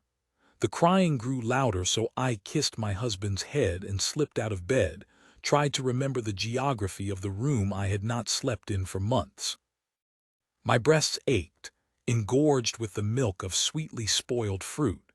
Ben's shirt lay on the floor and I pulled it on, then held my hand to the wall as I walked to the nursery. When I turned on the light, the baby rolled over and blinked. The room still smelled like my son. He was there even though he was not there. I could feel him in my fingers. I picked the baby up and cradled her along the length of my arm, the weight of her nearly tearing my heart out of me. We went outside for fresh air, sat on the patio. Ben and I built ourselves, all brick, more yard work. I called Annalisa. She answered again after 7 rings. I am leaving him, I said. You should know that. I left my baby with you. You can't be serious. I can't be trusted with a child. This isn't legal. I know what happened to your son, saw on the news, Annalisa said. It was not your fault. This is not the answer to whatever you or I have going on. I don't know anyone else who can help me. We can't stay here, especially not with her. We are leaving. Don't tell me where you're going, Annalisa said. She hung up. The baby shifted in my arms. I traced her little lips with my finger. What am I going to do with you? I asked. She cooed and grabbed my finger, wouldn't let go, so we sat like that for a long time, her grip growing tighter and tighter. I thought she might break me too. Damp circles spread across Ben's shirt. No matter what I did, my milk refused to dry. My body needed something to feed. When I went inside, Ben was holding his phone and car keys. His hair stood on end. He looked so young, like when we first met. We were freshmen in college, and he chased me across a quad because he liked the pink streak in my hair. He said he always knew he would love a woman with a 3-syllable name. I wasn't sure which Ben I was looking at, and then he came to me and pressed his nose in my hair and told me I smelled like the night air. I thought you left. I thought you said I couldn't. His face stretched into what has become his smile. We can't live in this house, Ben nodded. We can't live in this city, nowhere near. I know. I looked down at the baby. She's coming with us for now, until her mom can take her. The baby won't fix what's wrong. I'm not crazy the way everyone thinks. I know who this baby is and who she isn't. You can say his name. Ben's eyes met mine. Our son had his eyes. There was a time when I wondered if I could stand to look at my husband for the rest of my life. Say his name, Ben said. I held my hands open and shook my head. When Ben Jr. was born, we had been married for 7 years. We were both only children. We were still young, but our parents had resigned themselves to not having grandchildren, and then this bright, beautiful boy found his way to all of us. After the accident, I called my mother to tell her what happened. I told her while sitting on the front porch because I couldn't be in the house, where there was no air. Ben sat next to me. We held the phone between our cheeks. My mother moaned when I explained to her that my son was a bloody stretch on the hot pavement of a parking lot, that he was driven out of his shoes, that he was lying somewhere, alone and cold. I tried to stay in the morgue with Ben Jr. the day he died, but it was against regulations. A stranger with cold hands kept saying, "We're so sorry, but you have to leave." Eventually, 2 police officers escorted us to the parking lot. I made a wild, messy scene. I'm proud of that. One of the officers said, "We don't want to have to take you into custody," and I shouted, "Are you fucking kidding me?" People walking into and out of the police station stared, pointed, shook their heads. The officer grabbed my elbow, pulled me close enough that I could smell coffee on his breath. He leaned closer, said, "I've got 4 of my own, but you have to leave," and again I shouted, "Are you fucking kidding me?" My throat was raw. All of me was raw. I didn't give a damn. I would not leave my child alone. Finally, Ben snapped out of his trance and dragged me away. I fought him hard. When he finally got me in the car, he stood by my door. He pointed and said, "Stay, baby," then ran around to his side of the car. Sweat trickled down his face and neck. There were damp arcs of sweat around my neck and below my armpits. We were rotten, filthy with grief. He turned and looked at me. "You're stronger than I thought." I pressed my hand against the car window as we pulled away. I said, "You have no idea." Later, we drove back to the station, parked a few blocks away, and sat silently near the morgue window in the back until Ben Jr.'s body could be released to us in the morning. Instead of saying something kind, instead of saying nothing when I told her my son was dead, my mother said, "How could you let this happen?" I started shaking and yelling at her, but I made no sense. All Yurga Gala Frady Guja crazy rage words. Ben took the phone. He said, "How dare you?" We stayed in the garage that night and the next night and the next night. The refrigerator where we stored deer meat and high life hummed loudly. We'd listen to it all night, pretending we were asleep, pretending sleep was possible. It was hot in there, smelled like motor oil and dirt and grass clippings. Ben kept his arms wrapped around me, never let me go. We moved to a tent in the backyard until the neighbors complained. We cooked canned food on a small camp stove and drank wine and smoked, while we sat in lawn chairs until we were too tired to stay awake. Ben would say, "Talk to me," and I'd try, but nothing would come out but dry air. I took a leave of absence from work, but Ben kept going to the office, said he needed one thing to make sense. While he was gone, I sat in the parking lot of the fancy grocery store where we bought 8 different kinds of olives. Sometimes an employee recognized me and brought me coffee, said, "We are so sorry." I heard that phrase so often it started to sound like one word, "Werasasari wesari sasari sasari sasari." I lost all the baby weight that lingered and more. Ben grew angry when I said I couldn't eat, said I had no right to ruin myself. One evening he made my favorite pasta. When I refused to eat, he straddled me as I sat and force-fed me. I couldn't keep the food down. Ben got so angry he threw the beautiful clay bowl holding his beautiful pasta onto the kitchen floor. He made a terrible mess. His hands clenched into tight fists and I wanted to feel his knuckles against the bone of my jaw. I threw myself into him. I said, "Hit me," but he wouldn't. I hit him and he didn't stop me. I said, "Hit me or I'm leaving." He refused, so I left. I slept in my car near the railroad tracks where we used to take Ben Jr. when he couldn't sleep. My husband found me and told me to come home. I didn't go home. At a bar, I found a man who would hit me. It wasn't hard. I could smell the anger on him by looking at him. I was drinking Makers, wearing nothing much, all bare tits and leg.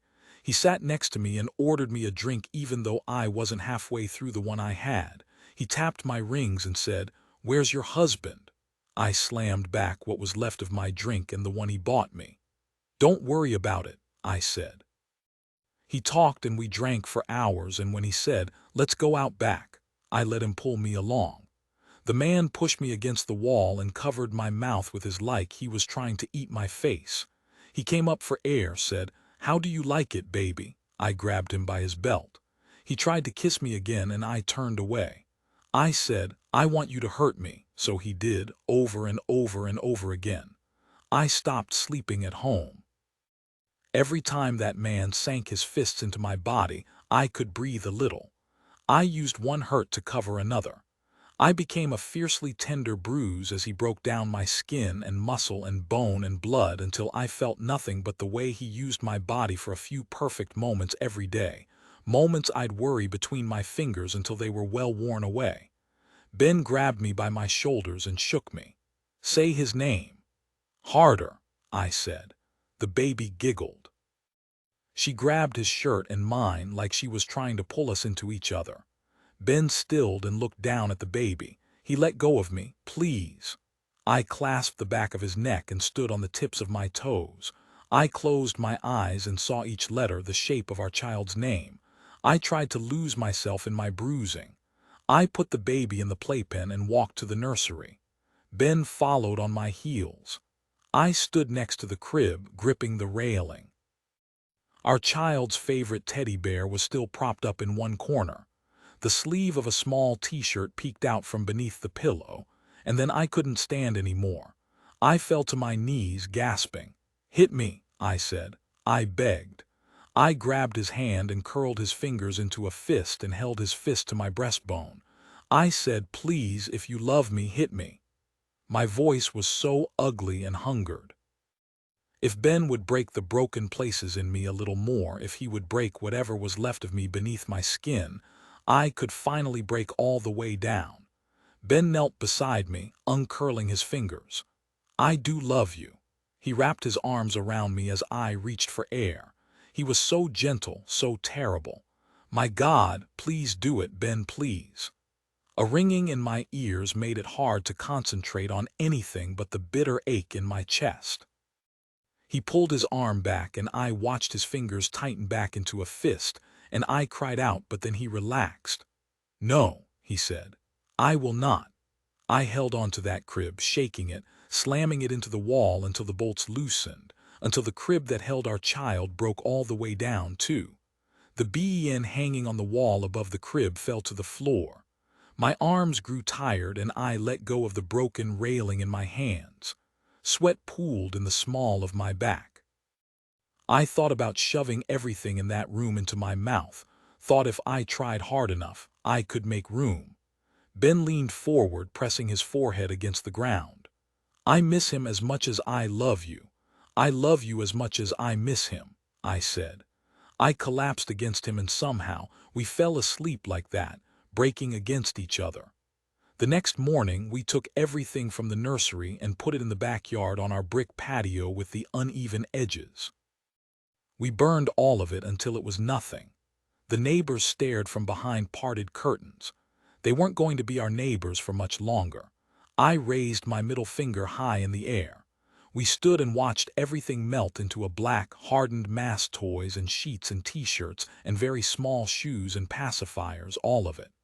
When the fire finally died, our skin was coated with a thin layer of soot. The air reeked of the scorched memory of things that should not be burned. The baby slept and slept and slept. We stumbled inside and I tore at Ben's clothes, kissing him hard with the bone of my face, the whites of my teeth, wanting to feel something different even as my body ached sharply everywhere. Ben folded me over the dining room table, his hand pressed against the back of my head as he entered me. He breathed hotly onto my neck. What we did, the way we sounded, was untamed. After I said, "Please get me away from here," and Ben said, "Say our child's name." I held his face and wiped away some of the soot beneath his eyes with my thumbs. In a few weeks, we would hand the keys to our house to a realtor who would eventually sell the house and wire the money to a bank account. We would tell Annalisa she would always know where we are. She would tell us she would not follow. We would pack what we needed in our car. We would put the baby in the backseat, listening to her babble happily. We would look back at that girl child, her features growing more and more determined with each passing day, and say, "This is crazy. This is wrong. This is right. This is wrong." We would drive north and west until we reached an ocean and rocky shores and green everywhere and a big, big sky to hold the baby up to while she laughed. Before that, though, I kissed Ben softer, softer. His curls spilled through my fingers. We tasted like the whitest heat of a fire closest to the ground where most things burn. I said Ben Jr.'s name into his mouth, memorized the charred taste of it. Bad priest Father Mickey, Father Michael Patrick Minty, who went by Mickey to distance himself from the expectations of his mother, was having an affair with a girl named Rebecca. Rebecca was a perfume girl in a department store who still lived with her parents. She was not Catholic. Father Mickey's mother, Nora Minty, a devout Catholic, named her son Michael after the Archangel Michael because she was convinced, from the moment she laid eyes on her baby boy, that he would be a warrior for the faith. He was named Patrick for his father, may he rest in peace, who left Nora when Mickey was 4, and died 3 months later from an excess of joy, Patrick Minty's friends would later say, because he died in his studio apartment watching a baseball game with a six-pack of beer in his lap. While his friends were told bedtime stories, Mickey Minty was nurtured with dark stories about the constant battle for salvation and how David beat Goliath and how Sodom and Gomorrah fell. Over and over, Nora would recite the book of Daniel, chapter 12, verse 1. "But at that time shall Michael rise up, the great prince, who standeth for the children of thy people." He heard the verse so often that the words made him sick to his stomach. That is how, he later decided, The lining of his stomach began to give way to acid and ulcers. No one was more surprised than Michael Patrick Minty when he entered the seminary and then the priesthood. It was a simple life, he told himself. He didn't have to think that much. He would never have to support anyone. Mickey Minty wasn't incapable of handling responsibility, but given his mother's expectations, he simply didn't have the energy for anything more. There were his parishioners, but at the end of the day, he could lock himself in the rectory, alone, without having to worry about anyone but himself. There was comfort in that, and that comfort made the sacrifices of the priesthood something he could endure. Mickey Minty did not like to listen to strangers. He did not like to listen to anyone at all. The sounds of other voices, high-pitched and flighty or low and timid or any other variation, they all made him edgy and nauseated. There were days when he heard so many words detailing so many sins and sorrows and hopes and wants and needs that hot sprays of acid burned the back of his throat while he sat, hidden in the confessional, shifting his weight uncomfortably during particularly long excavations of human failing. Having to care to soothe, to dispense was just too much. Worse yet was the way they looked to him for answers, eagerly listened to his counsel, believed, and dutifully carried out penance. What he hated was the way his parishioners had faith that he would show them the way, and faith that he would fight for their faith, and faith that there was meaning in all this, and faith that there was something greater than themselves. Mickey Minty had very little faith, so he lied to his parishioners. He lied so extravagantly that even though he was not a believer, he feared for his mortal soul. Rebecca had very little interest in church or faith, but she did have a great deal of interest in Mickey Minty, whom she met in the crowded waiting room of the county hospital, where she was waiting for a friend getting stitches. The friend, Ava, had put her fist through a glass door in a dramatic gesture meant to prevent her boyfriend from walking out on her. The gesture had failed spectacularly. Rebecca was waiting, and Mickey Minty was sitting next to her wearing a light gray tracksuit, while he waited to hear news about an elderly parishioner who had been taken gravely ill. Mickey was looking at Rebecca and listening as she told him how she had just broken up with her boyfriend Cesar, who had just gotten out of rehab and was more annoying than ever with his newfound sobriety and the fervor of 12 steps and the belief in a higher power.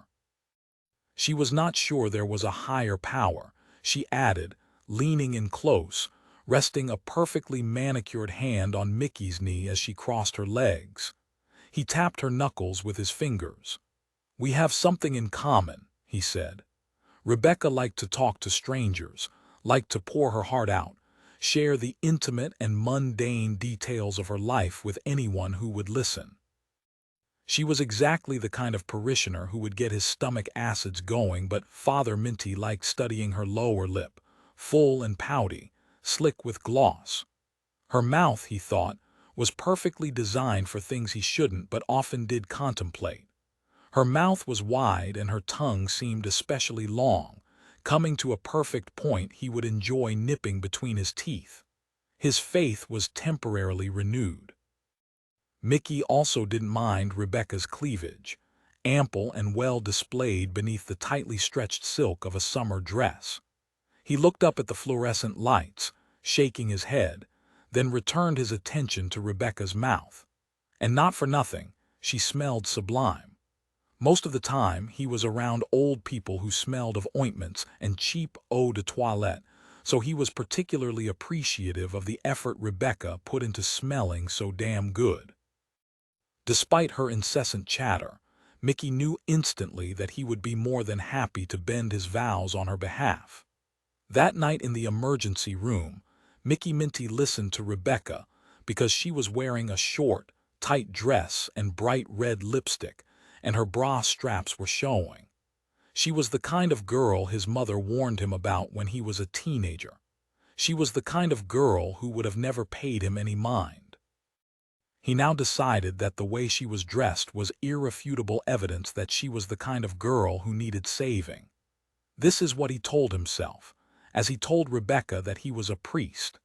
This is what he told himself when he invited her for a tour of his church, a tour she took the following weekend, on a Saturday after Mickey Minty performed the O'Kelly wedding and wilting daisies were still hanging on the edges of the pews. The first time they fucked, they were in the church, and it was late 2 in the morning. Moonlight shone through the stained glass, and Rebecca laughed and laughed, because she liked the way her voice echoed beneath the vaulted ceilings. Rebecca wasn't his first indiscretion, but he was greedy with her. The experience was largely unmemorable for Rebecca, though she remembered that his fingers smelled like incense and his breath tasted like mint. And she remembered staring at 2 larger-than-life crucifixes, the one hanging behind the altar and the one draped around his neck collaring him to his faithful service, and how they moved into and out of her sight with each of Mickey Minty's vigorous thrusts. A few nights later, Rebecca showed up at the rectory. 2 in the morning again, and she let herself in. She found Mickey Minty on the 2nd floor, sitting on the edge of a narrow bed in a sparsely decorated room. He was holding a rosary and he was whispering. His eyes were open, but he hardly looked up as she entered the room. Rebecca slipped out of her raincoat and she sat next to Mickey. She rested a cold hand on the back of his neck, sliding her fingers up through his hair, short, neatly kept. "You shouldn't have come here," Mickey said. Rebecca quickly slipped out of her clothes and lay on her back, draping one arm over her head. The sheets were clean but rough, the mattress thin but firm. She pulled one of Mickey's hands between her thighs. He fingered the rosary beads with one hand and Rebecca with the other. Later, when Mickey was sleeping, his rosary beads still clutched in his hand, Rebecca watched him for as long as she dared, then left before the rest of the church staff arrived for their morning duties. Rebecca thrived on hopeless relationships. Mickey was the most recent in a long line of inappropriate men who always left Rebecca intrigued but vaguely unsatisfied. What she liked about Mickey Minty was just how extremely inappropriate he was. She would never be able to introduce him to anyone she knew. He wouldn't make grand gestures or treat her kindly. He wasn't that kind of man, with or without the collar. And this heady combination of futility compelled Rebecca to fall madly, desperately in love with Mickey Minty. She gave very little thought to his spiritual obligations. They were minor details, and if there was guilt to be had on the subject, she left that to Mickey, who did after all deal in such things. Mickey had a flock to tend. Rebecca took to attending Mass sitting in the front row and smiling demurely, as he delivered stern sermons on adhering to Catholic doctrine while the world fell apart. He offered her the body, the blood of Christ, letting his fingers touch the moist tip of her tongue after placing the communion wafer between her slightly parted lips. After Mass, after the cookies and punch in the atrium, after he had done the home visits to the sick and shut in, Mickey would take Rebecca out to dinner several towns over. They would sit in the back of the restaurant on the same side of the booth. Mickey would remove his collar and Rebecca would rest her head against his shoulder, unzip his pants beneath the table, slide her hand into the crease, lightly stroking him as the waiter took their order. She always ordered French onion soup and the roasted chicken. Mickey always ordered the porterhouse steak, rare, mushrooms on the side, and a glass of red wine. When they were done eating, they would sneak into the men's bathroom. They would go into the last stall. Mickey would turn Rebecca around so he didn't have to look at her. He would pull her skirt up, slide his pants down, and fuck her hard. He would grunt. He would pray under his breath. In his mind, he would call her filthy names, then he would castigate himself for his indiscretion. Although he had little faith, he did have shame. When he was done, he would kiss Rebecca on her shoulder and inhale deeply, trying to identify the fragrance she had chosen for the day, always something different, a benefit of her job. He would send her back to their table and then try to clean himself with thin paper towels and foamy dollops of industrial soap. On the nights when Rebecca knew she couldn't risk sneaking into the rectory, she would call Mickey on the phone. She would talk about her job and her family and how Cesar was still hanging around, trying to make amends. She would ask Mickey if that made him jealous and answer the question for herself. She would talk about her friends and the clubs where they partied and how she wished Mickey could meet the people who mattered. Mickey wouldn't say much, though he would wince as his stomach churned, as he listened to Rebecca's sins and sorrows and hopes and wants and needs. He would endure her confessions as his penance. He prided himself on his ability to endure. He would listen and reach into the drawer in his nightstand, fumbling for a bottle of antacid tablets. He would chew 4 or 5 and wash the chalky crumbs down with a sip of water. He would endure. Then he would ask her what she was wearing, and he would stare at the small wooden crucifix on the wall while Rebecca nurtured him with the filthy details of what she would do to him the next time they were together. Mickey visited his mother every Monday for dinner and a few hours of television, contemplation, her complaining, and, inevitably, prayer. After he started seeing Rebecca, Nora Minty became suspicious. She loved her son, but she was not blind to his failings, his weakness.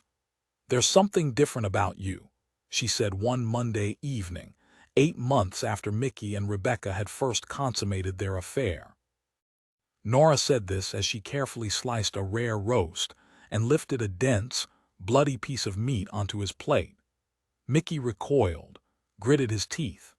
He willed himself to smile kindly at his mother.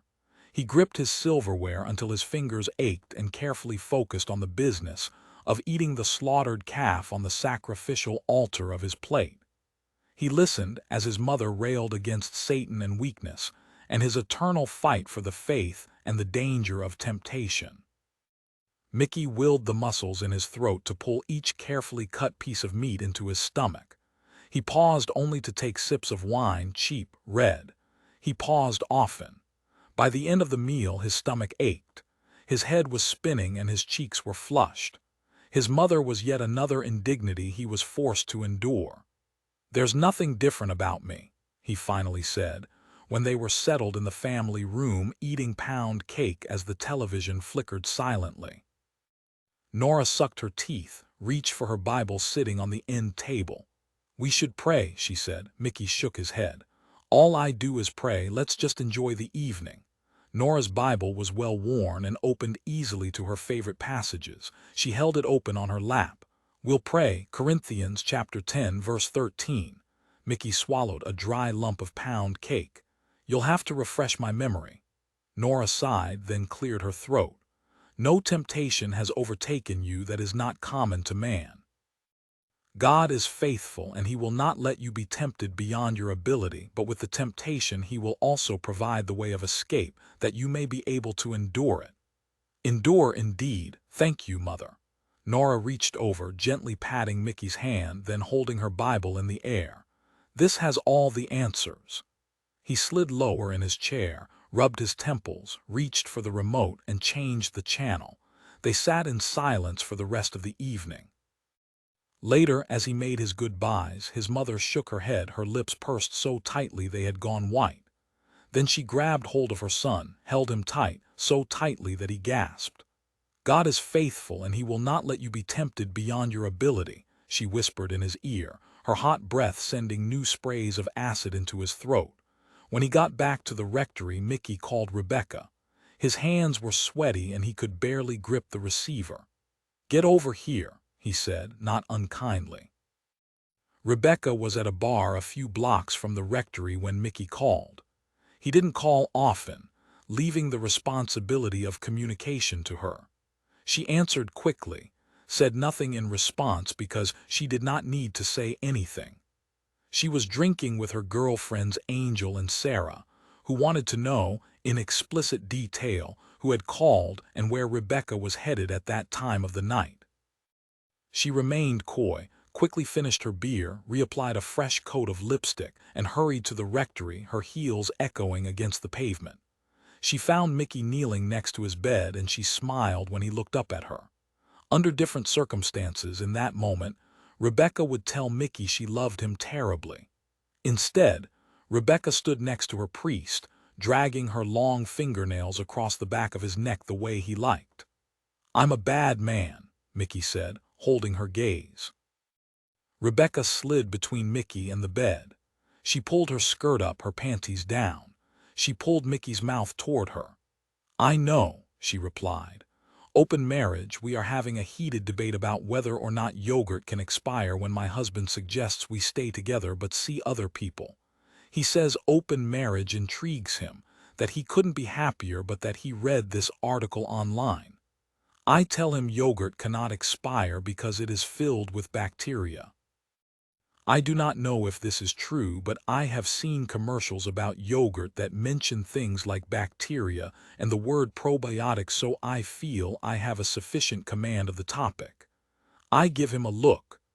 I say he's welcome to try to find other women to sleep with, but that I'm fine, and his face falls because he thinks I am playing a trick on him. I'm not. He has no game, none at all. If I hadn't taken matters in hand, we would still be sitting on his couch in his bachelor apartment, his arms snaking around my shoulders after every yawn. I'm not worried. He's the kind of man who gets ideas but is largely unable to follow through on those ideas. He shoves his hands into his jeans. This is something he does often, wearing right through the pockets of most of his pants. He leans against the kitchen counter. He says he wants cultivating an open marriage to be something we do together. I politely decline once more. I say I'm not inclined to open my half of the marriage, which only confuses him further because I'm quick-tempered, and what he calls feisty, which only means I talk back to him and give him road head once in a while, and I'm the first woman who has ever done that in his limited experience, so it is still something of a novelty. Still something that requires terminology. I take a bite of the yogurt that started our scientific debate. It expired more than 2 months ago but appears edible. When I dip my spoon into the plastic container, the yogurt gives way easily. It tastes sour. My husband's face is red and sweat beads on his upper lip. He asks if I would seriously be fine with him having no strings attached sex with another woman, and I say, yes, baby, of course.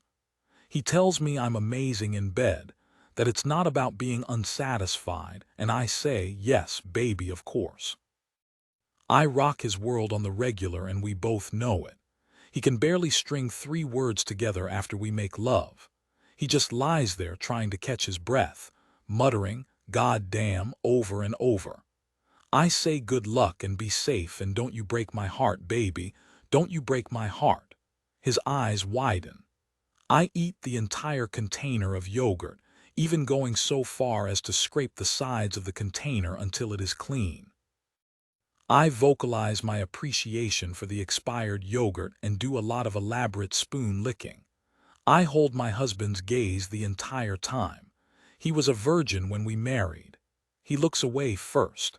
A pat eye saw a man eating alone in one of those hard plastic booths. He opened the paper wrapping for his burrito and carefully smoothed it into a perfect square. The whole scene broke my heart. He squeezed a small dollop of sauce in one corner from an orange foil packet, and before every bite of his burrito he dipped the open end into the sauce. He ate slowly. I had to keep him company. When I entered the restaurant, the air was thick with the stink of cheap meat and steam and hand sanitizer. Sweat was on my neck and down my back and even between my thighs. I slid into the empty bench across from the man eating alone. He looked how you might expect, a messy graying beard, his head covered by a wool skull cap. His t-shirt was dirty and his jeans were torn. He was handsome. He looked up. I introduced myself because my mother once said every conversation with a stranger should begin with your name. He stared at me, then wiped his mouth with his hand and stretched his arm across the table. The palm of his hand was calloused and his knuckles were red with arthritis. He held my hand. He talked with his mouth full, introduced himself. His name had a lot of vowels, sounded made up. I asked him if he'd like to come to my house for a proper meal. He shrugged. We walked the 3 miles back to my place. Sometimes cars honked at us. He walked on the outside, had real nice manners in his own way. We sat at my small kitchen table, didn't talk much, but we ate homemade leftovers and drank red wine. Later we retired to the living room and drank more wine and still didn't talk much. I held his hands in mine, held them for as long as he let me. He nodded toward my bathroom, asked if he could shower. I showed him where clean towels were soap. He didn't take long, and when he was done, he stood in my hallway. I quickly finished my wine and went to him. I lay on my back and let him cover me. He said, "Thank you," and smiled and left. When I started grade school, my mother walked me on the first day. We stood together at the bottom of the large brick staircase leading into the school. She held my hand. She said, "Let me have a look at you," then licked her thumb and used it to tame my eyebrows. She straightened the hem of my jumper. She told me to stand still. I smelled her perfume and hoped the smell of her would stay with me all day. She said, "You make friends with the ugliest kids in your class, and you make friends with the loneliest kids in your class, the ones off by themselves. They will be the best friends you've ever had, and they'll make you feel better about yourself." With a pat on the head, she pushed me. Best features: Millie is fat and ugly, but she gives good head, so she rarely sleeps alone, which is not to say she's not lonely. Millie is not, in fact, ugly, but she might as well be. She has a pretty face, which is the same thing as ugly when a woman is fat. In the complex calculus between men and women, Millie understands that fat is always ugly, and that ugly and skinny makes a woman eminently more desirable than fat in any combination, such as beautiful, charming, intelligent, or kind. Millie is all those things. She knows it doesn't matter. The truth of things makes Millie angry, but she is quiet about it, her anger. She keeps it to herself, knows it sits at the bottom of her chest growing and growing, but there's not much she can do about it. She knows how difficult it is to change the world. She used to try to change the world, but she learned better. Jack is a troubled man. He has done time in county lockup, not hard time, but enough time where he has learned things about how to be the best kind of bad man. Jack is lonely and angry. The world is against him, and he's smart enough to know it. Jack is very self-aware. On their first date, which involved a very long drive from the country to the city, Jack told Millie about all his troubles. He talked about loneliness and bad friends and being stuck in a small town. He talked about not having any options and not knowing how to do anything with his dreams. Millie listened and then asked, "What do you have to offer a woman?" Jack rolled down the window, lit a cigarette, inhaled deeply, sighed. "Not a damn thing," he said. Millie looked at him, appreciated the awkwardness and sincerity of his honesty. She took in his pretty gray eyes and thin red lips. She thought, "I might love this man more than he deserves." Jack can't drive because he doesn't like knowing the damage he could do behind the wheel of a car. He walks everywhere. His thighs are full of muscles that flex with every step. He is proud of his thighs. He knows they are one of his best features. He knows that having best features is the only thing he gets by on. Jack lives 9 miles from Millie's apartment. Every day at 4 in the afternoon, he starts walking to her place so he will arrive just as she is getting home from work. When Millie lets him in, he immediately takes a shower in her guest bathroom. She has told him he is welcome to use her bathroom, but he says, "I am a guest in your home," with real formality. He uses a fresh towel each time. This drives Millie crazy. She leaves them hanging on the towel rack. She doesn't care if they reek of mildew and mold. She hates doing a man's laundry. After he showers, Jack likes to walk around her apartment with his towel tied around his waist like he belongs there. Sometimes he'll stop and flex and pose and preen. Millie pretends to find this charming. She hates the cliché of it, but Millie loves to cook, and she is very good at it. The first time she cooked for him, Jack said it made sense that a girl like her could cook so well. For a moment, Millie couldn't breathe as her anger flew out of her chest and into her mouth. She ran her tongue over it, hard and bitter, then swallowed it again. Millie makes everything from scratch using natural ingredients, and Jack, accustomed to canned goods and frozen meals, takes real pleasure in eating Millie's food. He asks her detailed questions about how she has prepared her lasagna or chicken cacciatore or paella. He enjoys the sound of her voice, the warmth in it. Jack sits at the head of Millie's table as if he belongs there too. When he is eating, he is not a guest. He is a king. He lets her serve him and always salts his food before tasting it. Millie does not pretend to find this charming. When he does this, she rolls her eyes and comforts herself with the knowledge that his blood pressure cannot be good. They slept together the night they met after several hours sitting feet apart on her couch, pretending to be absorbed in a popular romantic comedy they had both seen several times. Millie tapped her fingers nervously against the arm of the leather couch, the sound echoing softly through the room. Her apartment has wood floors. Sound carries. Jack inched closer and closer as the night progressed, finally stretching his arms out and moving in to pull her toward him. He said, "I don't normally go for girls like you, but big girls try harder." And Millie couldn't help letting some of her anger trickle out. She said, "Don't do me any fucking favors," and Jack turned bright red. "I meant that as a compliment," he stammered. Millie decided she hated him and that turned her on, so she said, "Let's get on with it then."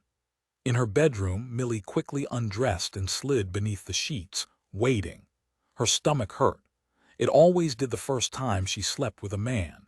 She hated knowing how he would look at her body, and she hated what he would think, but she knew that girls like her had little choice but to put out, so that's what she did. She put out whether she wanted to or not.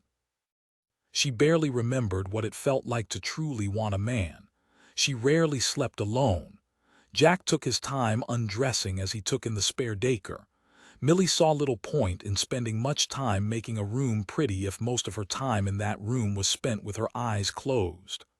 "I like this," he said. "I don't care," Millie replied. He was a hairy man, his body covered in a thick mat of dark hair.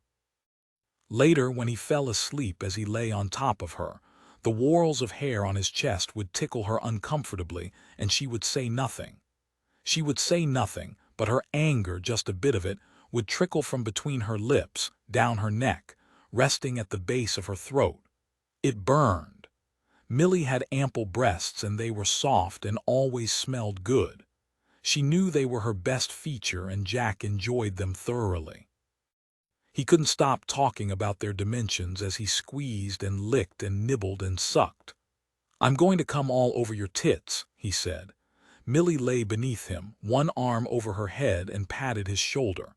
Men were all the same. She hated knowing that. When he had drawn enough amusement from her décolletage, Jack wasted no more time. Her forced her thighs apart with his and started fucking her. He stared at the spot on the wall just above her headboard, and then he stared into her eyes, which made her uncomfortable, so Millie put on a good show, bouncing in rhythm enthusiastically, making the appropriate noises, feigning ecstasy. She told Jack how big he felt inside her and took the Lord's name in vain and demonstrated her flexibility by resting her calves against his narrow shoulders. Jack moaned loudly, made comments about how fucking good she felt, how tight. He told her she was a good girl. He said her pussy felt amazing. She didn't care if he was telling the truth. Millie felt nothing, but she was very good at making men think otherwise. Sometimes she nearly convinced herself. Bone density winter is more a state of being than a season in this place. It takes hold for 6 or 7 dark, cruel months. The cold becomes familiar. There is a silence when it snows. Tonight we sit together, but alone with our work. We can see outside, to the street where now and again a car creeps through inches of the white stuff. It sounds muffled by a fresh blanket of powder. The fire is waning, but we are too lazy, not intrepid enough to brave the elements and gather more wood from the shed in the back. We sit, not speaking to each other, filling the quiet around us. Every hour or so, I slide my feet into wool slippers, pull my sweater around me, and smoke a cigarette by the back patio door, open only an inch or two. Snow has been falling for several hours, and the absence of sound as fresh flakes fall to the ground is seductive. I feel slight pangs of guilt as I ash my cigarette, the dark flakes damaging the winter portrait, and I can hear his heavy sighs. He disapproves. He worries because he reads about the hazards of smoking and is particularly concerned that smoking decreases bone density. He likes me the way I am, doesn't want to see me become less of a woman, he says. Our relationship is like this: David travels 3 or 4 days out of every week of every month of every year. He's a professor of mechanical and biomedical engineering at the local university. He is somewhat renowned in his field. This is what I'm told by his adoring colleagues and students at boring cocktail parties where I play the part of devoted wife. They always marvel at what it must be like to be married to the great Dr. David Foster Roman III. They imagine, I think, that our nights are filled with romantic whisperings about fluid dynamics and heat transfer, or the power of biomechanical joints. They forget that I am a writer and maintain only a cursory understanding of and interest in David's work, just enough to assure him that my love is true. In exchange, he maintains the same level of understanding about my writing and carefully pores over any story I place before him. He is deliberate in how he reads my work.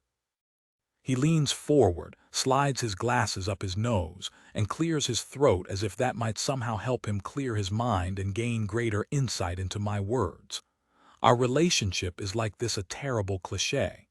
He is that professor who has torrid but discreet affairs with research assistants and students and strangers he meets in hotel bars. He knows I know. I know he knows I know.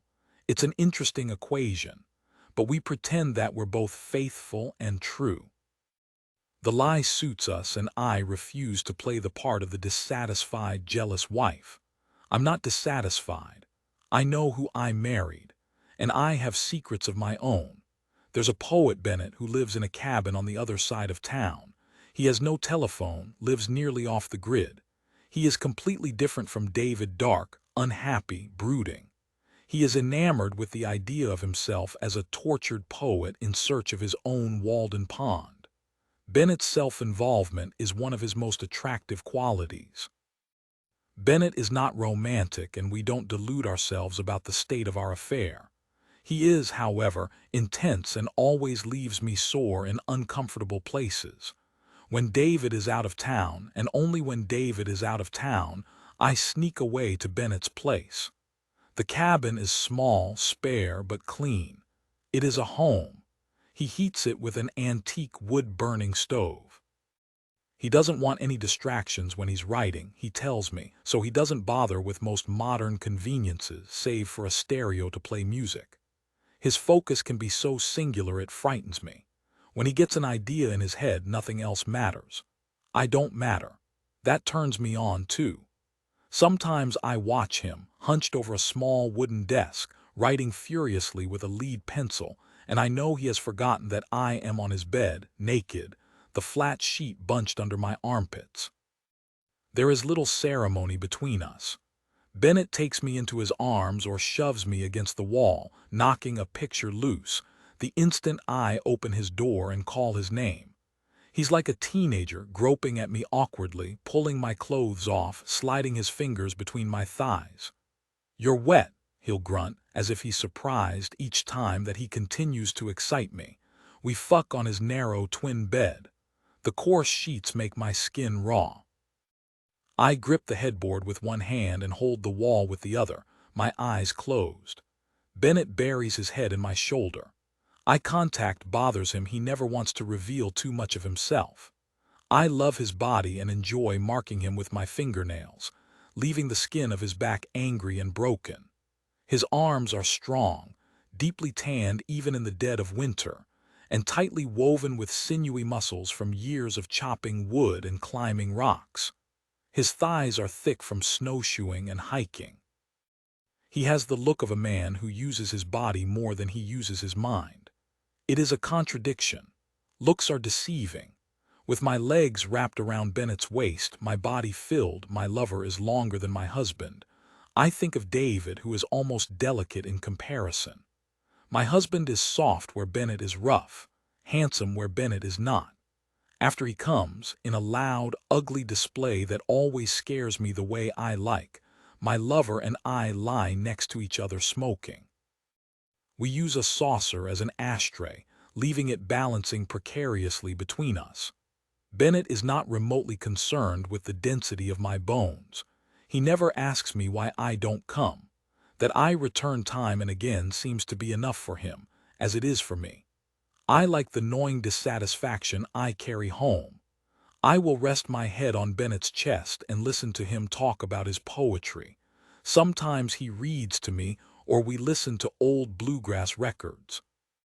I tell him what's going on in the world beyond the walls of his cabin.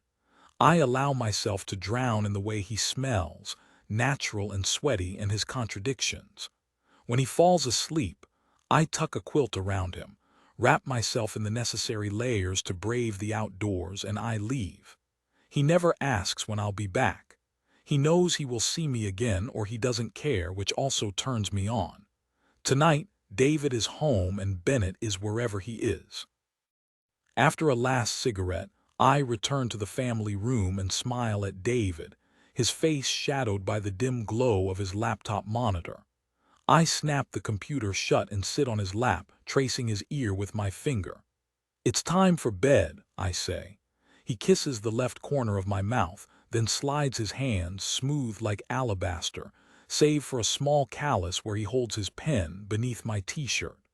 I shiver, pulling his hands upward to my breasts.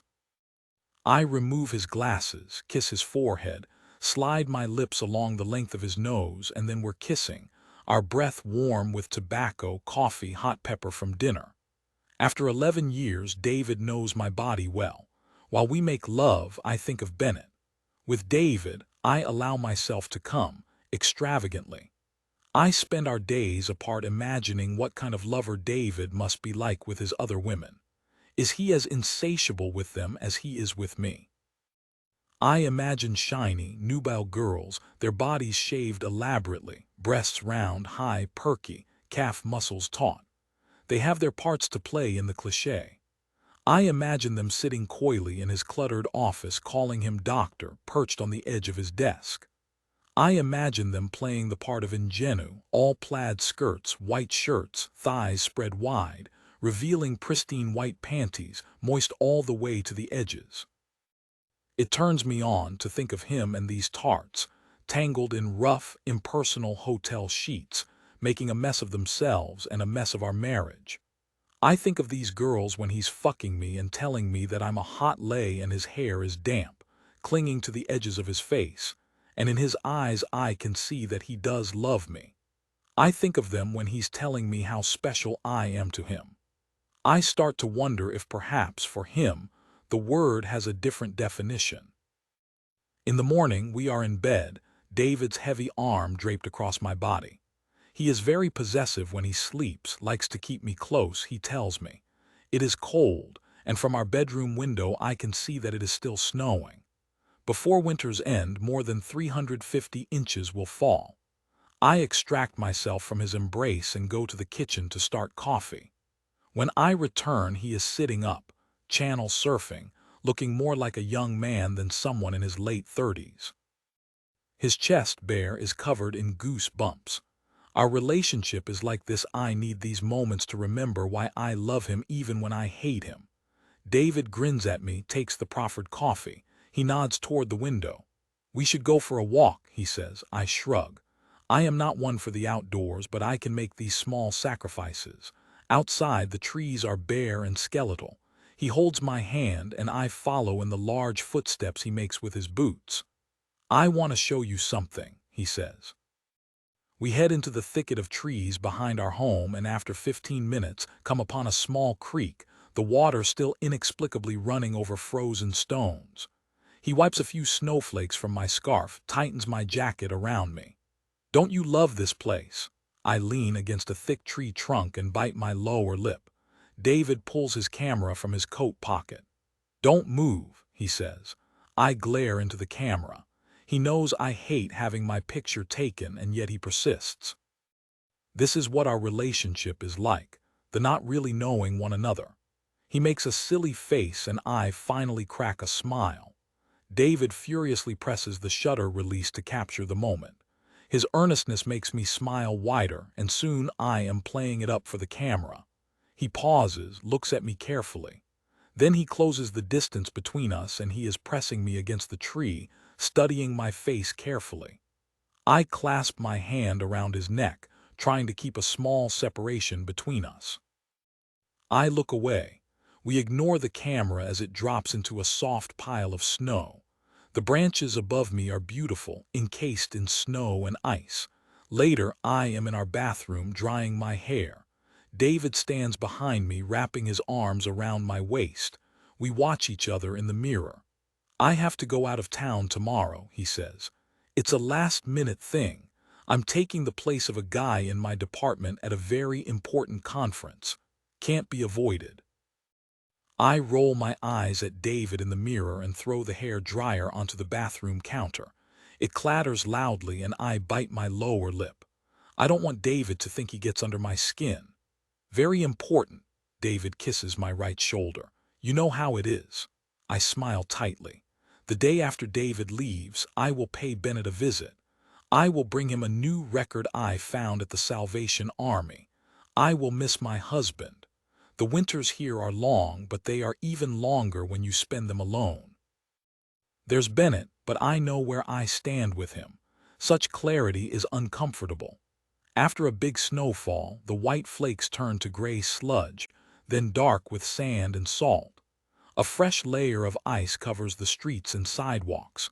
I long to wear shoes instead of the clunky boots necessary to navigate the outdoors. David is gone for 8 days on his very important business. I fill the days with my work, which takes a darker turn. It is hard to write about happy things when you can never escape the kind of cold that sinks into your bones and stays there. I am in Siberia, I decide. I am comforted by thoughts of exile, cold solace, meditation, and inspiration born of emotional deprivation. It is all very dramatic. My evenings are filled with dinner with friends, bad television movies, and planning dream vacations in sunnier climes. David dutifully calls me 3 times a day, as regular as 3 square meals. Our conversations are brief during the day, longer at night. He loves to hear me come, he tells me. I love to give him a show. I tell him all the dirty things I am doing to myself in excruciating detail. He makes me beg over the phone, and I can hear his satisfaction when I do. He revels in the knowledge that no matter the distance, he has a hold over me. The specificity of these conversations and the ways I am willing to debase myself are 2 of the reasons he enjoys being married to a writer. He often tells me I have a knack for details. I wonder if he's alone during these calls, or if his hand is running through a lover's hair as he listens to his wife playing the part of his whore. A part of me hopes he isn't, because sometimes I am not. When David returns, he is full of stories about drunken engineers in swanky bars in downtown Philadelphia and the inferior intellects of the people in his field. He beats his chest. "I am a god among men," he says, winking. "But more than anything, I missed you." "Of course you did," I reply. For the next several weeks I will tease him mercilessly and remind him that he is a god among men. He will find this endearing until he doesn't. When I unpack David's suitcase, I create neat piles of clothes that can be put away, laundered, or sent to the dry cleaner. I organize his toiletries, making sure he has enough toothpaste, lotion, shaving cream for the next occasion when he must conduct very important business. The routine relaxes me, reminds me of my part-time role as wife. I search the pockets for matchbooks, coins, receipts, pens, design ideas on cocktail napkins. Once I found a joint, and before bed we smoked in the shed in the backyard, giggling like teenagers until we singed our fingers on the roach. This time I find a Polaroid image of David posing with a young brunette, attractive in her own way. She is smiling. He is not. She is hugging him from the side, looking at him the way I imagine all his young lovers look at him, adoringly, desperately. They don't know the man I married, how betrayal comes so easily to him, so they can afford to look at him like that. David looks like he's trying to slide out of this girl's embrace. It's a sad little scene. There's a phone number written across the bottom of the picture in red lipstick. I leave the Polaroid on his side of the bathroom, perched against the toothbrush holder. This isn't the first time I've found an artifact of his infidelity. It won't be the last. I leave the tokens for him to find because he has left them for me to find. We play games because we can and we like it. Most days these games keep us together somehow. Later tonight he will tell me it's time for bed. We'll slide naked between our sheets. He'll lie on top of me and I will relax, enjoy how my chest constricts beneath the weight of his body like I'm suffocating. I'll drown in the scent of cologne and his hair products and body wash. We'll make love like we haven't shared our bodies with anyone else, like we are still the people we once promised to be. After I've finished putting his things in order and I've cooked us dinner, and we've made the small talk married people who know each other too well make, we sit in our family room, on our couch, in our familiar positions between laptops and secrets and lovers, and the silence of the snow that continues to fall. The old radiators creak as they struggle to cough hot air into the room. "Are you cold?" David asks with a shy smile. I nod and he pulls me close, wrapping his arms around me. His body feels narrow, almost frail against mine, as if his bones have lost some of their density. I return his embrace. I realize I am holding less of a man than he once was. I wonder how much stamina we have left for the games we play. And then I stand in the back doorway for a smoke, thinking about Bennett, rough and merciless, necessary. I accept that I am perhaps less of a woman. I am a knife, my husband is a hunter. I am a knife. Last deer season he took me on a hunt with him. At 4 in the morning he shook me awake. He made love to me. He always fucks me before the hunt. There is a quality to his efforts that is different, better. He takes me, he uses me, he marks me. I allow him to. When he finished he told me not to shower. As we dressed, I could still feel him inside me, sticking to my thighs. It was cold outside. In the cab of his truck I leaned against his arm, my eyes closed. He drank coffee from a thermos that used to belong to his father, who is dead from black lung. His beard would smell like coffee for the rest of the day. We spent hours in the deer blind, doused in deer piss, waiting. I grew bored but stayed silent. I am a knife. Several does passed before us, but my husband held one finger to his lips. We were waiting for a buck. "I want to kill something majestic today," my husband said. He believes killing brings him closer to God. More time passed, our bodies grew stiff. My stomach felt hollow. I hungered. His shoulders slumped as his hope faded, but then a massive buck galloped into our sights. The creature was indeed majestic, its musculature pronounced, body thick, standing tall. My husband raised his rifle, inhaled deeply, held his finger against the trigger. He waited. The buck turned his head and looked at us with his black, glassy eyes. I held my breath too. We waited. My husband pulled the trigger and exhaled slowly. We waited. The bullet hit the deer in his neck, making a neat black hole. My husband nodded his head once, set his rifle down. I am a knife. He is a gun. The buck was still alive when we got to him, breathing shallow. I pressed my hand to his matted fur, felt his warmth, the strength of the muscles beneath his coat and the bones beneath the muscle and the blood holding him together. My husband reached for his knife, preparing to slit the buck's throat. I grabbed his arm, shook my head. I am a knife. I placed my hand over the buck's heart, waited for it to stop beating. We waited. We waited for quite some time. My husband prayed, offering acts of contrition into the air around us. When the buck was finally dead, I used one fingernail, cutting the creature open from his neck to his rear. His flesh fell open slowly, warm innards steaming out into the cold air. The air became sharp and humid with the stench of death surrounded by prayer. I am a knife. My husband reached into the dead animal, then stared at his hand covered in dark red, almost black blood. He ran his thumb across my lower lip, then slid his thumb into my mouth. I sucked slowly, tasting the deer's blood, salty and thick. I moaned. My husband rubbed his bloody hand over my face, and as the blood dried, my skin felt thin and taut. I lay back on the ground, now soaked with the deer's blood. My husband undressed me slowly, then stood and stared at me naked, shivering next to the animal he killed. I wondered if he could tell us apart. The woods around us were so silent I felt a certain terror rumbling beneath my rib cage. When he lay on top of me, I spread my thighs, sank my teeth into his shoulder. My husband smelled like an animal and took me like an animal. I left my mark on the broad expanse of his back. I am a knife. He is a gun.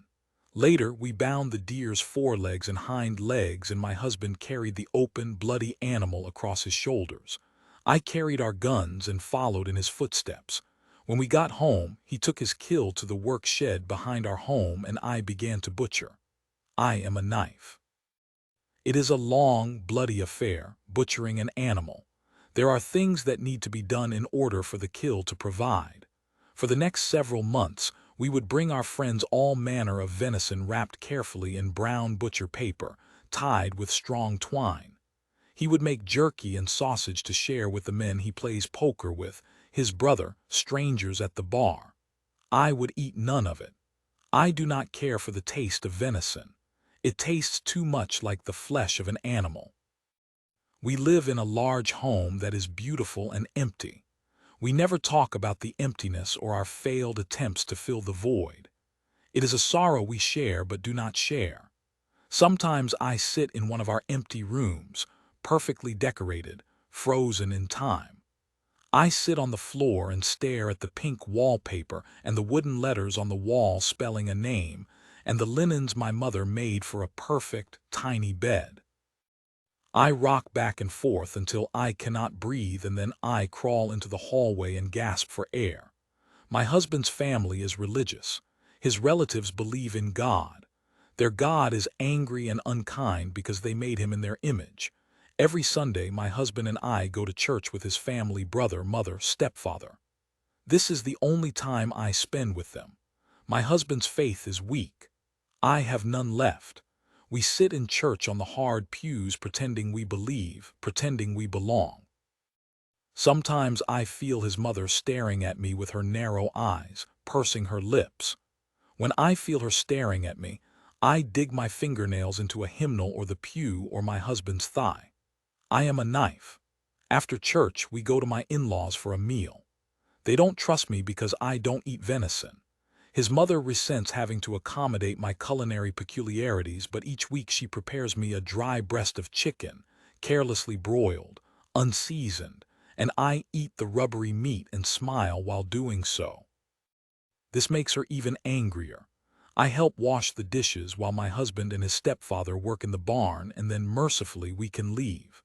His mother always stands on the porch and watches as we drive away. I make sure to sit so close to my husband in the cab of his truck, it looks like I'm sitting on his lap. I make him kiss me, and I kiss him back so hard it's like I'm devouring his face. I want her to know, I am a knife. My family lives far away in the heavy heat of South Florida. My relatives rarely visit us, don't know how to deal with the cold. They can't understand why my husband and I stay in the North Country. When we visit my family, my husband is overwhelmed by the humidity and by people who look so different from him, few of whom speak English. He always grips my hand tightly when we're in Florida, and he looks so scared, so young. It is only when we leave our home that I realize it's not that he won't live anywhere else, but that he can't. My sister, my twin, comes to visit often because she understands why I stay with my man in a place I do not love. She understands he loves me so good I would live anywhere with him. They get along well. She too is a knife. She never stays with one man too long, says she lives vicariously through me as I do through her, so she doesn't need to get married and I don't miss being single.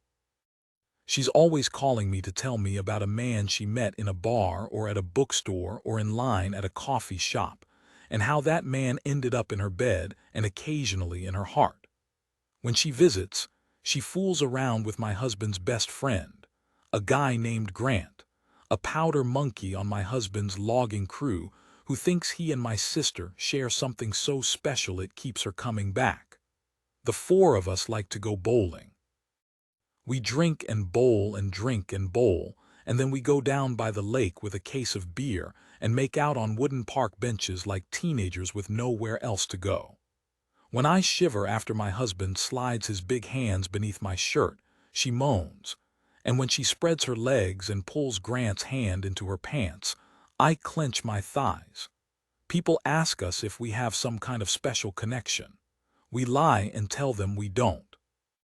The wives of loggers tell stories about men broken by falling limbs or treetops or loose chain saws. They call these things widow makers. I listen to these stories and think, if something happened to my man, I would cut down every tree I ever saw for the rest of my life. I am a knife. When my husband is late coming home from work, I start to feel uneasy. I imagine our empty home even emptier than it already is. I make sure the phone is working, that I haven't missed any calls, and when he does get home, I beat his chest with my fists. I damn him for making me worry.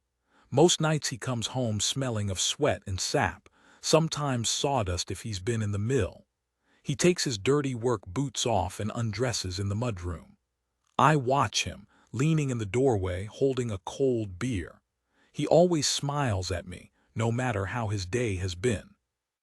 He takes a long sip of his drink, kisses me, his breath warm and yeasty. I tell him how lonely my body has been without him all day. He presses his lips against my neck, pulls at my skin with his teeth. He is a gun. I am a knife. When she calls, I can hear in my sister's breathing before she says a word that something is wrong. I sit down at the kitchen table. My husband is in the family room watching some documentary on helicopter loggers, complaining loudly about how they're doing everything wrong. "What is it?" I ask. I try to sound calm. My skin hurts. My sister says I'm pregnant, and I exhale slowly. I say it's going to be okay. I swallow something hard and mournful. I dig my fingernails into the palms of my hand. I am a knife. She says, "I understand," and I smile and hold my stomach, running my fingers along the slightly raised scar that refuses to disappear even though it has been some time since I was cut open. I am not a knife. "Can I come stay with you while I figure out what I'm going to do?" she asks, even though she doesn't need to ask. We talk a while longer, then I join my husband. I sit on his lap and burrow my head against his chest. I tell him my sister is coming and why, and he holds me so tight that even hours later, when we're in bed and he's asleep, I can feel him holding me together. My sister and I were once in a car accident while she was visiting.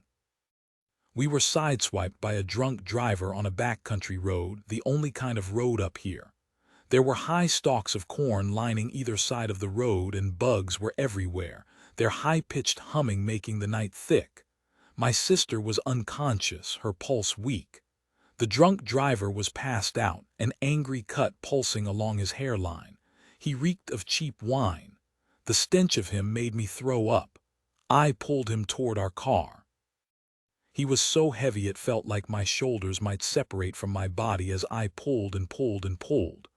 When we reached my sister, I fell to the ground, sweaty and out of breath. I pressed 2 fingers to my sister's neck. She was born 7 minutes after me. She could not die before me. Her pulse was even weaker. Her heart was dying. My heart was dying. I cut the drunk driver's chest open. I am a knife. I reached into his body, wet and warm, and I pulled out the heart he did not deserve. I felt no sadness or mercy for him as the slick organ throbbed in the palm of my hand. I cut my sister's chest open. I am a knife. I put his heart into her chest next to her heart. The 2 hearts nestled together and began beating as one. I am a knife. I pulled the flaps of skin back over her open chest and said a silent prayer as her skin fell back into place. I held my sister in my arms until help came. I kissed her forehead and whispered acts of contrition into the night air so she would know she was not alone. I kept her warm and safe. With my sister around, the house feels less empty. She makes a small home for herself in one of our empty rooms. Her stomach swells and her skin glows. I often catch her walking around our property humming to herself, holding her belly. She is changing. I am not. Sometimes I catch my husband staring at her. When he notices me watching him watching her, he blushes, looks away guiltily. One night we are lying in bed. We have just made love and he is still lying on top of me. He is still inside me.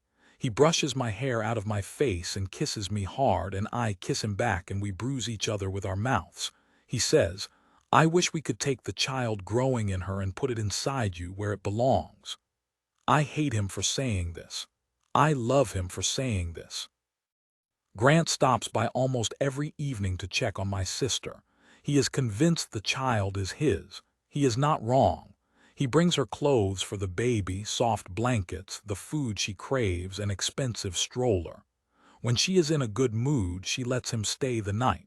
She says he is a comfort. She loves his hands and his voice and the thick mat of hair on his chest. She says she doesn't know if that is enough. I tell her it could be. When I hear them laugh, when I see how he looks at her, there is a loud, painful ringing in my ears that does not go away until I punch myself in the stomach. I imagine reaching into my own belly, cutting out the damage because I am a knife. Her belly grows and grows and grows. Her ankles swell. She walks slower and slower, holding her lower back. Her skin still glows. Toward the end of March, we sit on the porch. It won't be long before she gives birth. She says, "I love this thing inside of me, but I want it out."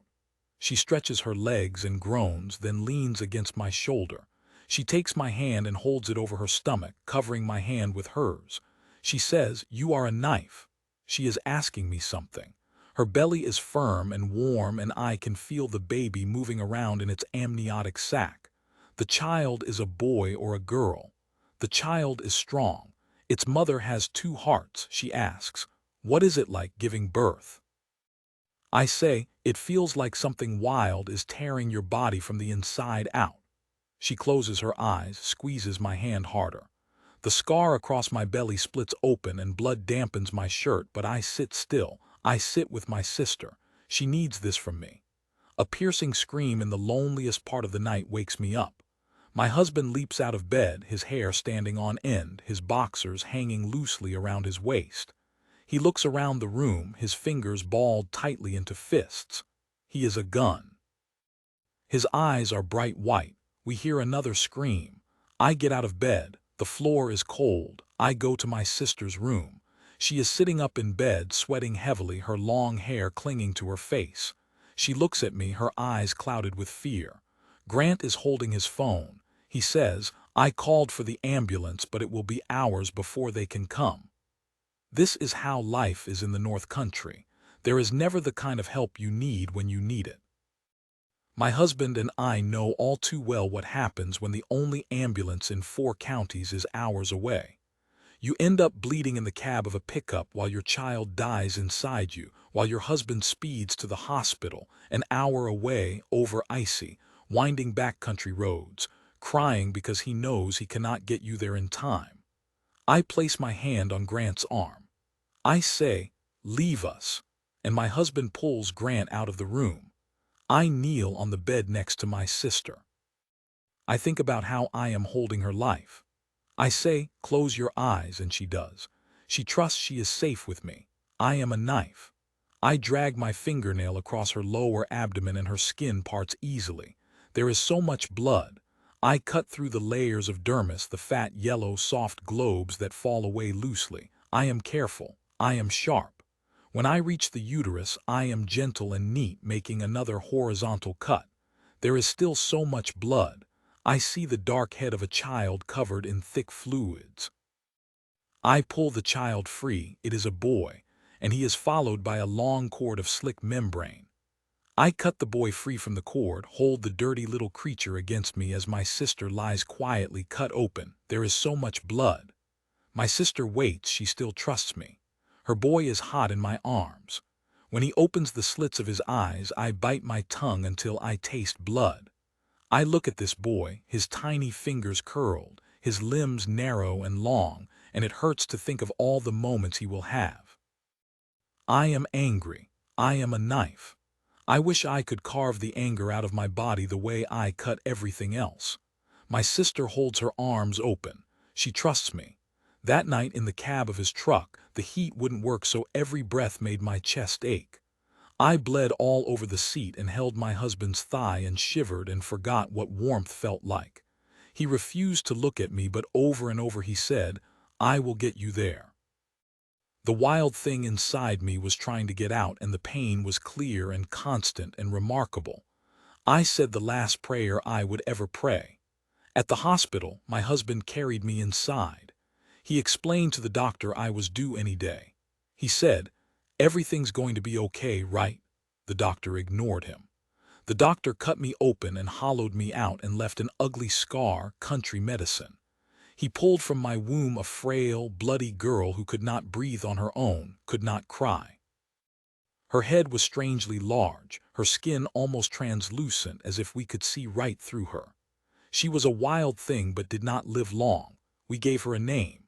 The night after my nephew is born, after I cut my sister open and hold her life in my hands and close the wounds I made to save her child, my husband fucks me in our bed while my sister and a man and a baby boy sleep in her bed. My husband and I are loud and violent with each other. When I bite him, I draw blood. I am a knife. He fucks me like he's trying to fix everything broken inside me, like he's trying to break me even more, like he is trying through will alone to create another life inside what is left of my womb. I believe through him all things are possible. I wrap my arms around his back. I press my knees against his ribs. We do not look away from each other. His every thrust hurts more, hurts everywhere, but I spread my legs wider, open myself more to him. I am a knife. The sacrifice of darkness. When I was a young girl, my husband's father flew an air machine into the sun. Since then, the days have been dark, the nights bright. That man who needed to reach the sun, Hiram Hightower, worked his whole life underground, mining, digging through the hard earth to make other men wealthy, to fill their homes with fine things, to clothe their wives with fine linen and silk, to feed their mouths with fine food. He worked the unyielding earth until his lungs blackened, and his bones swelled from the pressure of the world bearing down on him day after day after day. As a young man, Hiram did not mind spending most of his waking hours in the world beneath the world. "It was always a mystery," he said when my husband was a young boy, "to sift the earth through my fingers, looking for the glint of precious metals." As the years passed, though, there was less and less mystery. In the morning, he drank coffee from a tall thermos as he drove to the mine. He put on his coveralls and heavy jacket and took the elevator down into the mine. He clawed through clay and granite, always searching for something precious. He shivered as the cold sank into his skin. Sometimes he'd find feldspars and hide them in his pockets. He'd take them home and buff them to a perfect shine for his wife, who kept them on the mantel above the fireplace. Those crystal formations were the only beautiful things he gave to his wife, other than their child, so she treasured them in the way of women who love hard men. The air in the mine was terrible. After too long, a man couldn't breathe down there. By the end of each day, as the miners rode the slow mile back to the surface, back to fresher, thicker air, they clutched their chests with trembling hands. Most nights when he got home, Hiram was silent, had nothing to say, knew his family would never understand that each time he went down below, he was forced to leave a piece of himself behind, knew that someday there wouldn't be enough of him left to come home. He ate the food his wife set before him, hearty fare, well-seasoned meats, freshly baked bread, vegetables from the garden she tended. His wife, Mara, always had a smile for Hiram, sat with him patiently, sat through his silence, pretended each night that she was not sharing her table and her bed with a lesser man than the one she had known the night before. Hiram had lovely hands, Mara has told me many times. His hands could fill a woman with fear if she didn't know better. You could see the strength of them in the thick web of skin and muscle and vein and bone. His whole body was a thick rope of muscle and sorrow. When they were alone, Mara liked to lie on his back, the broad, warm expanse of it. When she kneaded his body with her fingers, he groaned loudly, said, "Woman, you make me never want to leave your side." Mara never feared Hiram, wasn't worried about the size of him. He wasn't gentle when he touched her, but he was a good man. He touched her the way she wanted to be touched. She loved how he knew there was strength in her, too. Something changed in Hiram when he turned 40.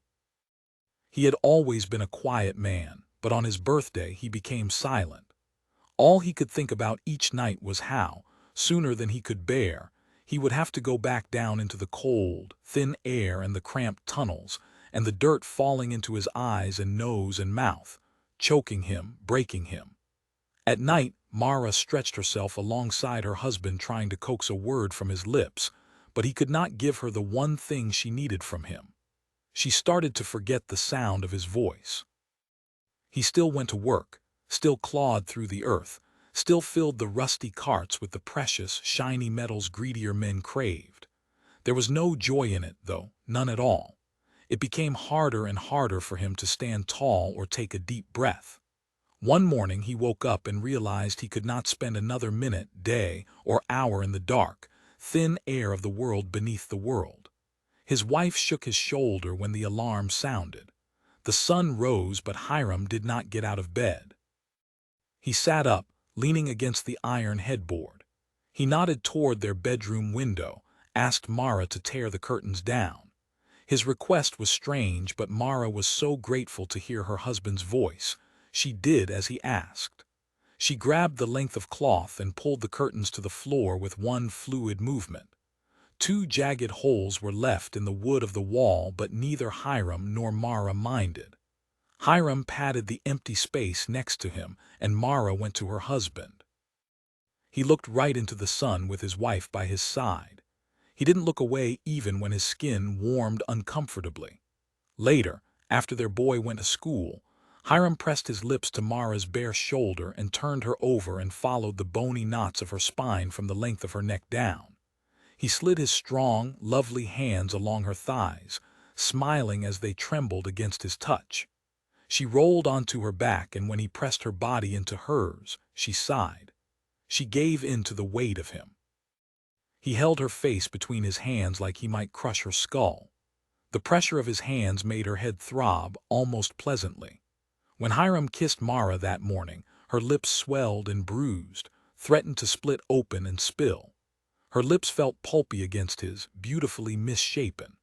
The whole of her body felt that way by the time he was done, as if every muscle, every part of her skin, had been worked through his hands and his mouth and his eyes until it was broken all the way down. When Mara climbed out of bed, sore, heavy, drained, Hiram said, "Don't wash," so she didn't. She went to the kitchen and prepared him a sandwich with thick sliced meat and tomato, a glass of cold milk. She smelled him everywhere, felt him everywhere. When he was of a certain mind, the weight of him was inescapable. Mara loved that about her husband. Hiram joined her in the kitchen and ate slowly. He stared at her in a way that made Mara feel like she was sitting across from a stranger. He did not look away. She did not look away. She tried to ignore the soft ache in her chest that bloomed slowly into a nervousness she couldn't quite make sense of. When Hiram finished, he stood and took his plate to the sink, washed it clean, dried it carefully, set it on the counter. He looked out the window above the sink, out into Mara's garden, into the thicket of trees beyond. He squinted as he looked up toward the sun. "There's something I must do," he said. Mara shook her head. "Don't you break my heart, Hiram. Don't you dare." He reached out and Mara slid her hand into his. Hiram led his wife outside and they stood on the slab of stone behind their house. He pointed up at the sun. "I want to touch it just once. I need it, woman, I just do, and there's nothing that's going to stop me from trying to get there." That afternoon, Hiram drove to the nearest purveyor of air machines with a good portion of the money he had earned by making money for other men. The coins were heavy in the satchel he carried. The weight of them tired him, but he had important business to attend to. He needed to fill the impossible emptiness inside him. Hiram listened as the salesman tried to sell him a fancy air machine with linen seats and slick lines, but that's not what he needed. He needed something strong, sturdy, an air machine that would carry him a long, long way. It was an ugly thing, the air machine he bought. There was no grace to it, but he loved the color, a bright red that would make the sky pretty. As he walked around the fuselage, Hiram wondered how something so ungainly could take flight, but the salesman assured him the air machine would serve him well. The salesman was a man of his word. Roman 2. I grew up in a valley flanked by 2 hills some called mountains. We weren't much used to the sun anyway. That's what we tell ourselves now that the sun has been gone so long. Our town was small but pretty, or at least that's how I always saw it. Pretty isn't always about what you see. Sometimes pretty is what you feel. Minus the people, our town is still pretty to me. There were lots of trees towering over every house and building. As a child, I thought those trees reached straight into the heavens. I still do. I don't much change once I set to feeling a certain way. The streets were, and still are, lined with wooden sidewalks, sturdy and rough-hewn, raised a few feet off the ground because most folks around here don't trust the ground, knowing what they know about what lies beneath. What that world beneath the world can take from you, has taken from all of us. The mine owners live near the center of town like they want their grand homes to be seen from everywhere. All steel and glass reaching toward the sky, almost as high as the trees, sprawled across wide stretches of land. In the shadow of those grand homes are where the rest of us live, some of us in the valley, others in the wooded hills, where the air is sweeter and the land is harder but means more. On the edge of the town are the mines, their entrances carved into the slow stone rise of the hills. When the darkness came, the world changed. It had to. Hiram Hightower flew his bright red air machine into the sun, and the sun disappeared, and the only light left was that of the moon. The only warmth to be found came from a good fire, or a heavy sweater, or the skin of another body pressed against yours. I was not yet a woman. I was a girl of 11 wearing a yellow dress. My hair was a long, crazy mess, reaching well past my shoulders. I was a crazy mess, too. I ran in our backyard barefoot, my face streaked with dirt, while my mother hung laundry to dry, wooden clothespins tucked between her lips. She hummed the same song she always hummed, the first song she and my father ever danced to. She shuffled from side to side, her toes curling in the warm earth. It was a good day in a short life of good days. We heard Hiram Hightower before we looked up and saw the sun grow brighter than we thought possible. It was a joyful noise, long and wide and full. Then that joyful noise disappeared, and the sun grew smaller and smaller and smaller as it filled Hiram Hightower up with the light he craved for so many years working in the cold, lonely mines. When the sun disappeared, a bright red crease appeared in the sky. The air chilled, and slowly the world grew cold, not unbearably so, but cold enough that we saw our breath more often than we did not. There was no more light of day. There never would be again. In the early days of darkness, we thought it might end. We thought we might once again see the sun, feel its golden shine holding our skin. The bright red crease in the sky pulsed, and like the sun, that crease grew smaller and smaller until it disappeared. Scientists tried to make sense of what happened to the sun. It was nearly impossible for them to believe a man could be so full of darkness he needed to swallow all the light of the sun. The mines closed after that. The mine owners were not so greedy as to chance what another miner might do, what he might take from the world to fill himself up. Their money could buy lots of fine things, but it couldn't bring back the sun. Only teenagers and scrappers looking for trouble, looking for a little something to line their pockets, go down in the mines now. They sell what they find on the black market, mostly in towns far away. No one in this town will have anything to do with that lucre. It didn't take long for the mayor to order gas lamps throughout the town, to provide enough light during the day for life to go on, perhaps a little warmth.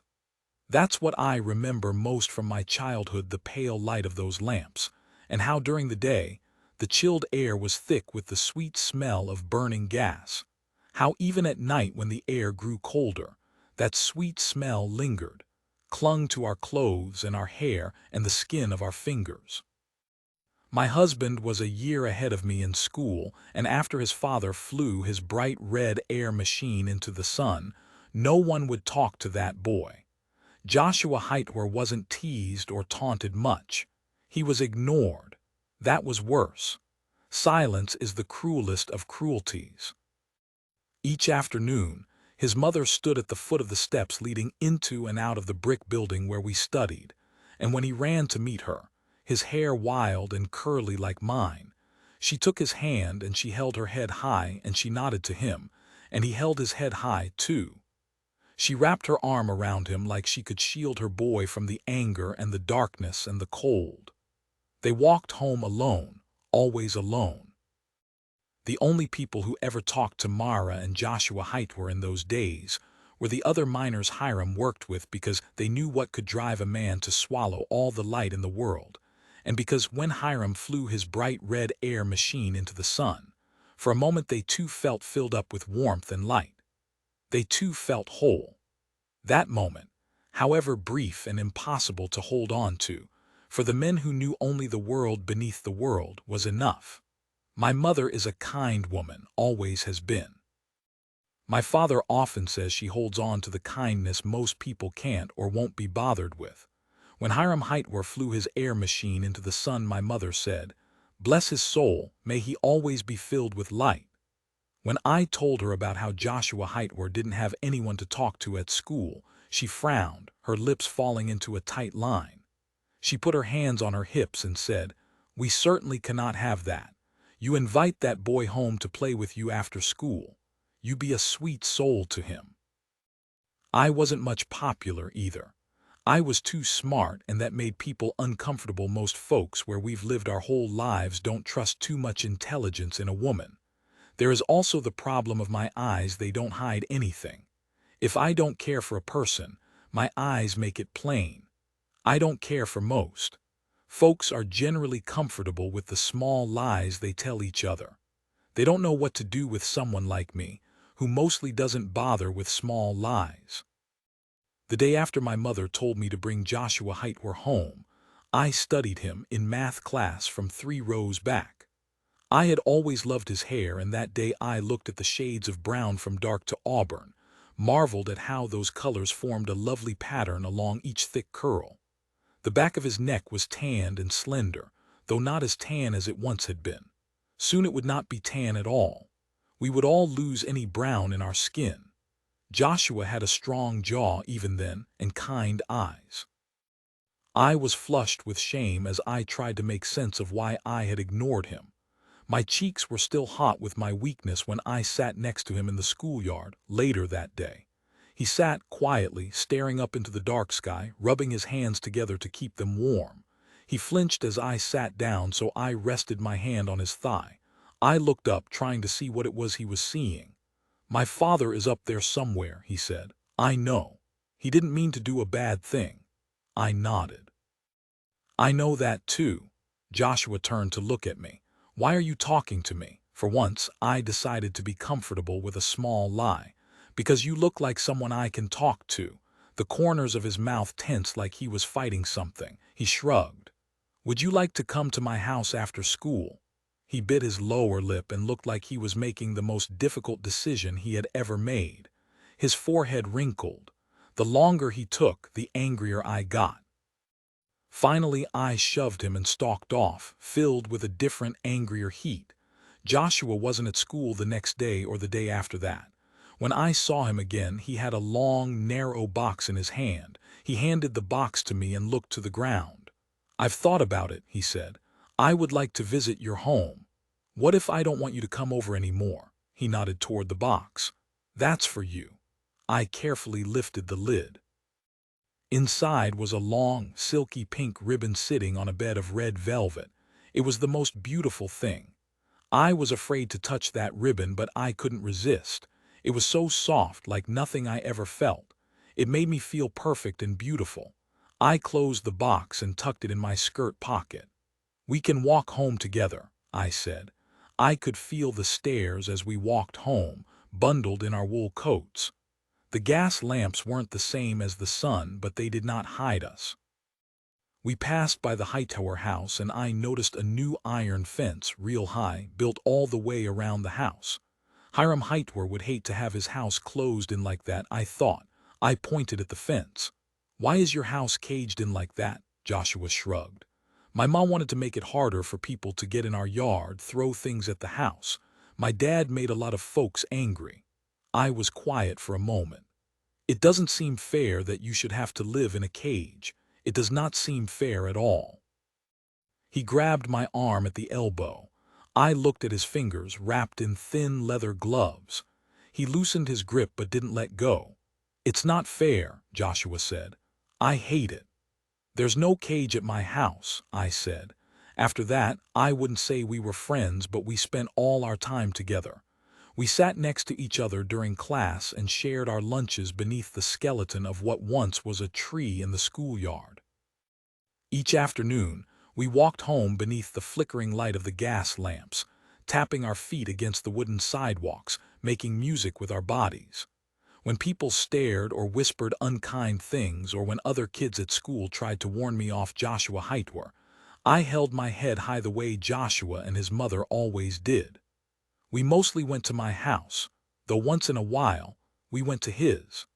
Joshua's mother was quiet, her hair always combed into a neat bun. She mostly sat in the front room of their house, staring up into the sky like she was waiting for Hiram Hightower to come back to her. Whenever she looked at me, her eyes were pale blue and watery like a slow-dying body of water. She stared right through me. She made me sad. She made everyone who saw her sad, because we could see that the whole Hiram Hightower couldn't fill inside himself found a new body in which to grow. The kids we went to school with hated Joshua because their parents hated Joshua's father, and none of those kids knew how to be any better than the people who brought them into the world. When Joshua walked to the front of the classroom, they hissed. The ones who thought they were clever called him a son of a son stealer. He kept on holding his head high always, just like his mother, because he came from good people worth minding. Joshua never turned into himself or tried to make himself smaller. Instead, he grew and grew and grew. He studied hard. He watched over me and smiled every time I wore my beautiful pink ribbon, which was often. He told me he didn't mind the silence of others so long as I was there to fill it. The older I got, the closer we became, the more I wanted to fill everything hollow inside him. When Joshua was 16 and I was 15, a council was convened to consider ways to bring back the sun. The members called themselves the Corona, mostly wealthy men, the kind who had created the emptiness in Hiram Hightower in the first place. They made it seem like they wanted to bring back the sun for everyone, so we could bathe in it and stare into it until our eyes burned, so we could remember natural warmth. But such was not the case. Most of us guessed the Corona were mostly interested in finding a way to reopen the mines, to make themselves even more wealthy. It was a dark, ugly thing to see such greed cloaked in false good. Joshua and his mother were brought before the Corona to answer for Hiram Hightower's crime, which was not a crime. I sat in the gallery with my parents. Every so often, leaning against the wooden railing in front of me, Joshua looked up at me. I held my hand open and he held his hand over his heart. The Corona suggested that perhaps someone from the Hightower bloodline should be sacrificed. If not Joshua, then his firstborn child. Mara Hightower, normally serene and composed, paled. When she spoke, her voice was strong, colored with fury. She said no more height where blood would be spilled in service of the sun. She said the spilling of blood could not possibly force the sun to rise. Many people in the gallery started shouting angry slurs. It terrified me to look at them, their faces drawn tightly into hateful masks, their lips shiny with spittle, their hands clawing forward like they wanted to tear Joshua and Mara Heitwer apart, pull their skin from their bones, right then and there. The thought of them touching Joshua made my heart seize and twist itself into a bitter knot. That was when I understood love. While the gallery raged, my parents and I sat in a circle of miners who stood, quietly, pointing up as if there were no roof above them. None of us knew what their gesture meant. We did not know height where blood would be spilled as long as they drew breath. By the time we matriculated at secondary school, Joshua was tall enough to fill any doorway just like his father. He was bone and beating blood, organs and sinewy muscle. His hair was as wild and curly as ever. I was not tall, but I grew into myself. I became beautiful, this is what I am told. I am not so vain as to claim beauty for myself. Joshua never told me I was beautiful, but he didn't need to. I could see what he saw in me by how he looked at me, how he looked into me, how he touched me, how he wanted me, openly, hungrily. As the years passed, we became the closest of friends, and then we became something more. Joshua made me laugh, and I made him laugh too. We talked and talked and talked. We ran together, dark mile after dark mile, our legs growing strong and lean to stay warm, to sweat even though our damp skin quickly chilled into a thin layer of ice when we stopped to catch our breath. We remembered the sun, the shine of it, how on a clear day, especially out on the lake, it was like the gods themselves were breathing into us.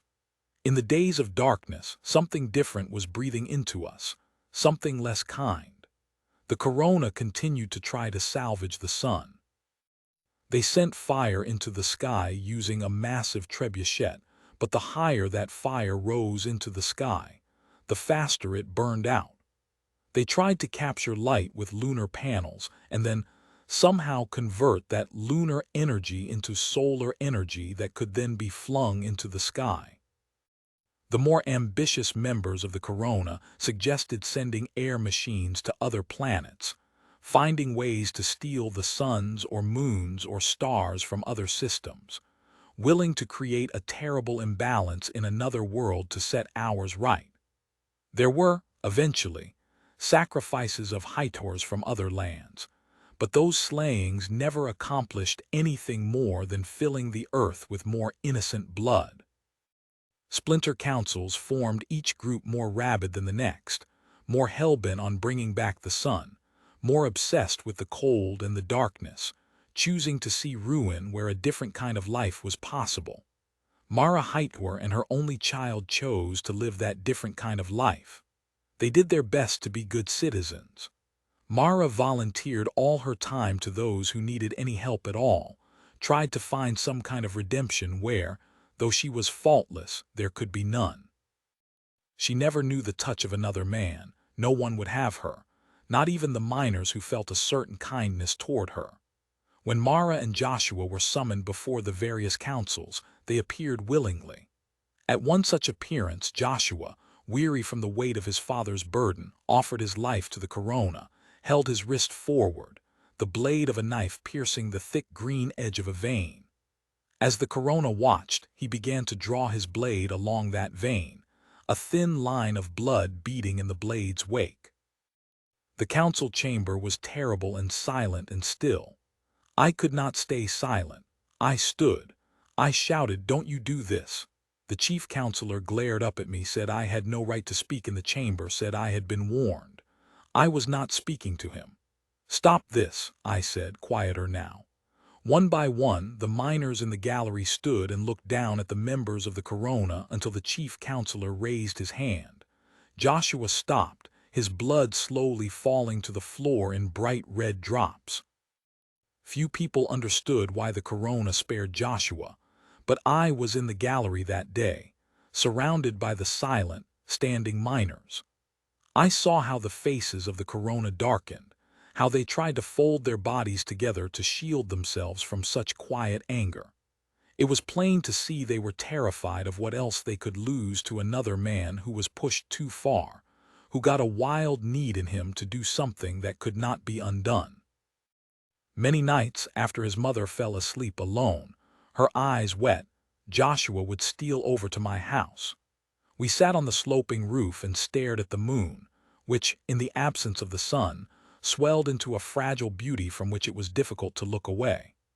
We often saw people in the houses on either side of us doing the same thing, sitting on their roofs, their faces beaming upward.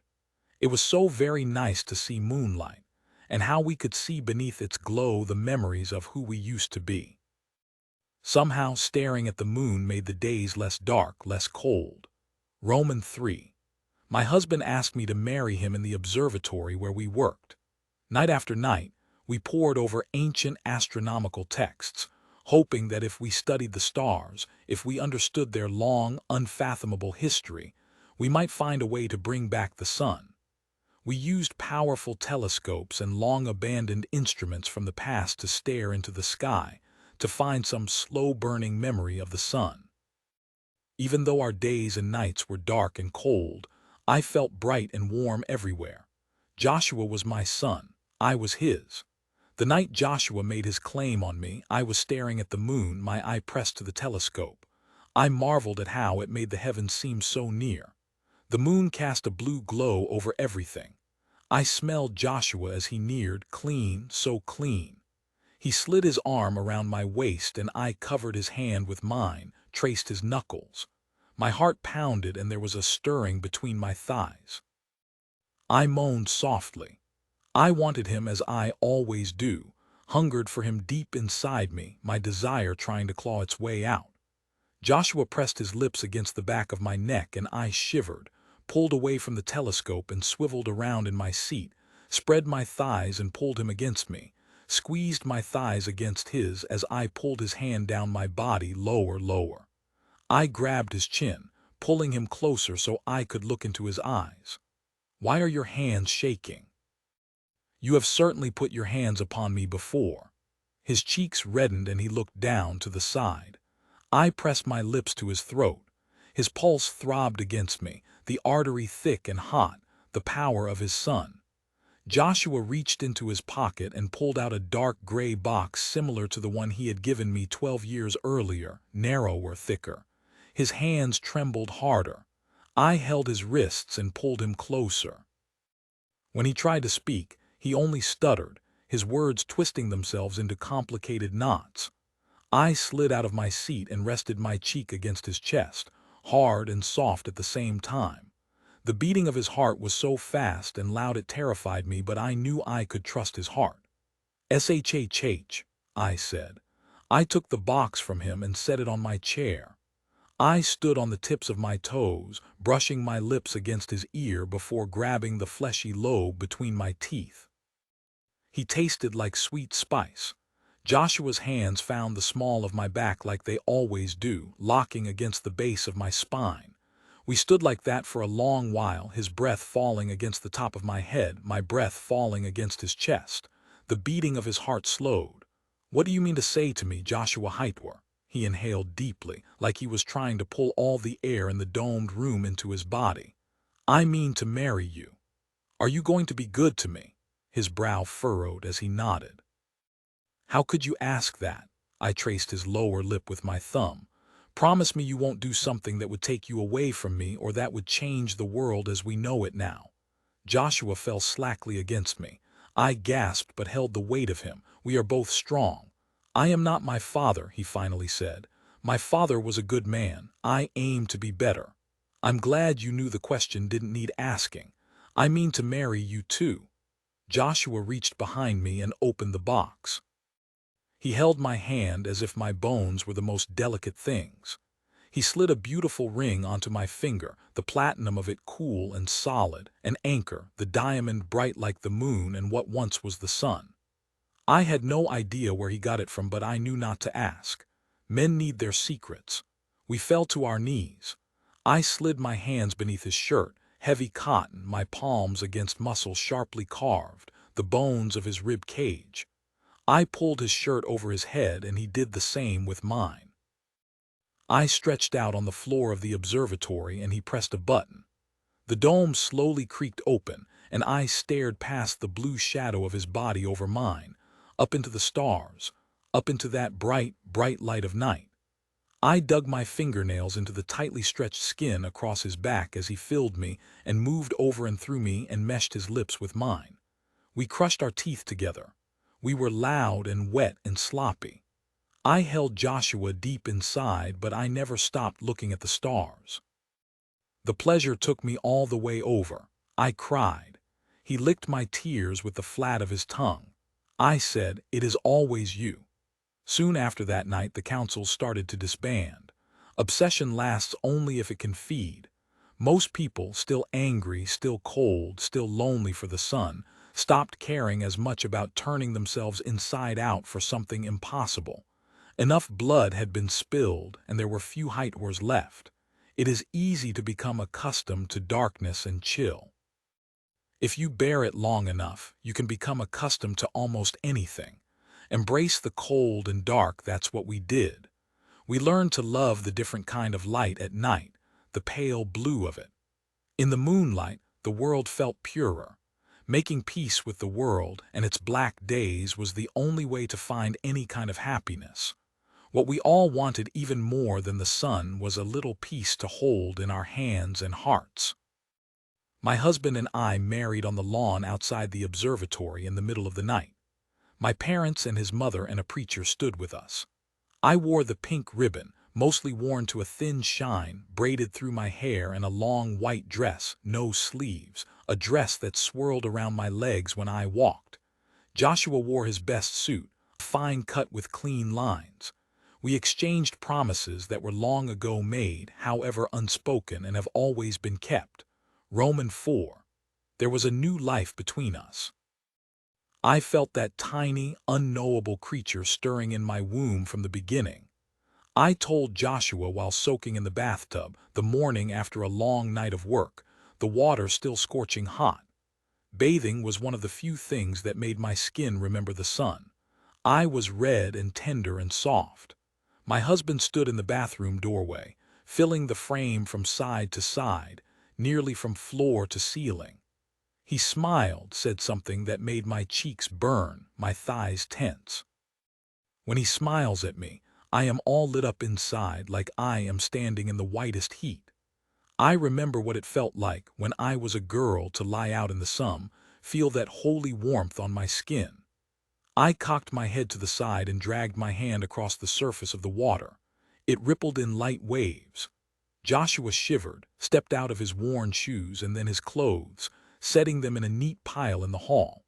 As he sank into the water across from me, he sighed, smiled again, and I felt hotter still. I tapped my toe against his chin and he pressed his cheek, then his lips against the wrinkled bottom of my foot. My hair clung to my face as steam rose around us.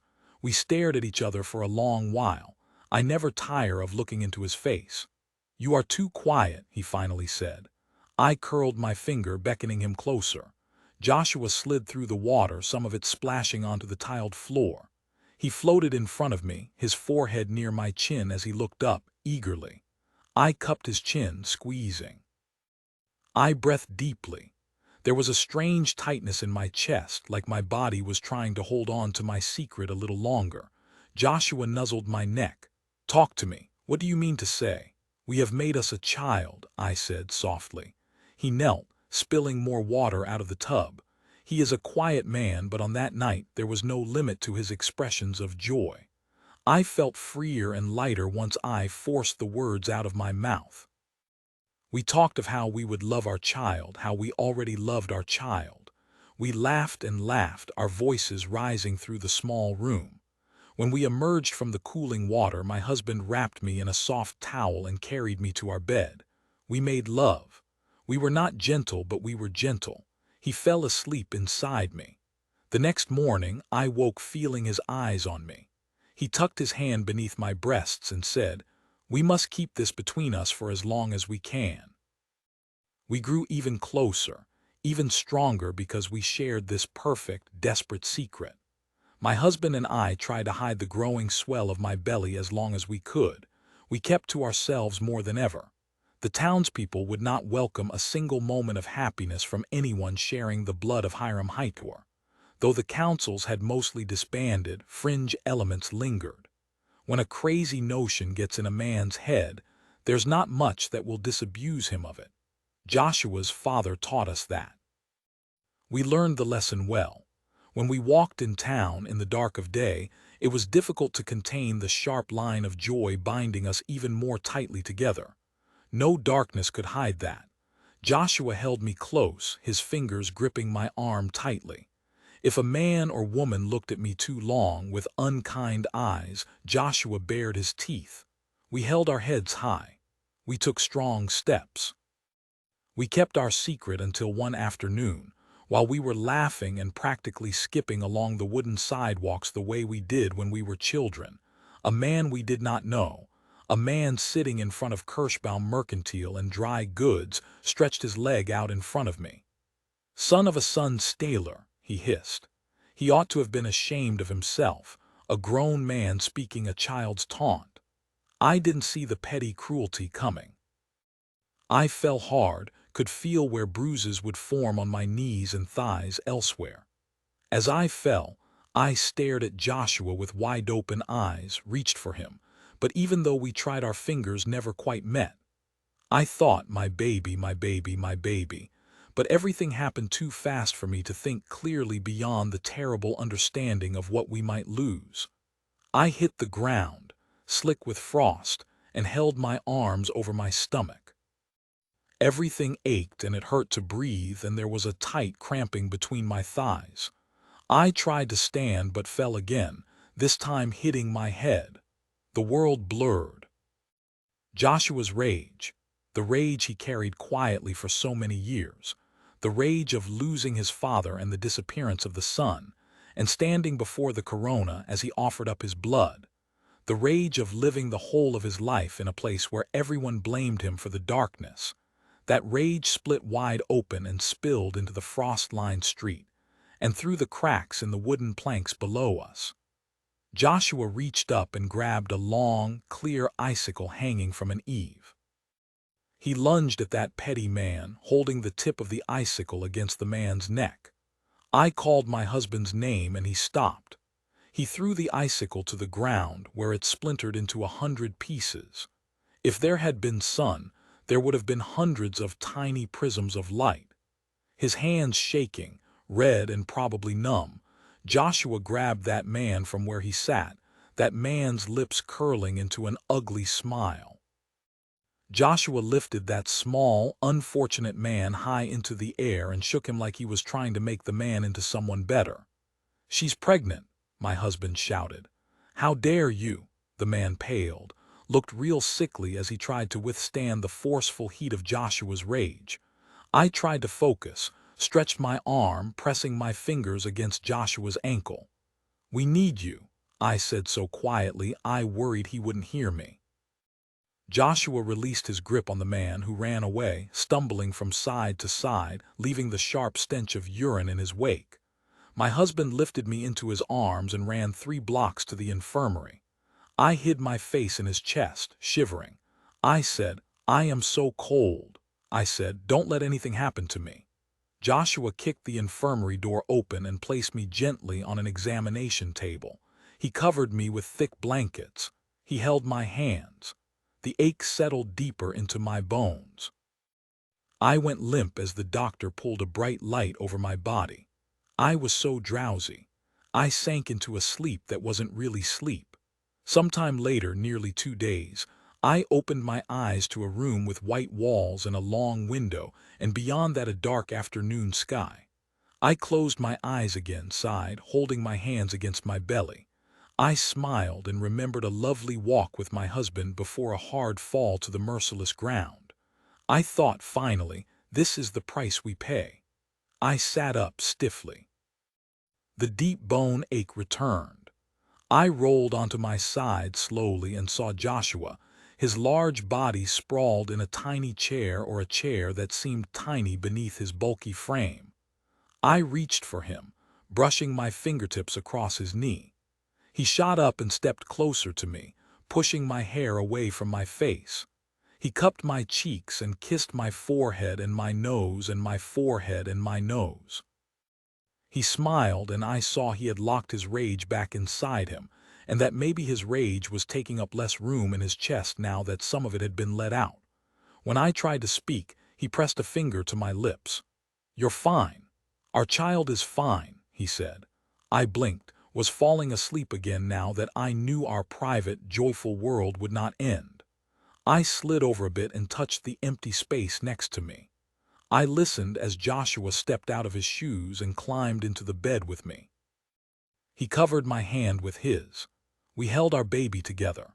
As we left the infirmary, passers-by stared, but no one dared approach us or speak an unkind word into the air surrounding us. Their rage made the air colder, thinner.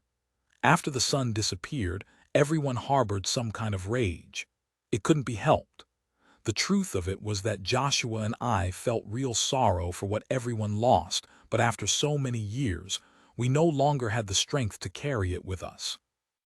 We left the infirmary and picked up fresh bread, some fruit, and wine, and then we went home to our little piece of the world where we were safe, where our child was safe, where happiness was safe. The sun wasn't ever coming back. There was no sacrifice, no blood to be spilled that would make right what Hiram Heitor had undone.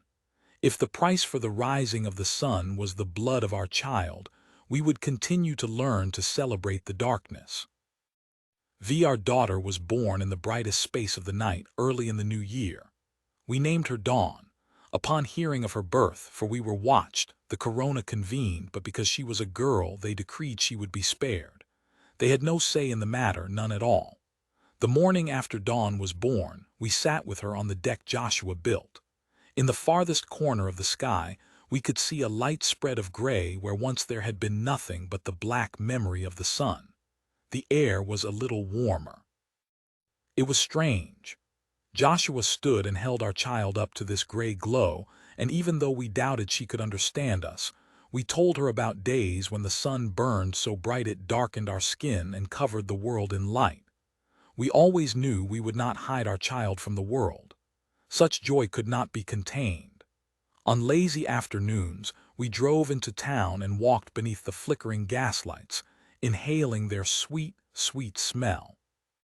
We reveled in the darkness covering us, holding on to the carriage handle tightly, smiling easily as Dawn spoke to us in the intimate language we tried so hard to understand. When Dawn turned 9 months old, she and I stood on the edge of what was once a lake, but in the absence of the sun became a lesser body of water. The light spread of gray had brightened into a pale white. We could walk outside without coats or sweaters some days. No one, not anywhere, dared to speak of the black memory of sun that had become something brighter. That day at the lake, Joshua walked along the dusty shore, his arms out at his sides, grinning, doing a silly dance. Dawn and I waved to him and sang to him. Farther along the shore, there were other families, enjoying the cool, clear day. I kissed the baby's forehead and whispered the secret words of mothers into the soft skin of her face. A woman walked up to me, not much older than I, a woman who had, like me, known the warmth of the sun as a young girl. She was thin and pale and seemed unfamiliar with joy.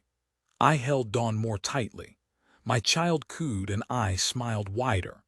This woman looked at me and my happy child and my happy husband, who stopped his silly dance and made his way toward us with a careful look in his eye. The woman looked up into the dark sky that was not as dark as it once was. She pointed at my daughter with a long, skinny finger. "Was your child's life worth a lifetime of darkness?" I understood her anger, which was not so much anger as it was sorrow. I wanted to tell her what we did not dare speak, that what was once the sun might once again become the sun. I wanted to tell her the sky lightened the day my perfect child was born, and that with time, the world would be bright again. I studied this woman and considered what penance I might offer her as we stood in the cool absence of light. Instead of speaking, I remained silent. Words cannot fill the faithless with faith. I looked into my daughter's eyes. There is nothing brighter. Noble things after the second secession of the South, and the rise in tensions that led to the new Civil War. Parker Coles Johnson Roman 6 was a changed man. He was tired. He missed the way things were, when life was more often good than not, and he slept soundly, wrapped in the breath of his wife and child. And he missed fast food, the way he bit into a French fry and a puff of steam filled his mouth, grease coated his tongue, and for hours he could feel the grit of salt in his teeth. He knew he shouldn't dwell on something so silly, but it was easier to do that than to consider all everyone had lost. All the fast food restaurants were empty now, mostly boarded up because of the austerity articles. There was no place for frivolity, not anymore. It was unseemly buying food at a restaurant that one could prepare at home. So it was written in Article Roman 3, our union can be strong only if we forego all that is wasteful. So it was. Sometimes, driving through town at night, Parker Coles Johnson could see the flicker of a low-fire vagrants or malcontents making their way north, squatting for the night in dark alleys, trying to stay warm. He was kind-hearted despite the things he had done, so he wondered how those folks survived. He tried not to take his good fortune, or what looked like good fortune in the New South, for granted. He had a sturdy home and a warm bed. His wife, Anna, lay next to him, sleeping soundly, or, he suspected, pretending to sleep soundly so he wouldn't paw at her the way he typically did when he couldn't sleep. Anna wasn't a cold woman, nothing of the sort. When they first met at a town meeting, she was bold, making eyes at him in such a way there could be no misunderstanding her intentions. Those eyes, dark brown, intense, were the first thing Parker Coles Johnson noticed, and only got bolder after one of the elders told her to quiet down. She was objecting to a motion that only men and married women should be able to hold the floor in town meetings. Such motions were often raised, though they rarely went anywhere. Women had sacrificed too much in the war, and they weren't going to stand on the sidelines. Never again. During that meeting, Parker stood, and everyone turned to look at him, the general's youngest son, the one who bore the general's name. Parker looked at every member of the town council and said, "A woman has the same right to speak as any man here, no matter how she is attached or not. There are some things we cannot and should not change." With that he nodded, straightened his jacket, and sat back down, his heart beating so fast he could hardly breathe. Later that night, Anna scratched at Parker's door with those long nails of hers, and when he answered she slipped past him so softly, so silently, he wasn't quite sure she was really there until he was in bed on his back, holding her hips in the palms of his hands. Anna was not so soft in his hands anymore. Turning on his side, Parker studied the gentle slope of her bare shoulder. He slowly moved his hand toward her, but she said, "Don't," her voice clipped and thin. Anna was angry, and there wasn't much Parker Coles Johnson was going to be able to do about that anger, which had been finding its current shape for some time now. The Johnson family, they were Southerners through and through. His great-great-great one or another granddaddy fought in the first Civil War, as did lots of other kin. After the South fell, they persevered, prospered in tobacco farming, and would have kept on prospering were it not for the changes no one saw coming. Anna came from a long line of Southerners, too, but she did not hold the same charity toward her ancestry. After the border fence was erected along the Mason-Dixon, most of Anna's family fled north. Too many of them loved people with brown skin and had borne children with brown skin to abide the changes coming. Article Roman 2. Our union can be strong only if the provenance of her people can be proved. Anna's family left 3 months after Anna and Parker met, and now, nearly a decade past that, She missed the people whose blood she shared, the roundness of their voices, her mother's hands. The argument keeping Parker awake ended with Anna saying, "It's not really fair, the price of loving you, and I don't know how much longer I'm willing to pay." Her voice was so quiet it made Parker shiver. He wasn't opposed to following Anna anywhere, and he hated what the South had become. The price of rising again was steep, steeper than anyone could have imagined. When he was at the bar with his friends, alcohol, unlike fast food, had been deemed a necessity. Parker listened to all the angry talk. He gritted his teeth and wished his friends wouldn't assume he felt the same way. "You're still here," Anna liked to say. "Why wouldn't people assume you agree?" And Parker would walk away because he also hated the sharpness of her tongue when his wife was right. The real problem was his father, General Parker Coles Johnson V., who once led the Army of the Federated States of the South, cobbled together from the military bases below the Mason-Dixon and not much else. The general, as the family had always called him, with very little affection, some fear and grudging respect, expected the people in his bloodline to mind their place, standing tall, albeit behind him. Sometimes at Sunday dinner, Parker could feel the general staring, as if his father somehow knew that love as well as something far more trivial, like French fries, was pulling Parker's heart north. In the morning, Parker opened his eyes and shivered, the bed cold and empty. The house was quiet, the air stale. He rose out of bed slowly, his body full of familiar aches, and found Anna in the bathroom, applying eyeliner to her lower eyelid. Women in the South didn't have much need for makeup anymore, since face painting was deemed an overly expensive frivolity when money needed to be directed to rebuilding efforts. But Anna wasn't going to stop making her face pretty, and by the grace of her husband's name, no one was going to say a word about it. Parker stood behind his wife, rubbing her shoulders, kissing the back of her neck through her hair, which smelled clean and sweet. She studied him in the bathroom mirror. "I'm not thrilled about dinner at your father's tonight. All this ceremony, and for what?" He sighed, nodded. Parker gently rubbed at the thick scar on the left side of his chest, an ugly circle of dead tissue. "But you'll come." Anna set her eyeliner pencil, contraband from her family in the north, on the lip of the sink. "Have I ever not stood by you?" She scowled, shook her head at his reflection, and stalked out of the bathroom. There was the boy, Parker Coles Johnson Roman 7, named as such. Anna agreed grudgingly, because it was his father's name, and only after that was it the name of the other men who came before them. He carried both his mother's and his father's looks in him, a smart boy, smarter than most people knew what to do with. Their son often made people uncomfortable when he spoke, so many questions, all incisive, well considered. When the boy was 8, Parker sat with him, studying a map for a geography project. There were the Western Territories, dry land full of people who didn't realize their water came from Michigan and now paid exorbitant prices to quench their thirst, and the Republic of Texas, soon to be annexed by Mexico.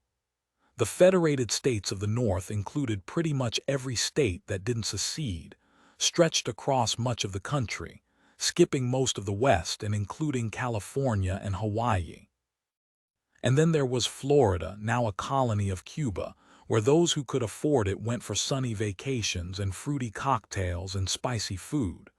The boy pointed at the various territories that used to be the United States, his face screwed with concentration.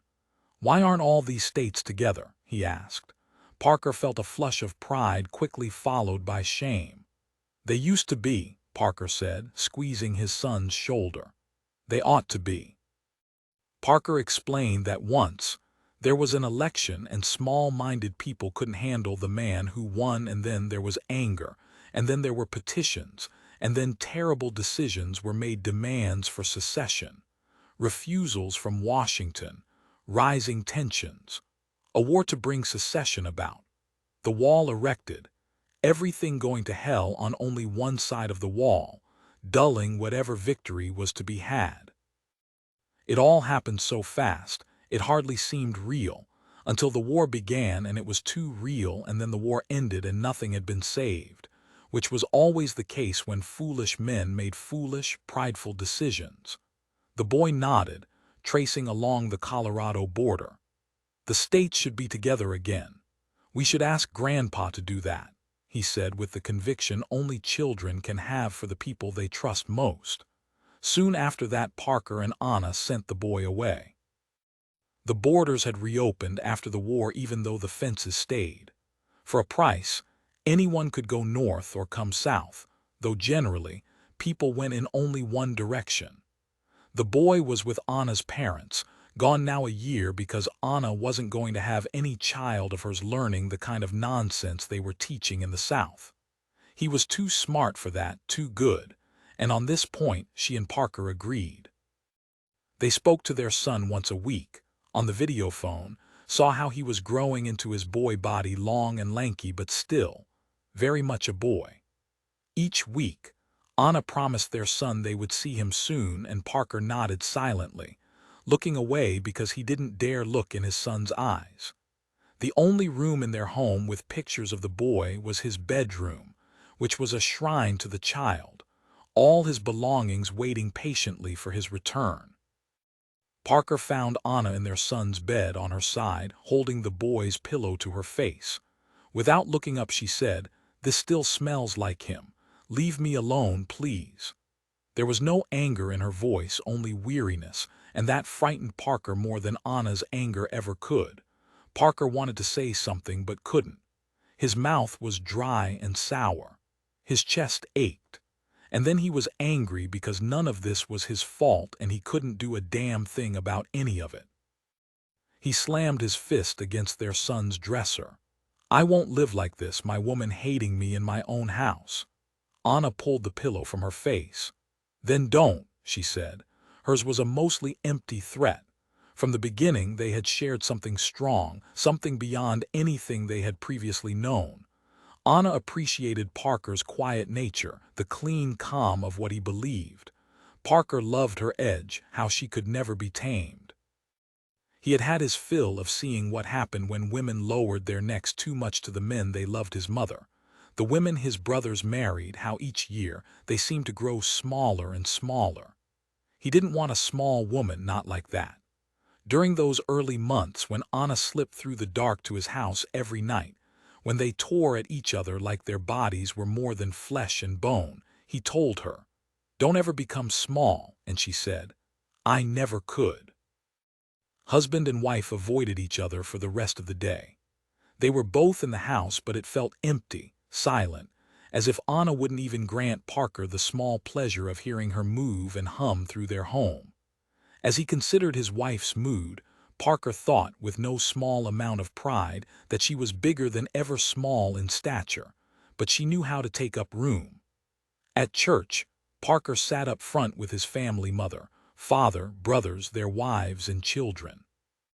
He sat so rigidly his back throbbed by the time the preacher finished his sermon on liberty and faith and the goodness of war. After, when he stood next to his parents, Parker ignored questions about Anna and her whereabouts. There weren't many.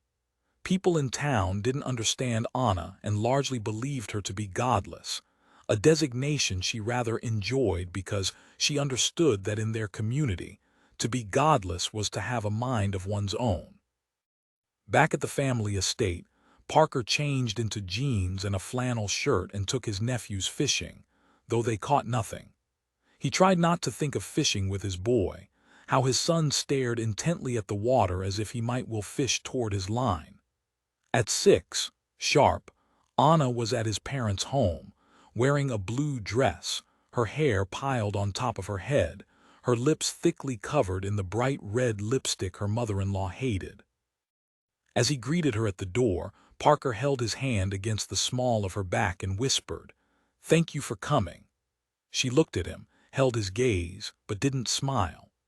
Dinner was a solemn affair, the general droning on and on about the austerity articles and how they weren't austere enough and how people were getting lax, soft really, how if something didn't give the South would be overrun by northern trash once more because the border fence was falling apart. Parker poked at his food, longed for something with no redeeming nutritional value. He recalled the tiny bits of artificial onion in a Big Mac and how they crunched between his teeth. Anna didn't bother to hide her disdain. When she said, "The South needs to be overrun so things can be set right again," Parker stared at his plate, cleared his throat softly, wondered when he became the kind of man who looked down instead of standing up. Everyone stopped eating and stared at Anna, and she stared right back. Parker was proud, as he always was. His woman wasn't scared of anything. The general started to respond, but then didn't. He took a sip of wine, red, staining his lips and teeth and tongue. When Parker was back home, in bed alone, his right leg ached. The frag still lurked beneath the skin covering his thigh, embedded just above the muscles. When he walked, he felt the splinters of metal and wished he could cut himself open and tear them out. He had learned to live with the pain, but lately, in a cold bed without a warm woman, the pain was too much, too fresh, a burden he was forced to carry because of the decisions of other men. During the war, Parker was a dutiful son. That was the way of the men in their family, though such duty was nothing he would want for his own boy. On the day he left with his father and brothers, Anna stood on their porch, her hair wild, her eyes wild, her voice wild. She would not be contained. She stared at the general.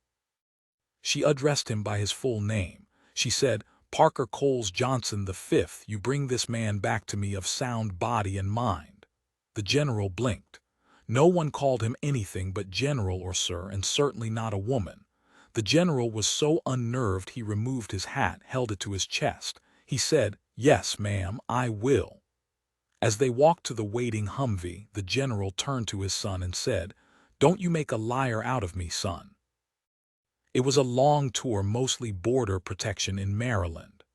Parker was never sure if they were supposed to be keeping people in or out, or what the point of it all was. Parker bunked with his brothers in the tent next to their father's. He was constantly surrounded by the stink of men, their coarse voices. He could hardly bear to think of the home Anna kept, little soaps that smelled of lavender and linen, and her food such strange flavors from countries he would likely never visit but now longed to. Every day the Coles boys, as they were called, went on patrol. They were a general's sons. They did useful work, and did that useful work well, but their service involved nothing that would get them killed, nothing that would keep them from going home to the women who were waiting.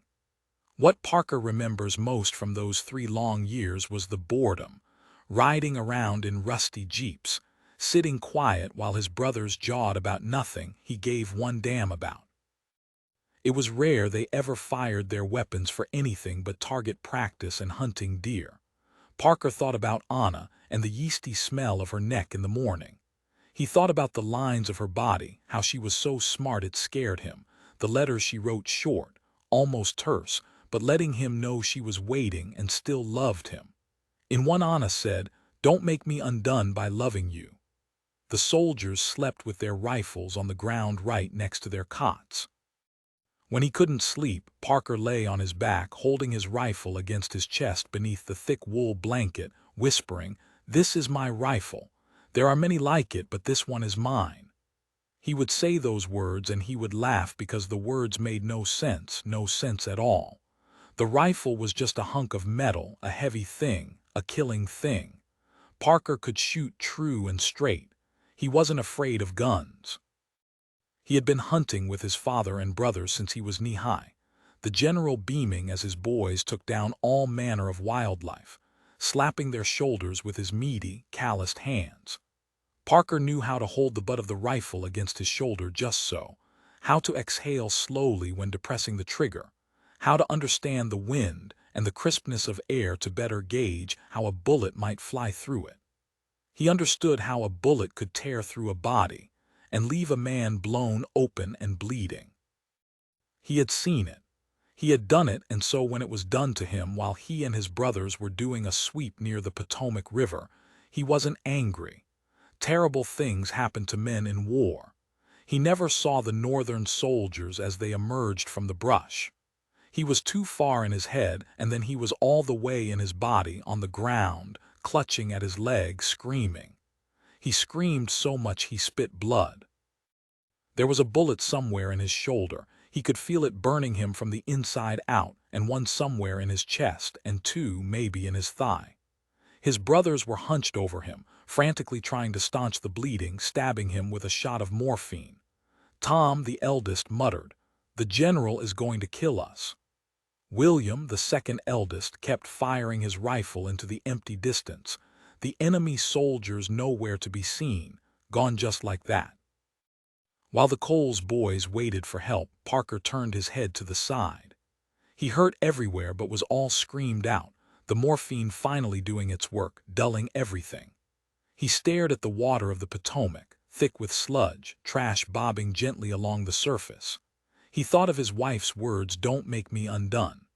The general brought Parker home himself, took a week of leave to do it and see to his own wife, who, after being married to a military man all her life, was just about waited out. As they rode in the ambulance, the general talked about why he gave his youngest son his name. "I looked at you," the general said, "and you were so damn little. I was afraid to touch you, but you reached out and grabbed my finger and you held on real strong. I thought to myself, this boy will be able to carry the weight of my name. I was right about that." The general's voice cracked and he held on to Parker's arm. "I was right," he said again, softly.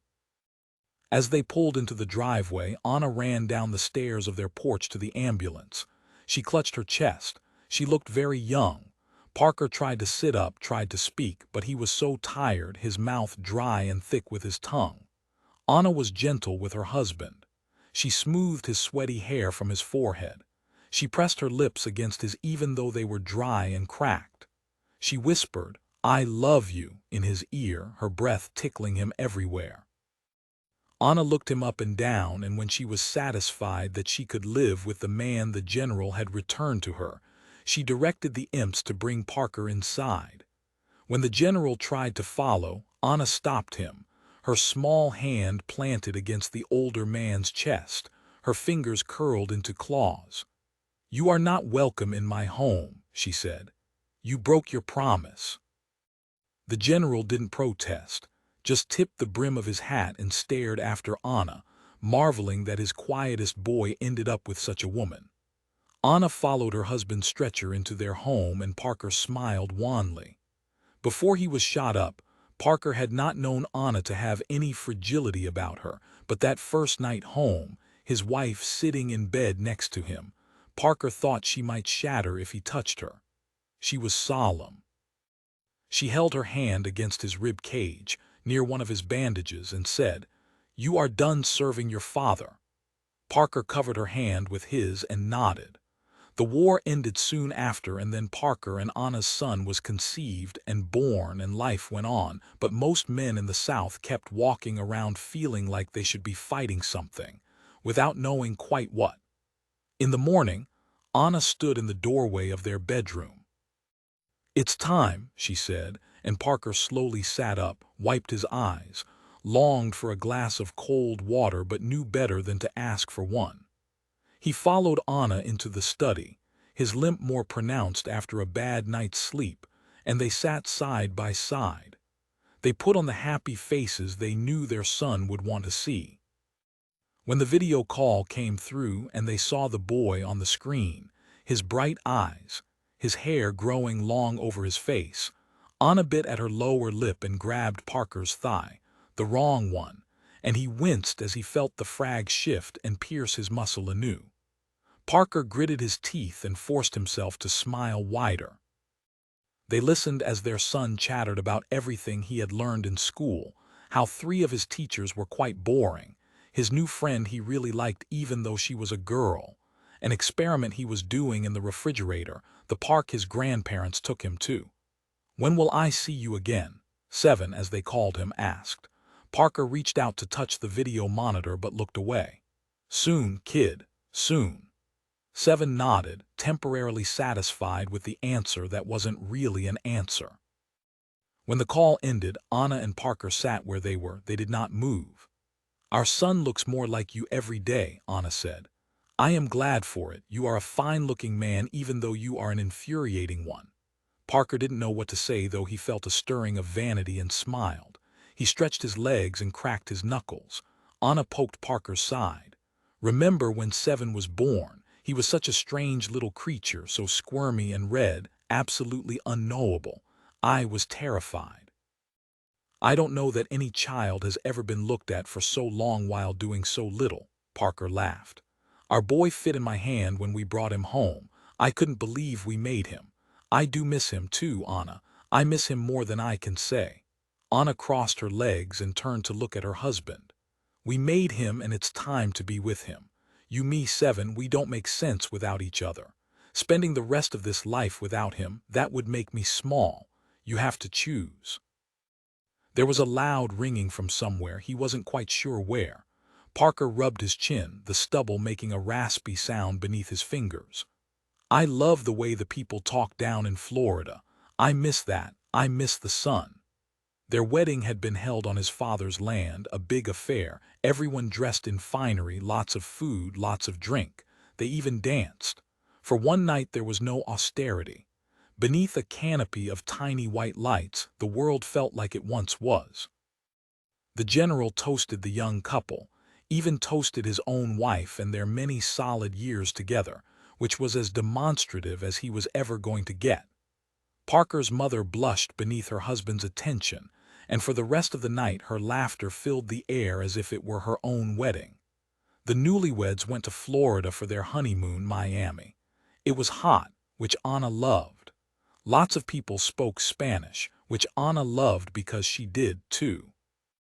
Parker felt lost, but Anna was always there, showing him how little he knew of the world without making him feel lesser for it.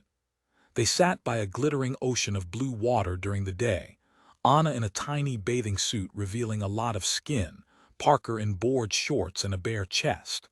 Enjoying the heat was decadent, and they were decadent, and there was no regretting it. They ran in the sand and dived into the surf. They drank rum, lots of rum, and ate rum-soaked fruit and spicy food.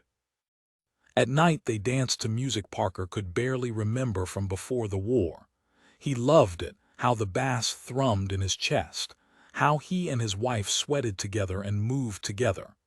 Back in their hotel room, after the third night of dancing, Parker lay with his head against the flat of Anna's stomach as she massaged his scalp. She said, "We could stay here, you know. We could never leave." Years later, Parker realized he should have said yes, but that night in the middle of so much happiness, he kissed the palm of his wife's hand. He said nothing. In the study, in the quiet of their nearly empty home and so far from the joy they once shared, Parker reached for his wife and pulled her to the floor. She resisted at first, slapped his hands away, twisting her body beyond his reach, but he said, "Don't refuse me," and she stilled. Anna gently held Parker's face between her hands, rubbing her thumbs along his cheekbones. "I could say the same to you," she said. He undressed her slowly, pulling at each exposed instance of her skin with his teeth, making a claim, leaving a mark. Anna was punishing as she rose to meet her husband, their hip bones crashing together.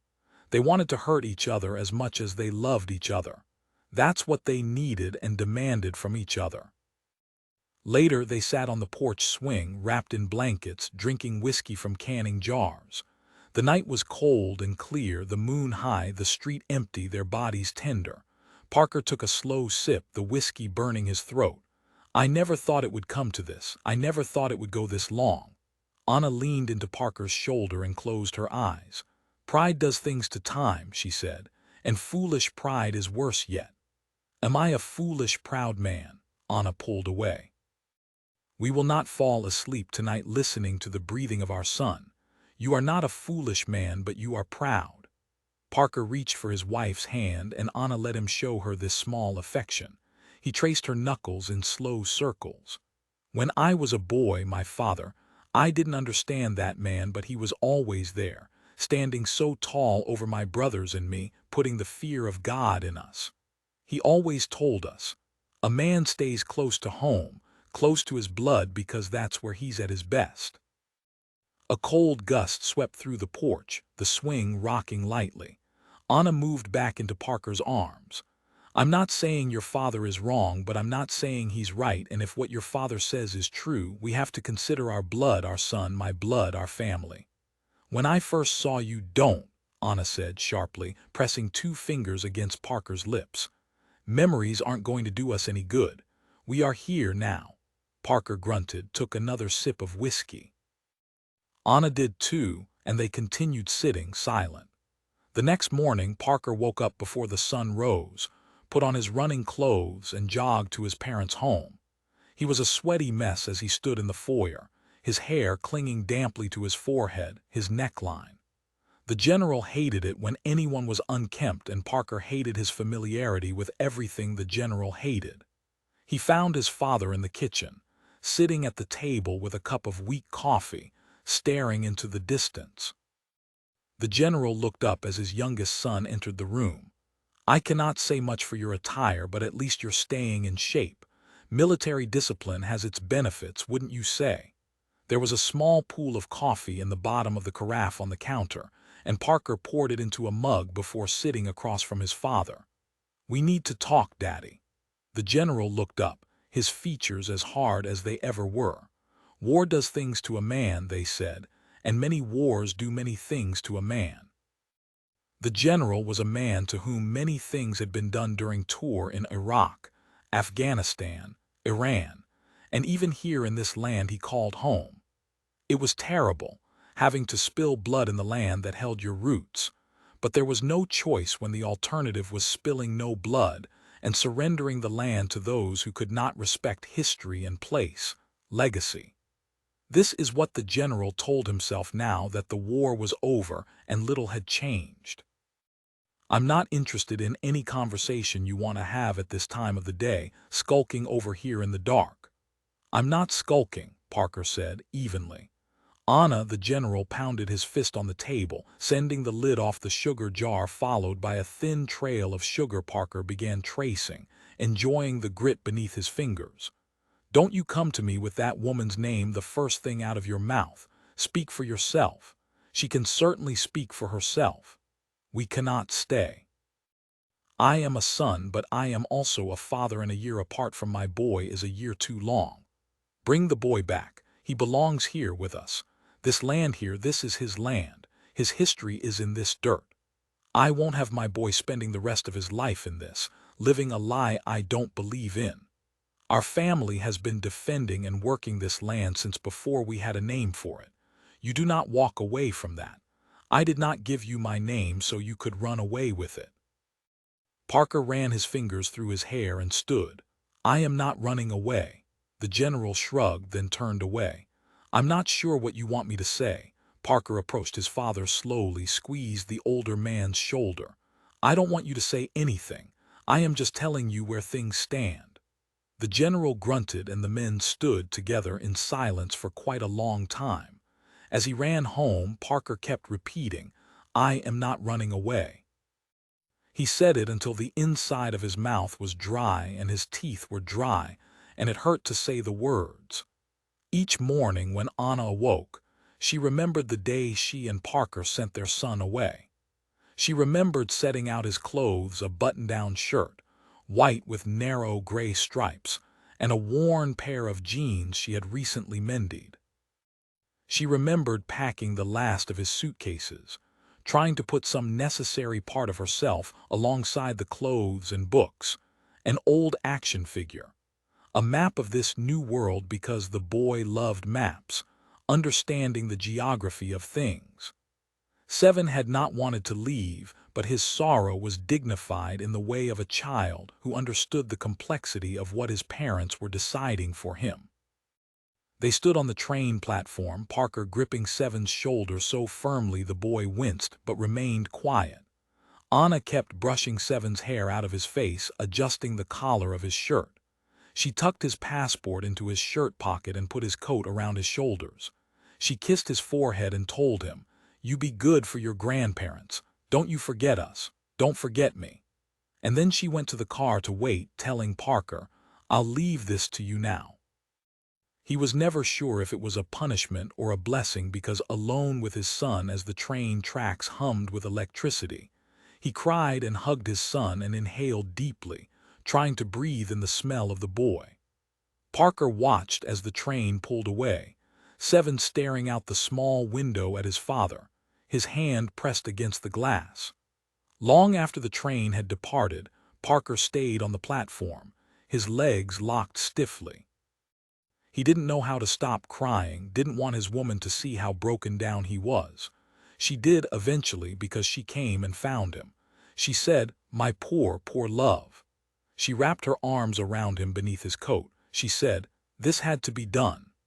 Waiting for Parker to return from his run, Anna stared at the ceiling and said, "I have been apart from my son for 389 days." It was the refrain she offered up every morning as she thought of the last moment she had her child near her hands. She was going to leave soon. She did not want to leave Parker, but she would. She prayed it would not come to that, but she had been planning and she was ready. All she needed to do was make peace with her heart. "That's all I need to do," she whispered into her pillow. Anna rolled onto her side, pulled her knees into her chest. She thought of the suitcases, hidden in the back of her closet, filled with the things she had convinced herself she needed. Anna kept repeating, "I am not running away." She said it until the inside of her mouth was dry and her teeth were dry, and it hurt to say the words. Late at night, when they lay together, as much of their bodies touching as possible, Anna and Parker had the conversations they could have only with each other. They tried to remember the before, when they were children and there was only one place to call home, one country, the flag billowing on windy days in front of homes up and down every street, bands of red and white, 50 stars, one nation, indivisible until it wasn't, how quickly it all came apart. Strange gods, there are things you do not know about me. These things are not inconsequential. We woke up this morning and before we got out of bed, you kissed my bare shoulder. I could still smell you from last night on my skin. You reached from beneath your pillow and set a small velvet box on my stomach, told me I could not say no. I opened the box and saw a bright prism of light, then tucked it under my own pillow, turned away. I smiled into the sheets, tried to control my breathing, lay perfectly still. You huffed and got out of bed and stomped around the house muttering things you wanted me to hear about commitment and patience and pushing limits.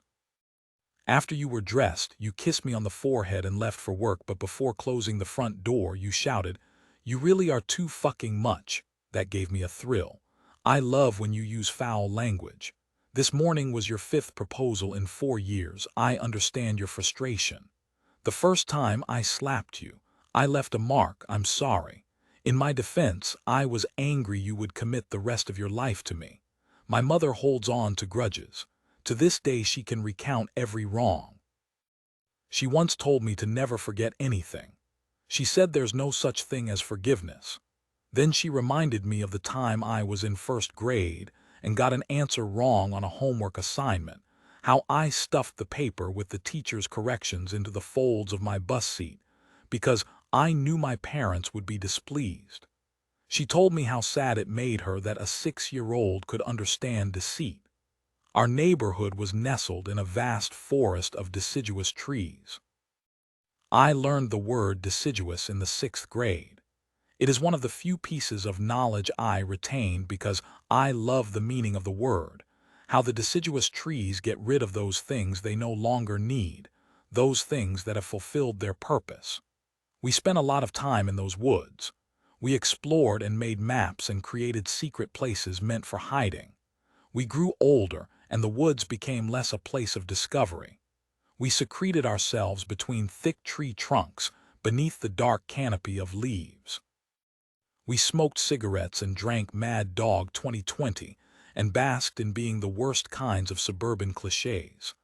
I also learned the word dendrochronology, analyzing the patterns of tree rings to know everything that has ever happened to a tree.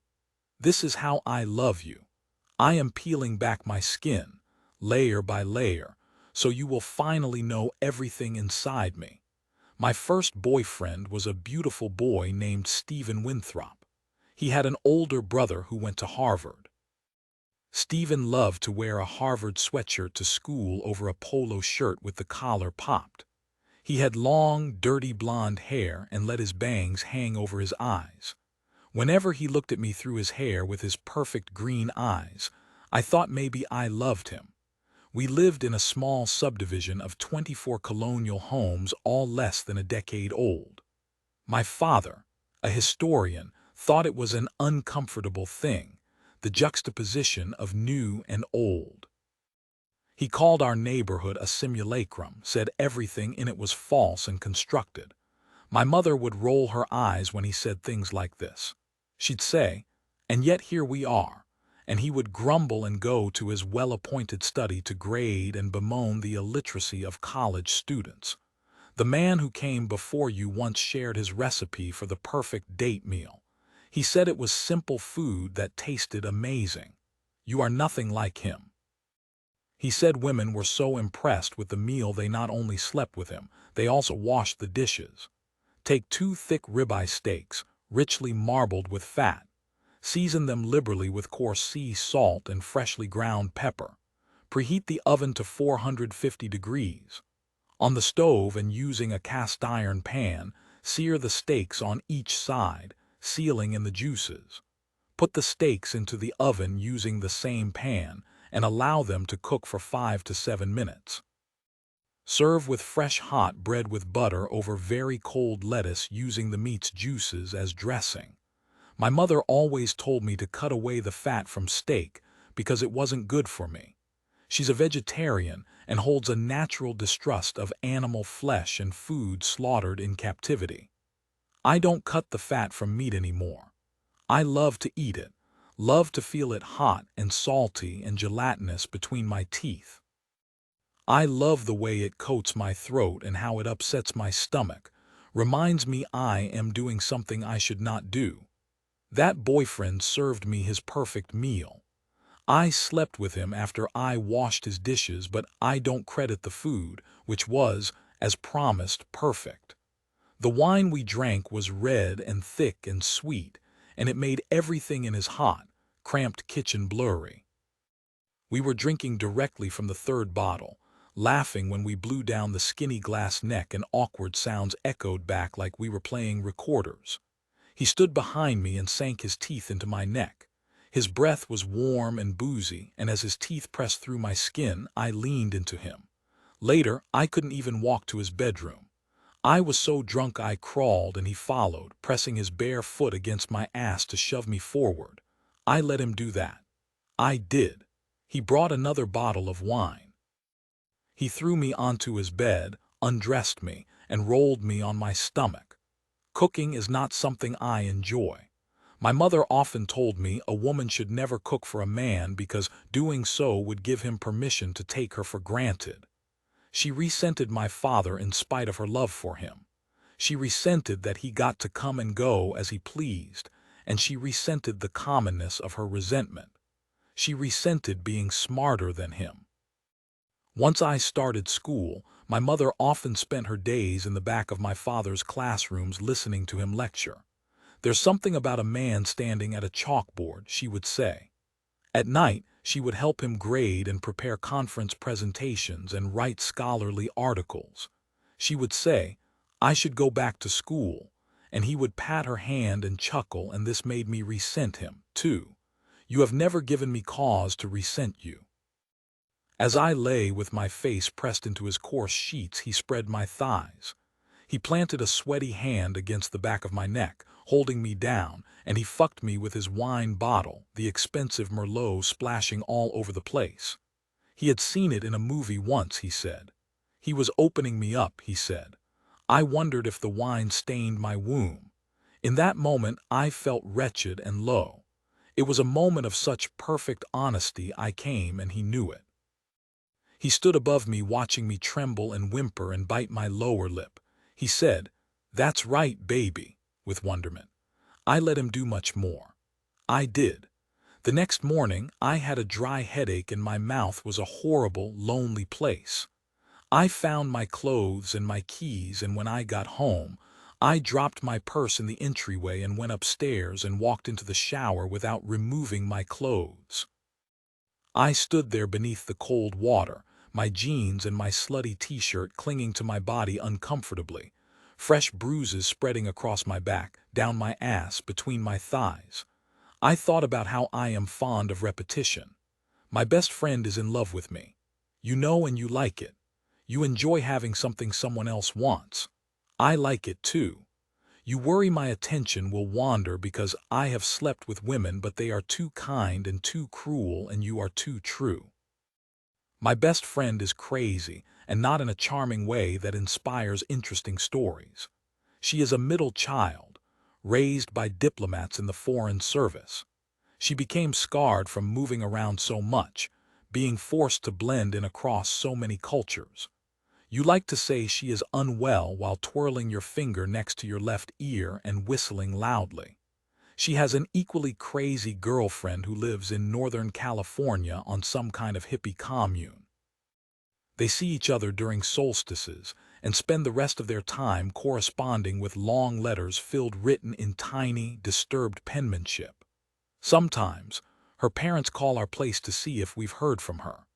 They're afraid she's going to be one of those sad people who die alone in their home and aren't discovered until it's too late, green and swollen, skin sloughing off. Before I met you, she and I were not different. I know why you're with me, or at least how what is between us began. I'm brown enough to satisfy your desire to be with someone exotic, but I'm not so brown as to create insurmountable problems when we spend time with your family. You like to make jokes about how I'm the best of both worlds with my white father and my black mother, and my good education, my bland Midwestern accent and caramel skin. You love me most in the summer when we spend our afternoons on the lake, bronzing and drinking and surrendering to mosquitoes and suntan lotion. My skin gets darker beneath the high sun, but not dangerously so. It shines, and when I'm sweaty, you like to lick my shoulder. You pull at my body with your teeth and moan from somewhere deep, and I know you're mine. You are a much better lover in the summer. Sometimes we venture into the water, curling our toes in the warm silt beneath our feet, and you spin us around and around the shallow until we're dizzy. We walk far away from the shore, pressing through the water, talking about silly things. We go just past that shelf where the lake floor drops to unknown depths. You float on your back and I float between your thighs, resting my arms on your legs. You point back at the shore and say, "Look how far we can go when we're together," and the moment always chokes me. 3 summers ago you asked me for the second time to marry you as we floated out there on the wide, blue water. I pulled away from you and let my body submerge completely. I opened my eyes and watched you looking down at me, your arms making wide, gentle waves. I said yes, my words slowly bubbling to the surface. I love you because you're simple, but not in that trite, insulting way to which men are often relegated. No, you are simple because you are an optimist. You believe that those who lead a good life will be blessed with all good gifts. You say we are good people. You say we deserve to be happy. I say I am not good, and you say you know better. Your generosity of spirit moves me. I look at you with your beautiful eyes and your smooth face, your open heart and your soft hands. I am a vile thing next to you. I am not beautiful or smooth or soft or simple. We rarely argue, but not for my lack of trying. I lose my temper and you stand there calmly, and that makes me even angrier. I make impossible demands and you satisfy them. I say appalling things and you never throw my words back in my face. Only once have you walked out on me. I lied and said I hated you. I said we were just using each other. I said you were suffering from a severe case of jungle fever.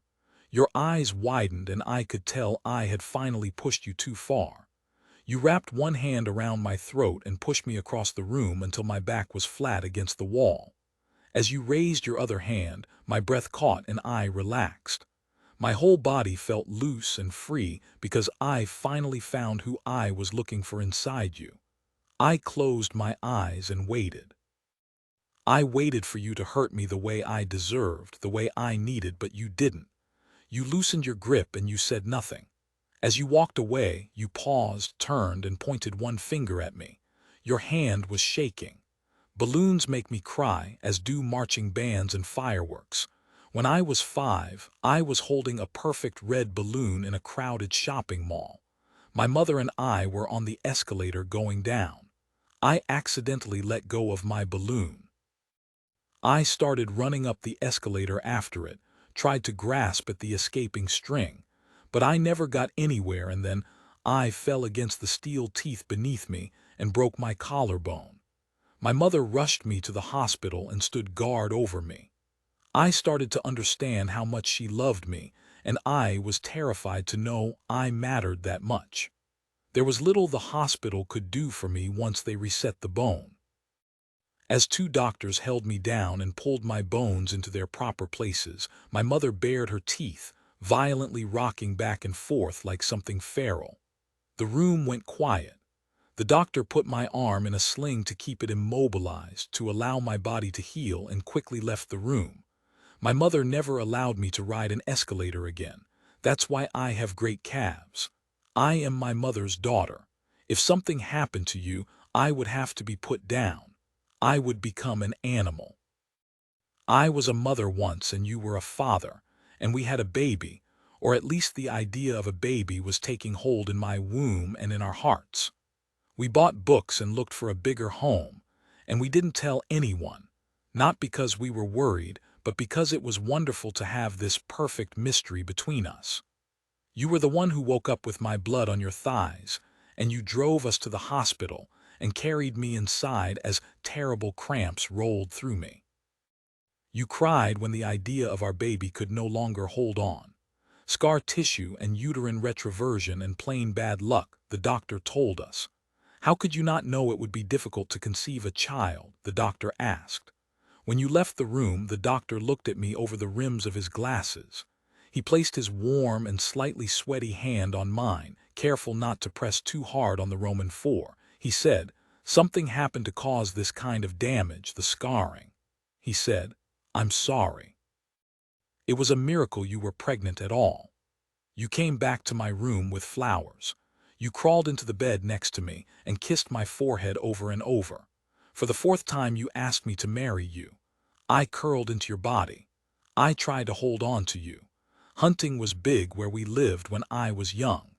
Sometimes I'd see men pulling dead deer from the backs of their trucks, the slain animals looking alive save for a neat bullet hole blackened around the edges or a bleeding arrow wound in the neck. Hunters would hang their kill on the scale and gambrel at the general store in town. My mother would always try to cover my eyes, but I would elude her protective embrace. I would stare at the fallen deer. I remember their dead bodies and how their eyes were always open during this final indignity. Stephen Winthrop is a real estate agent in Atlanta. He appears quite successful. He looks the same as he always has. His forehead has increased in size, and there is a small victory in that, but on the whole, he remains handsome. He specializes in corporate real estate. On his website, he is wearing a gray suit and a pink tie. Beneath his name, a motto, Experience Excellence. I wrote down the address of his office, his email, his phone number. I pressed down so hard the imprint of that information remains on my desk. When I'm working, I rub my fingers over the indentations of the numbers 4, 6, 9, 7, 2. Last Christmas, while we were visiting my parents, I saw him twice. The first time, he was getting out of a late-model German luxury sedan with a tall blonde woman and a little boy who looked just like him. He started to wave but stopped, his arm awkwardly hanging in midair. The second time, he was standing on his parents' front porch smoking while I was smoking. When he saw me, he didn't look away, and neither did I. He didn't wave, and neither did I after 3 cigarettes. He stepped off his porch and headed toward me. I ran back into the house. I hid in my bedroom closet where it was dark and tight. I couldn't breathe. You found me, and when I wouldn't move, you sat with me. A proper deer blind is well camouflaged and has a good gun rest. It should be sturdy, well balanced, and have some kind of floor covering for noise reduction. Stephen Winthrop found an abandoned cabin in the woods behind our subdivision. It had 2 small windows at the right height to serve as gun rests and a dirt floor covered in rocks and sticks, stale cigarette butts, old beer and soda cans, shell casings, and a bright orange hunting vest. A small bench sat along one wall, but other than that, the cabin was empty. Hunters must have used it as a deer blind at some point, Stephen said, but I think they've moved on. You were gone for 3 days after I finally pushed you too far, said things that could not be unsaid.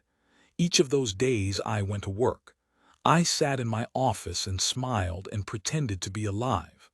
At night, I drove around looking for you. I parked in front of your parents' house and watched their television flicker as they sat in their recliners.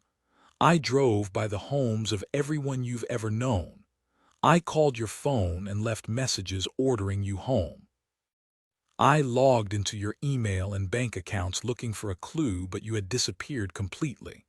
By the 3rd night, the whole wide world felt unknowable. I left a note in case you came home, and I went to the worst part of town. I walked into the loudest bar and looked for the meanest man. He bought me drinks, and I drank them until my tongue felt heavy in my mouth, and it was impossible to say the word no. He was tall and skinny, but his body was tightly coiled with muscle. He had olive skin and narrow eyes and a wide nose. His face and neck were covered in stubble. There was a tattoo of an anatomical heart on the inside of his right wrist, and when he wrapped his hand through my hair, the heart pulsed. I would have followed him home and let him do what he pleased with me. I would have let him punish me, but as we were standing in front of the bar in a halo of cigarette smoke, my phone rang. I saw your name on the glowing screen. I fell to my knees. In college, my best friend was also my roommate. She didn't date much. She was too strange for the gay until graduation girls, even at our overpriced liberal university. Instead, she followed me around all the time, earning the nickname Shadow. She thought it was a compliment.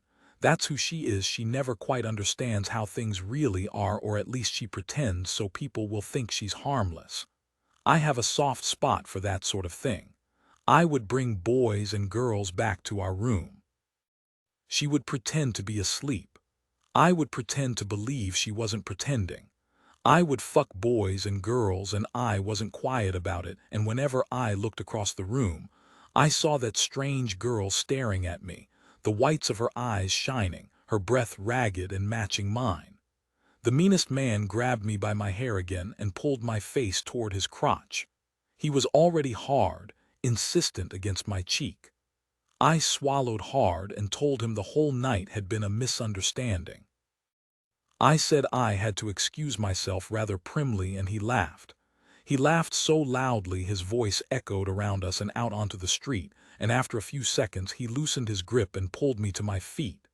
He said he hadn't laughed that hard in the longest time. He let me go home to you.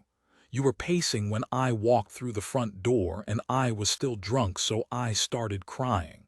You yelled at me. Your hands were shaking again.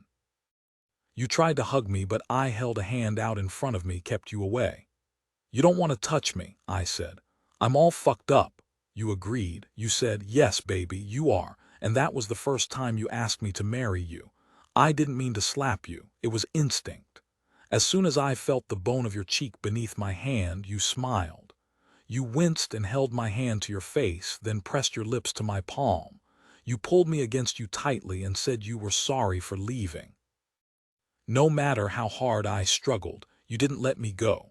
Stephen Winthrop and I would often ride our bikes single file in the woods because the path was well worn but very narrow. I would linger behind him and admire his lean, athletic body and bask in the wake of him. Sometimes, we would have little picnics in the abandoned deer blind. We pretended we were sophisticated and romantic. We read Judy Blume novels aloud. We kissed for hours, and he would lie on top of me, his Harvard sweatshirt soft against my skin. He would slide his hands beneath my shirt and trace my rib cage, and tell me I had a beautiful body even though I had none to speak of. His lips always tasted like red grape Mad Dog and Swisher Sweets, no matter the time of day. Your mother does not hate me, but she once pulled me aside while you and your father were out chopping wood. She took me into her living room and handed me a glass of wine. She smiled politely, shifted in her seat, rested a hand on my knee, and said what all white mothers say when their precious white sons consort with brown girls. She was worried for our hypothetical children, how difficult it would be for those children, how difficult, really, it would be for her. She did not know about the idea of the baby we once held between us. She said I was different and special, but that maybe we should consider the suitability of our union. I thought about the two of us in that hospital bed, how we mourned for so long. I snapped at her, said any child whose parents make six figures would probably not suffer too terribly. I told her my parents had never been a problem for me. Her eyes narrowed and she said money isn't everything, that my parents were the exception. That's why she thinks I'm greedy. I spoke without thinking. I told your mother I couldn't have children, not without serious medical intervention, and her eyes shone brightly. Her whole body hummed. You should know that about your mother. I believed in Stephen Winthrop more than I believed in God. Sometimes we would sneak into his brother's bedroom and look at dirty magazines like Jugs and Gallery, and then he would paw at me and try to understand how my body worked, contorting my limbs like the girls on the glossy pages. I let him do these things even when he made me feel more like meat than girl. My senior year in college, I worked in a porn store during the graveyard shift. The radio station was permanently set on a rock station. I know the words to every classic rock song. That's why I am excellent at karaoke. The store had 10 jack shacks where men could rent and watch videos in dark little booths. There was a 2-screen movie theater, an aisle after aisle of rubber fists and vibrators in the shape of sea animals and red fur-lined handcuffs, and high-end glossy Europorn. The best part of the job was selecting movies to air in the theaters. I found the most disturbing pornographic options: obese women being fucked by midgets, geriatric ladies getting hammered by Asian guys, amputees fucking twins with their stumps. It felt like justice. I'm an only child. My parents had me and realized they had enough love for only one child, and I have always appreciated their self-awareness. You have a brother and a sister, and you're nothing like them. It's obvious to anyone that your parents love you most, and maybe that's why your siblings are always in trouble. Your sister and I have a lot in common. I can tell by the curve of her spine her body knows things. You worry I'm going to get tired of her late-night phone calls asking you for a ride from the bar or to lend her money. You worry I'll get fed up with being trapped in the tense scenes when your family gets together, but I won't. Not ever. When you go out of town, your sister comes over and spends the night with me because she understands the curve of my spine. We watch Food Network and order pizza. We drink wine and sit on the deck holding sparklers, giggling as the shower of light burns our skin. We fall asleep on the couch and silently count the moments until your return. It's not easy keeping a terrible mess from spilling all over the place. You and I will always do what we can for her until she finds someone to help her hold herself together the way you help me. Men proposition me a lot at the porn store. I let them. I did. Most customers were sad, poorly shaven, sagging but harmless. Others were not. A man once slid 5 crisp $20 bills and his business card across the counter in the small space hidden from the security cameras. 5 minutes later, I followed him into a jack shack and sat next to him on the little bench. It was a dark, tight place like the confessional, only more honest. I couldn't breathe. I couldn't move. While I listened for the chime of the front door, we watched Stevenson, Croix, and Chasey Lane go at it. Chasey stood against the shower door with one leg flung over her head. She was very flexible and wore green eye shadow that nicely complemented her blue eyes. I never got that man's name. He grabbed my hand and pulled it to his lap. His cock was dry and hot and small. I wanted the moment to end before it began, but there was only one way out of that place. I didn't want to be hurt. He was not the last customer who gave me money in exchange for my mouth or my hand or something more. I still keep some of the business cards in a Rolodex in the back of our closet. When you're my kind of mess, men can smell it on you. They hunt you down. Your brother is no exception. At your birthday party in July, I was in the kitchen opening a fresh bag of ice. Everyone was out in the backyard, laughing and dancing beneath Japanese lanterns and citronella candles. You were drunk and doing the running man, and pretending you were dancing ironically when you were really quite serious. You kept shouting for me to join you, and you sang one line of your favorite song, and I sang the next line back through the window over the kitchen sink. You're a happy drunk, so I didn't mind the enthusiastic display, even knowing later I would have to drag you to bed and help you get undressed and fall asleep with your heavy arm across my chest, your drunk snoring in my ear. Your brother came up behind me and I was startled. I thought I was alone with you, surrounded by all our friends. Kool and the Gang was playing and I was swaying from side to side as I filled a bucket with fresh ice. My fingers were cold, but the cold felt so nice. It was the hottest summer, and even late at night, the air was thick and humid and humming. Your brother grabbed me so hard his fingertips left 8 small bruises on my hips. His breath reeked sweetly of fermented hops. He pulled me against his fleshy body, pressing his pointy chin into the top of my head. My stomach rolled uncomfortably and my chest tightened. I thought about my hatred of repetition. I stood perfectly still, slid my hands deeper into the bucket of ice, hoped for some mercy, hoped the ice would make my whole body numb so I wouldn't feel a thing. I didn't want to be hurt, he said. I like a little coffee in my cream too, and squeezed my ass, jiggling his hand. You called for me again and sounded so excited, like you hadn't seen me in the longest time. I said I would be right there and hoped I was telling you the truth. You proposed for the 3rd time. You shouted, "Marry me, baby. Marry me now," and our friends laughed and cooed and I grinned and blew you a kiss. I said yes, but my voice got lost in the distance between us. My blood pounded so fiercely I thought I might come apart. I told your brother, "Don't do this. Don't break his heart. Don't break mine." He trapped me between his body and the counter, and the pressure of him took my breath away. Your brother made an ugly sound, but he walked away. When he's around, I feel him watching me, waiting. Please don't ever leave me alone with him. I told my not-so-best friend, college roommate, about my whoring past years after we graduated. We stayed in touch, though I am not sure why. I suppose she was all I had. She thought it was the most interesting story. That was the exact phrase she used.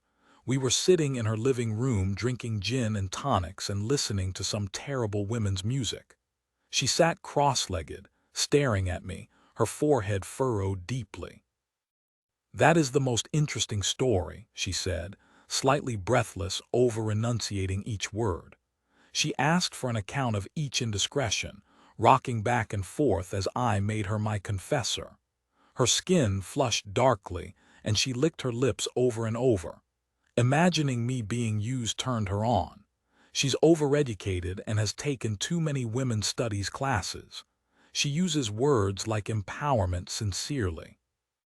When my accounting was complete, she moved so close our knees were touching and placed her hand in the small of my back. She nuzzled her lips against my neck and I shivered uncomfortably. I leaned away, smiled politely. She slid her other hand beneath my shirt, gently cupped my breast, and then I was on my back, staring at the ceiling as she pressed her warm cheek against the flat of my stomach. She asked, "What would it cost me to be with you?" I hated her. I planted my hands against her shoulders, pushed her away, which only made her angry. She straddled my waist, pinning my arms to my sides. I recognized the look in her eyes, marveled that it was not unique to men. I brought my knee up between her thighs hard, and she cried out, rolled off me. For the first time in my life, I said, no. The word felt glorious and strange on my lips. My mother took me to confession once a week, on Thursdays after school. I waited in the pews while she confessed her sins, and I would try to hear what she was saying so I might have a clearer sense of what God expected. I was, for a time, a good girl. I got good grades. I had good manners. I said please and thank you. I wore skirts of an appropriate length. When I sat in the confessional, I couldn't breathe. I hated being in that dark, tight place. I sat there and listened to the priest, Father Garibaldi, how he would lick his dry lips and urge me to confess, to repent. He smelled like garlic. He once gave me a pamphlet, A Young Person's Guide to the Rosary and Confession. I learned about the joyful, the sorrowful, the glorious mysteries of the Rosary and how to go to confession, how to use the 10 Commandments as my moral guide. I would hear his frustration when I still had nothing to say, when I was unable to account for my misdeeds. Popular teenage boys travel in packs. Stephen Winthrop was the leader of a pack of 5. Wherever Stephen and his friends went, they moved in disciplined formation, their strides perfectly matched, arms swinging at the same speed. They knew how to fill the space around them. His friends believed in Stephen Winthrop more than they believed in God. In A Young Person's Guide to the Rosary and Confession, the first commandment stated, I am the Lord your God. Thou shalt have no strange gods before me. We defied our immortal salvation for Stephen Winthrop. We did so with joy in our hearts. You two have always been popular.